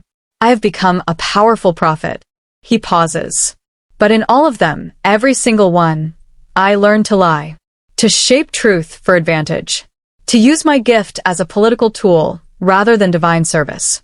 Because that's what the system rewards. And in the future, where will you stay with your current family? I learn to see the truth and speak it regardless of the consequences. I develop wisdom alongside power. I understand that prophecy serves people, not politics. His eyes go distant, silver light glowing faintly. I become the kind of prophet the moon goddess intended. Flawed, maybe. Unconventional, certainly. But honestly, the testimony is devastating in its simplicity. Then Blackthorn gets her turn. Rydian, you're 9 years old. How can you be certain your interpretations of these futures are accurate?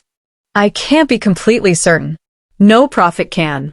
But I've been tracking my predictions for 3 years, documenting outcomes, measuring accuracy. I'm correct about major branches approximately 87% of the time. That's remarkably precise. Mom taught me to track data. To test my gift scientifically rather than trusting gut feeling. He looks at Blackthorn directly. Would you like to know what I see for you? She actually takes a step back. That's not necessary. I see a future, where you in this case, where you successfully separate our family and prove that power matters more than love.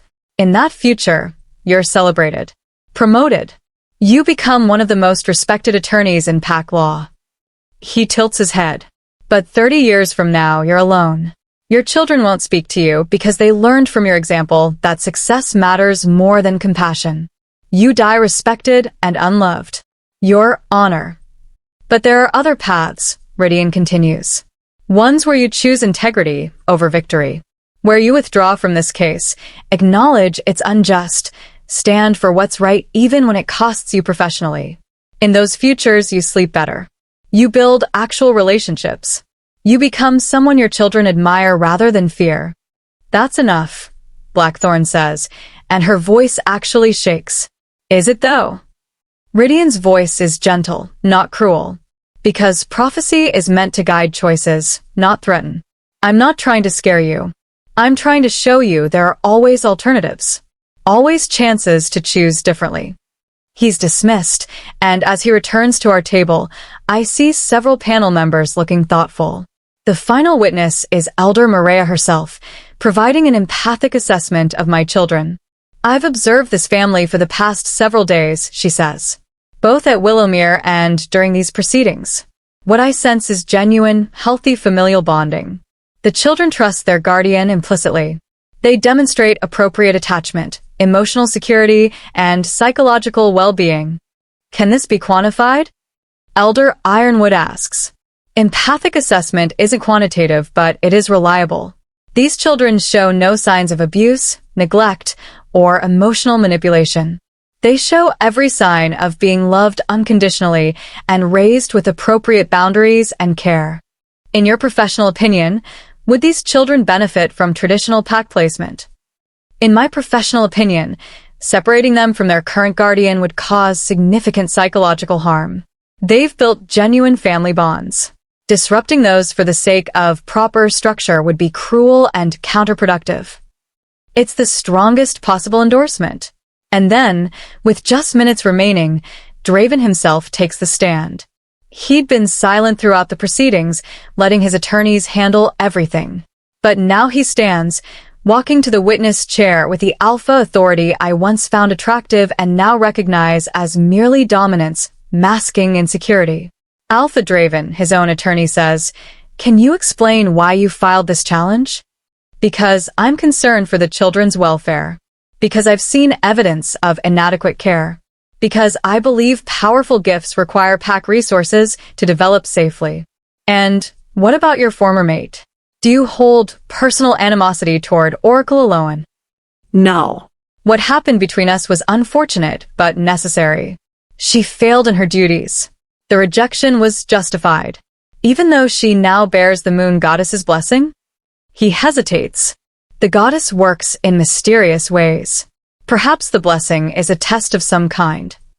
Or perhaps, Sable says during cross-examination, the blessing is a correction of injustice. A public announcement that the rejection was unjust, the suppression was wrong, and you were used as a tool of corruption. "I was not used.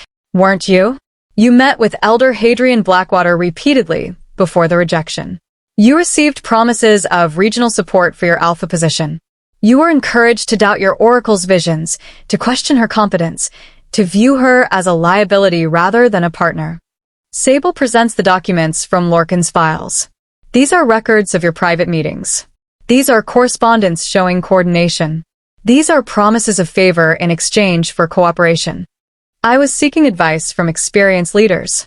You were being manipulated into destroying your mate, so a controllable oracle could be installed. And you went along with it because ambition mattered more than bond." Sable's voice is hard now. "This custody challenge isn't about the children's welfare. It's about salvaging your pride after learning you were a pawn. You can't admit you were used, so you're trying to win by taking her children. That's not protection. That's revenge. That's not true. Then explain the emergency custody order. Explain the ambush at the diner. Explain why you're fighting so hard to separate a family that's thriving." She leans forward. "You said the rejection was necessary. But was it just? Was it kind? Did you even try to help her before destroying her?" Draven's mask cracks. "For just a moment, I see something underneath. Guilt, maybe, or regret, or the terrible understanding that he might have been wrong. I did what I thought was best for the pack," he says, but it sounds hollow even to him. "Not what was best for your mate. Not what was best for these children you're claiming to protect. What is best for your ambition?" Sable turns away. No further questions. The hearing ends at 6 p.m., both sides exhausted and the panel looking thoughtful. "We'll deliberate overnight," Elder Ironwood announces. "The decision will be delivered tomorrow morning at 10 a.m. Both parties are dismissed. We file out into the cooling evening air, and I realize I'm shaking. "Did we win?" Talia asks quietly. "I don't know, sweetheart. The futures are still branching," Rydian says. "Too close to call. But we gave them everything we had. We fought as hard as we could. Will it be enough?" Viola demands. "Tomorrow," I say, pulling them close. "We will find out tomorrow." And we return to Willowmere, to the ancient oak and the ward lights, to wait for a verdict that will either keep us together or tear us apart. One more night. Then we learn whether love actually conquers all, or whether the fairy tales lied. Chapter 12. The Verdict. The night passes in fragments, moments of restless sleep punctuated by waking anxiety that sends me to check on my children, to make sure they're still there, still mine, still breathing peacefully under the ward lights. At 3 a.m., I find Nyxera sitting under the old oak, staring at nothing. "Can't sleep either?" I ask, settling beside her. I keep trying to scan the panel members' thoughts, to see if I can predict the verdict. But Mireya's an empath. She's got the room warded against telepathic intrusion. Smart, but frustrating. She leans against me. "I'm scared, Mom." "Me too. What if they take us? What if all of this, the testimony, the evidence, the divine blessing, What if none of it matters and they separate us anyway? Then we appeal. We fight. We make so much noise that they can't ignore us. But what if there's no appeal? What if this is it, and by this time tomorrow her voice breaks. I can't imagine not being with you. Not being with Theron and Viola and Rydian. This is my family. The only real one I've ever had. I hold her while she cries, this strong, brilliant girl who's had to be so brave for so long. Whatever happens, I whisper, what we built together is real. They can separate us physically, but they can't erase the bonds we've made. They can't take away the 3 years we've had. They can't undo the fact that you're my daughter and I'm your mother, and that's true regardless of what any panel decides. It's not enough, she says fiercely. Being together matters. Being able to see you every day, hear your voice, know you're there, that matters. I know, and we're going to fight like hell to keep it. We sit together until dawn begins to paint the sky, then wake the others for what might be our last morning as a complete family. Breakfast is quiet. Theron makes pancakes over the campfire with the same careful attention he brings to everything. Viola sharpens her practice weapons, channeling anxiety into repetitive motion. Rydian sits very still, eyes distant as he watches futures collapse into a single path. Today, this morning, the moment when possibility becomes reality. What do you see? I finally asked him. The verdict happens. That's certain. Beyond that. He shakes his head. The branches are too tangled. Every outcome is possible until the moment the words are spoken. That's not helpful, Viola mutters. Prophecy rarely is, he says seriously. Mom taught me that. Truth isn't the same as comfort. We dress in the same formal clothes from yesterday, though they're rumpled from being folded in bags overnight. I try to fix Talia's hair, smooth down the creases, and make us look presentable. But really, I'm just trying to control anything when everything feels so utterly beyond my control. Sable arrives at 8:30 with coffee and breakfast sandwiches from somewhere, bless her. How are we feeling, she asks. Terrified, I answered honestly. Good. Fear keeps you sharp. She hands me coffee. I've been up all night reviewing the testimony, analyzing the panel's reactions, gaming out scenarios. I think we have a shot. Just a shot. Ironwood is traditional but fair. He'll follow evidence and law. Mireia clearly likes you and your children. Her empathic assessment was about as strong as it gets. Varia's the wild card. She's Oracle, which means she could see this as protecting the integrity of prophetic tradition. Or she could see it as standing up for Oracle autonomy against political control. So it comes down to Varia. Probably. Unless one of the other two feels strongly enough to argue hard for their position. Panel decisions don't have to be unanimous, but dissent is rare. They prefer consensus. We make the drive to the regional council building in relative silence, each of us lost in our own thoughts and fears and desperate hopes. The crowd outside has grown. Not just protesters now, but media from multiple outlets, curious wolves drawn by the spectacle, and what looks like delegations from other packs, alphas and elders here to witness the verdict that might set precedent for the entire region. This is bigger than us now, Tyrion says quietly as we're escorted inside. He'd driven separately but arrived at the same time, along with Lorcan and Iskira, our little army of outcasts and rebels. It was always bigger than us, I replied. We just didn't realize it at first. The hearing room is packed to capacity, every seat filled, people standing along the walls. The panel's bench stands empty, waiting for the 3 judges who'll decide our fate.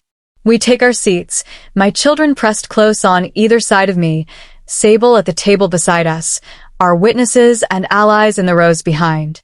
Across the aisle, Draven sits with his legal team. He looks tired, older than he did just yesterday.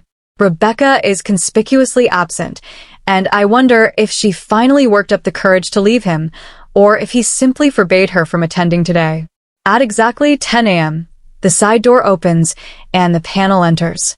Elder Ironwood first, his expression grave and unreadable. Elder Mireia next, her empathic calm radiating outward like a bomb on the room's anxious energy. And finally, Oracle Varia, her color-shifting eyes sweeping across the gathered crowd before settling on me. They take their seats. Ironwood picks up the gavel, but doesn't strike it yet. Before we deliver our verdict, he says, his voice carrying across the silent room, I want to address something that's become clear through these proceedings. This case was never just about custody of 4 children. It became about the integrity of pack governance, about prophetic autonomy, about whether our laws serve justice or merely tradition. He pauses, letting that sink in. We've heard testimony suggesting corruption at high levels of the regional council. We've heard evidence of prophetic suppression, political manipulation, coordinated efforts to control oracles, and silence dissent. These are serious allegations that warrant formal investigation. My heart pounds. Is this good? Is he saying we won, or just that there's a mess to clean up regardless of outcome? Therefore, separate from our custody decision, we are recommending to the full regional council that an independent inquiry be launched into Elder Hadrian Blackwater's activities and any coordination with pack leadership to manipulate prophetic guidance. This inquiry will have full authority to subpoena records, compel testimony, and pursue criminal charges if warranted. A ripple of shock runs through the room. Even expecting some kind of acknowledgement, the formal announcement of investigation is stunning. However, Ironwood continues, that investigation is separate from the matter before us today. We must still determine what arrangement best serves the interests of Nyxera, Theron, Vaila, and Rydian. He looks down at papers in front of him, and the silence stretches unbearably. The panel has reviewed all testimony and evidence presented. We've considered the medical records, the incident reports, the witness statements, and the empathic assessment. We've weighed traditional pack law against evolving understanding of family structures. We've examined the challengers' concerns about resources and training against the respondents' demonstrated competence and divine blessing. Please let this go our way. It is the finding of this panel that Ironwood pauses, and I swear he's doing it deliberately to torture us. The current guardianship arrangement serves the children's best interests and should be maintained. The room explodes. Cheers from our supporters, gasps and protests from traditionalists, reporters shouting questions, general chaos erupting like a dam breaking. Ironwood gavels for order repeatedly until the room settles enough for him to continue. However, he says, and my relief stutters. However, we are imposing conditions on this guardianship to address legitimate concerns raised during proceedings. Conditions. Of course there are conditions. Nothing is ever simple. First, Ms. Thorne will establish formal mentorship arrangements for each child with qualified instructors in their respective gifts. These mentors will submit quarterly progress reports documenting the children's development and well-being. That's reasonable. We can work with that. Second, the family will establish permanent residence at Willowmere territory within 60 days. Proper housing will be constructed meeting all safety and accessibility standards for gifted children. Also reasonable. We were planning that anyway. Third, Ms. Thorne will undergo formal Oracle training to ensure her restored gift is properly developed and managed. This training will be provided by Oracle Varia, who has volunteered to serve as mentor. I glance at Varia, who gives me a small nod. She's the wild card who apparently decided to come down on our side, and to personally ensure I don't abuse my restored gift. Fourth, annual reviews will be conducted by the Regional Council to ensure compliance with these conditions and continued well-being of the children. Failure to meet these requirements could result in renewed custody challenges. And finally, Ironwood says, his voice taking on a different quality, we are formally recognizing Willowmere territory as a registered sanctuary pack under Ms. Thorne's leadership. This designation comes with legal protections, but also responsibilities. The sanctuary must be open to displaced wolves seeking refuge, must maintain neutrality in pack disputes, and must operate transparently with regular reporting to the regional council. A sanctuary pack.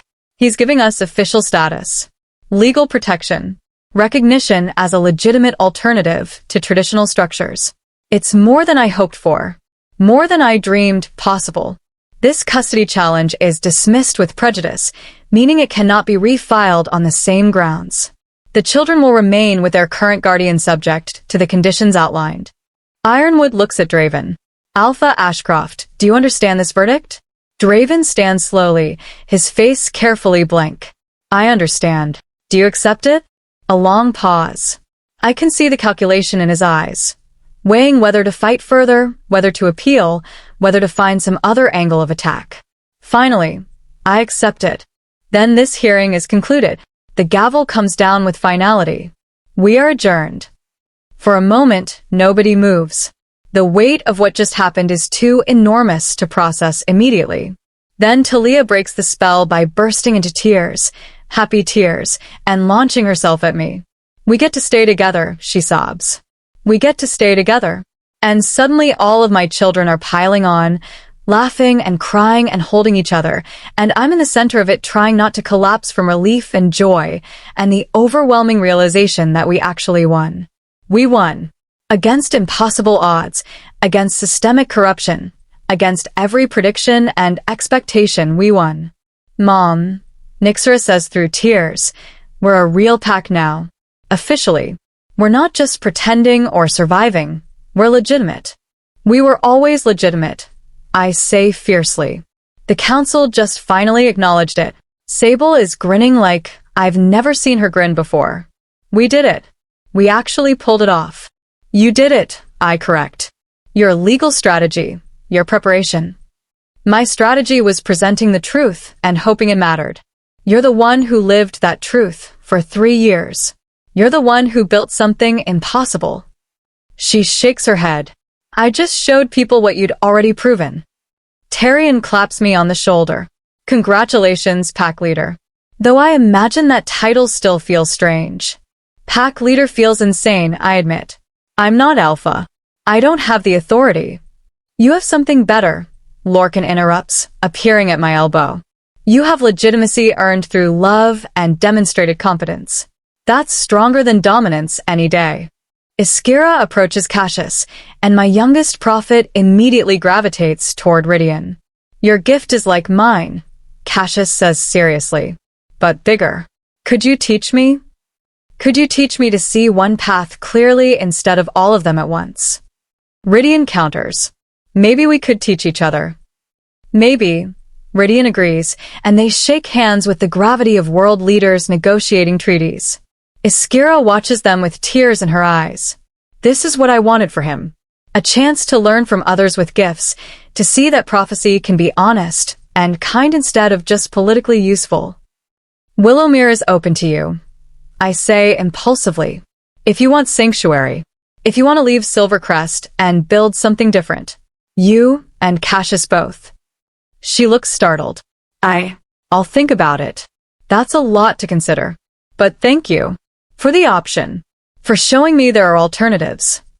We're swept up in congratulations from allies and well-wishers, questions from reporters, formal documentation from council officials about our new status and requirements. Through it all, I keep glancing at my children, making sure they're real, making sure this isn't some cruel dream I'm about to wake from. But they're real. The verdict is real. The Sanctuary Pact designation is real. We did it. We built a family from broken pieces and forced the system to acknowledge that what we built matters. It's not until we're outside, loading into cars to return to Willowmere, that I see Draven one last time. He's standing alone near his vehicle, watching us with an expression I can't quite read. Not anger exactly. Something more complicated. Something that might be regret. I could leave without speaking to him. Could let this end without final words. Could simply drive away into our new life and never look back. But I find myself walking over to him instead, my children staying by the car but watching carefully. Draven. Elowen. He's quiet for a moment. You won. We won. My family won. There's a difference. Is there? He laughs bitterly. Feels like I lost everything. My oracle suspects me of manipulation. My beta betrayed me. My mate is filing for separation. And the council is investigating my coordination with Hadrian, which will probably cost me my alpha position. I'm sorry, I say, and surprisingly, I mean it. Not sorry enough to feel guilty. He brought this on himself. But sorry in the way you're sorry when you watch someone destroy themselves through their own choices. Are you? Because you were very effective at destroying me today. I was effective at exposing the truth. The destruction was your own doing. I take a breath. Draven, you were used, manipulated by Hadrian and others who saw your ambition and exploited it. That doesn't excuse what you did to me, the rejection, the cruelty, this custody challenge. But it does mean you were also a victim in this. Don't patronize me with sympathy. I'm not. I'm offering you something you never offered me. Honesty without cruelty. I meet his eyes. You destroyed me 3 years ago. You took my gift, my position, my dignity, my sense of worth, everything that defined me. And it nearly killed me. I survived only because I found something you never understood. That worth isn't determined by gifts or roles or other people's approval. It's inherent. Is this the part where you forgive me? Where do you take the high road and offer reconciliation? No. I don't forgive you. What you did was unforgivable. I shake my head, but I don't hate you either. Hate requires caring, and I've moved past that. You're just someone I used to know. Someone who taught me hard lessons about power and cruelty and the cost of letting others define you. He flinches like I've struck him. But Draven? You could choose differently from here. You could admit the manipulation, cooperate with the investigation, help expose the corruption you were part of. You could become someone your son doesn't grow up to despise. I gesture toward where Iskira and Cassius are talking with Rydian. Your boy is watching how you handle this. What you do next will shape what kind of man he becomes. And if I choose to keep fighting, to appeal this verdict, to continue challenging your custody, then you'll lose. Because we're not alone anymore. We're not vulnerable outcasts you can destroy quietly. We're a recognized sanctuary pack with legal protections and public support and the moon goddess's explicit blessing. I smile slightly. But more than that, we're family. Real family, built on choice and love. And that's stronger than any weapon you could bring against us. I turn to walk away, then pause. For what it's worth, Draven, I hope you find peace. I hope you figure out who you are when you're not performing alpha dominance. I hope you become someone worthy of the position you fought so hard to keep. And if I don't, then you'll end up exactly like Rydian prophesied, alone, hated, wondering where it all went wrong. I look back at him, but that's your choice to make. Same as it's always been. I leave him there and return to my family, to the car filled with children who are talking over each other in excited relief, planning what we'll build at Willowmere, arguing about bedroom assignments and whether we need a proper kitchen or if campfire cooking is actually superior. Normal family chaos. The best kind. We drive back to Willowmere as the sun climbs toward noon, painting everything in shades of gold and promise. And as we cross the territorial boundary, the wards pulse welcome. Not just recognition now, but celebration. The land knows we're staying. The land knows we're building something permanent. The land knows it's finally fulfilling its original purpose. Sanctuary for the displaced, home for the different, refuge for those who don't fit anywhere else. That night, we gathered around the fire under the old oak one more time. But this time, it's not fear keeping us close. It's a joy. We should make this official, Tarian suggests. The Sanctuary Pack designation requires formal structure. Pack leadership, clear rules, defined roles. I don't know how to be a pack leader, I admit. I'm not Alpha. You don't need to be Alpha, Lorcan says. You need to be exactly what you've been. Someone who sees value in the discarded, who builds family from broken pieces, who fights for those who can't fight for themselves. Besides, Nyxera adds, you have us. We'll figure out the pack stuff together. A pack led by an Oracle instead of an Alpha, Viola muses. That's different. Different is kind of our whole thing, Theron points out. Different is going to become normal, Rydian says with certainty. I can see it. In the future where we succeed, where this sanctuary thrives, others will follow. Other outcasts will claim territories, build chosen families, create alternatives to traditional pack structures. What we're doing here will ripple outward. No pressure, I mutter, and everyone laughs. But the truth is, pressure doesn't feel frightening anymore. We've faced down the worst the system could throw at us and emerged intact. We've proven that chosen families are real families.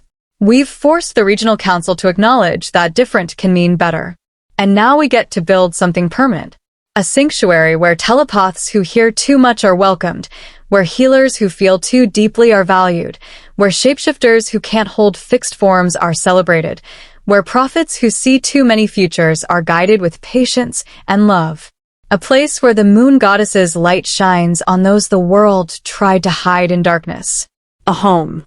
3 years ago, Draven Ashcroft rejected me and declared me worthless. He took my gift, my position, everything that defined me, and cast me out into the wilderness. He thought he was destroying me. He didn't realize he was freeing me. Freeing me to find 4 souls who needed someone to see them as more than their utility. Freeing me to build a family based on choice rather than obligation. Freeing me to discover that worthiness isn't granted by others, it's inherent, unshakable, divine. And now, sitting under ancient trees with my chosen children beside me and ward lights pulsing overhead like heartbeats, I understand something the fairy tales got wrong. True love does conquer all. But it's not romantic love that saves you. It's the love you choose to give, even when you have nothing left to give with. It's the love you build deliberately from broken pieces and desperate hope. It's the love that says, you belong here. You matter. You are enough. That's the love that changes worlds. That's the love that breaks corrupt systems. That's the love that turns outcasts into families and families into sanctuaries and sanctuaries into revolutions. And we're just beginning. Tomorrow, we start building permanent structures, actual houses instead of sleeping bags, proper facilities instead of campfire cooking, spaces designed specifically for gifted children to practice their abilities safely. Tomorrow, we reach out to other displaced wolves and offer them the same thing we were offered, a chance to belong without conditions. Tomorrow, we begin the work of making Willowmere not just survive, but thrive. But tonight we rest. Tonight we celebrate the simple miracle of being together. Tonight we remember that before we were a pack, before we were a sanctuary, before we were a revolution, we were just a broken woman and 4 discarded children who found each other in the darkness and decided to be family. And that's still what we are. That's still what matters most. Family. Chosen, deliberate, unshakable family. The rest is just details. 6 months later. The house is finished. Not a mansion like the Silvercrest Pack house. We're not trying to impress anyone. But a solid, beautiful structure with 6 bedrooms, a huge common area, a teaching space for gift training, and a kitchen big enough to feed the 12 wolves who now call Willowmere home. 12. We've grown. After the verdict, word spread quickly through supernatural networks. Displaced wolves started reaching out, some tentatively, some desperately, all of them carrying stories of rejection and exile and not fitting traditional molds. We couldn't take them all. We're still figuring out our structure, our resources, our capacity. But we took the ones who needed sanctuary most urgently. Mara, a 23-year-old who can communicate with plants and was declared unnaturally connected to earth magic by her birth pack. She's transformed our territory into a thriving garden, coaxing growth from soil that had been dormant for 15 years. Twins Kaylin and Oriva, 17, who can share thoughts and emotions across any distance, but whose birth pack found their connection, disturbing and codependent. They're helping Nixera develop telepathic teaching methods for other mental gift wolves. Elder Cassius, not the child prophet, but the lawyer from Sable's team who shares his name, who retired from traditional practice to help us navigate sanctuary pack law and defend other outcasts facing custody challenges. And 3 others, each with their own stories of rejection, each finding in Willowmere what they couldn't find anywhere else: acceptance. It's chaotic. It's loud. It's complicated managing 12 different personalities, gifts, needs, and traumas. It's perfect. Today, we're holding our first official gathering, inviting allies, supporters, curious wolves who want to see what we've built. Tyrion is here, of course. He's become something like second in command, bringing his decades of wisdom about pack dynamics to help us avoid common pitfalls. Lorcan helps with security and training. Sable visits monthly to check on legal compliance and offer guidance. And Iskira comes every other weekend with Cassius. She hasn't left Silvercrest permanently. She's still technically Luna, still bound by mate bond to Draven, even though they barely speak anymore. But she's created space for herself and her son to exist outside that structure, to learn from our model, to imagine alternatives. Rebecca finally left him. Iskira tells me quietly while we watch the children.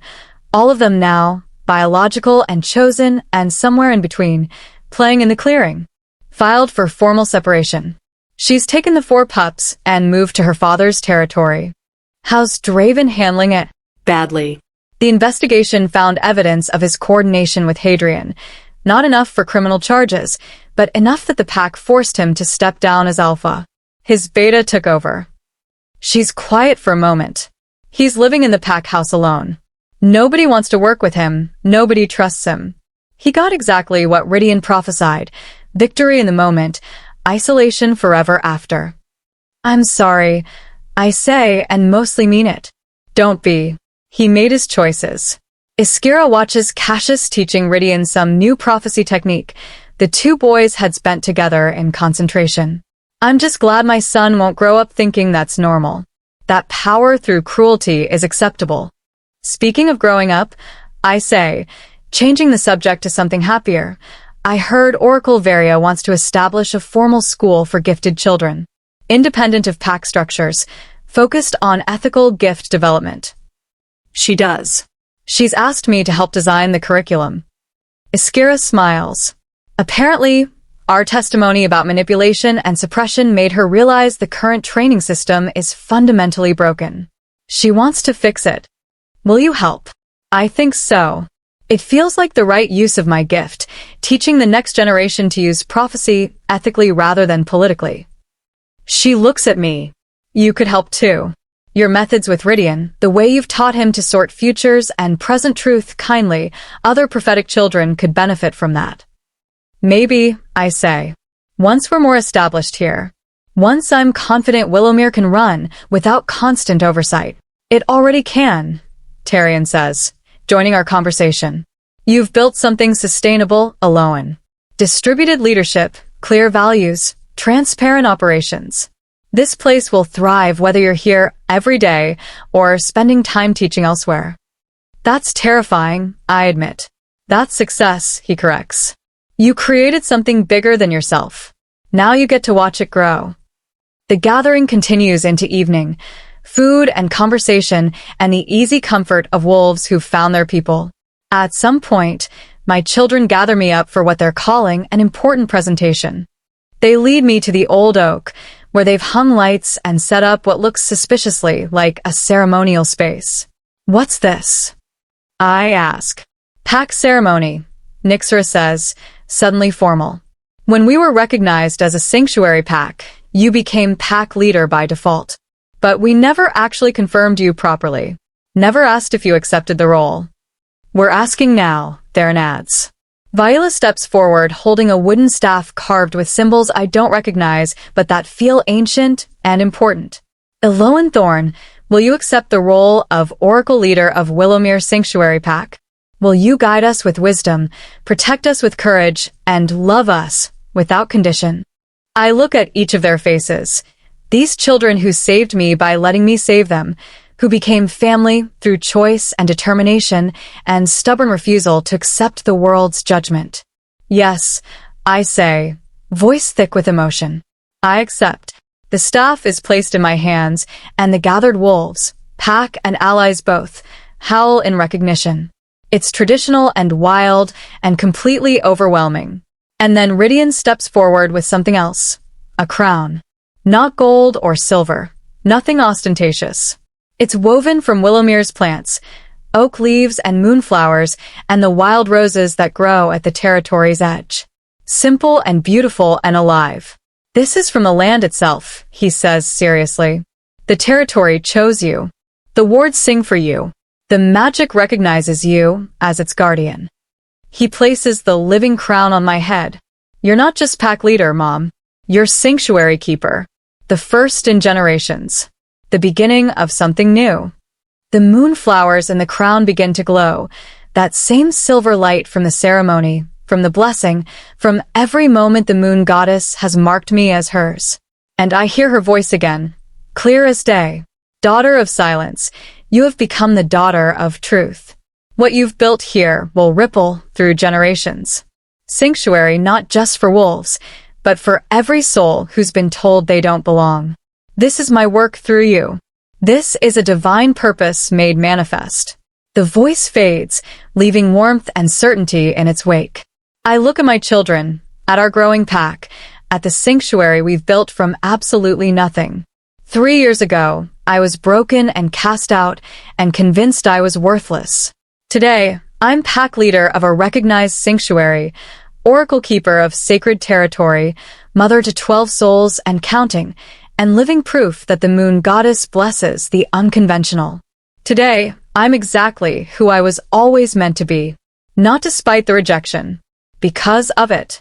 Because sometimes being destroyed is just preparation for becoming indestructible. Because sometimes broken things become the strongest foundations. Because sometimes the wolves the world throws away are the ones who change everything. And as I stand under the old oak with my living crown and my chosen family and the future stretching out before us full of impossible possibilities, I finally understand what the fairy tales should have taught us. True love does conquer all. But first, you have to learn to love yourself. You have to learn that worthiness isn't granted. It's inherent. You have to learn that family is what you make it, not what you're born into. And you have to learn that sometimes the greatest act of rebellion is simply refusing to accept the world's judgment of you. The rest is just details. The rest is just life. The rest is just the beautiful, messy, miraculous work of building sanctuary from ruins and family from broken pieces and revolution from the stubborn refusal to stay defeated. And we're just getting started. The end. Don't forget to like, share, And subscribe. Thanks for listening.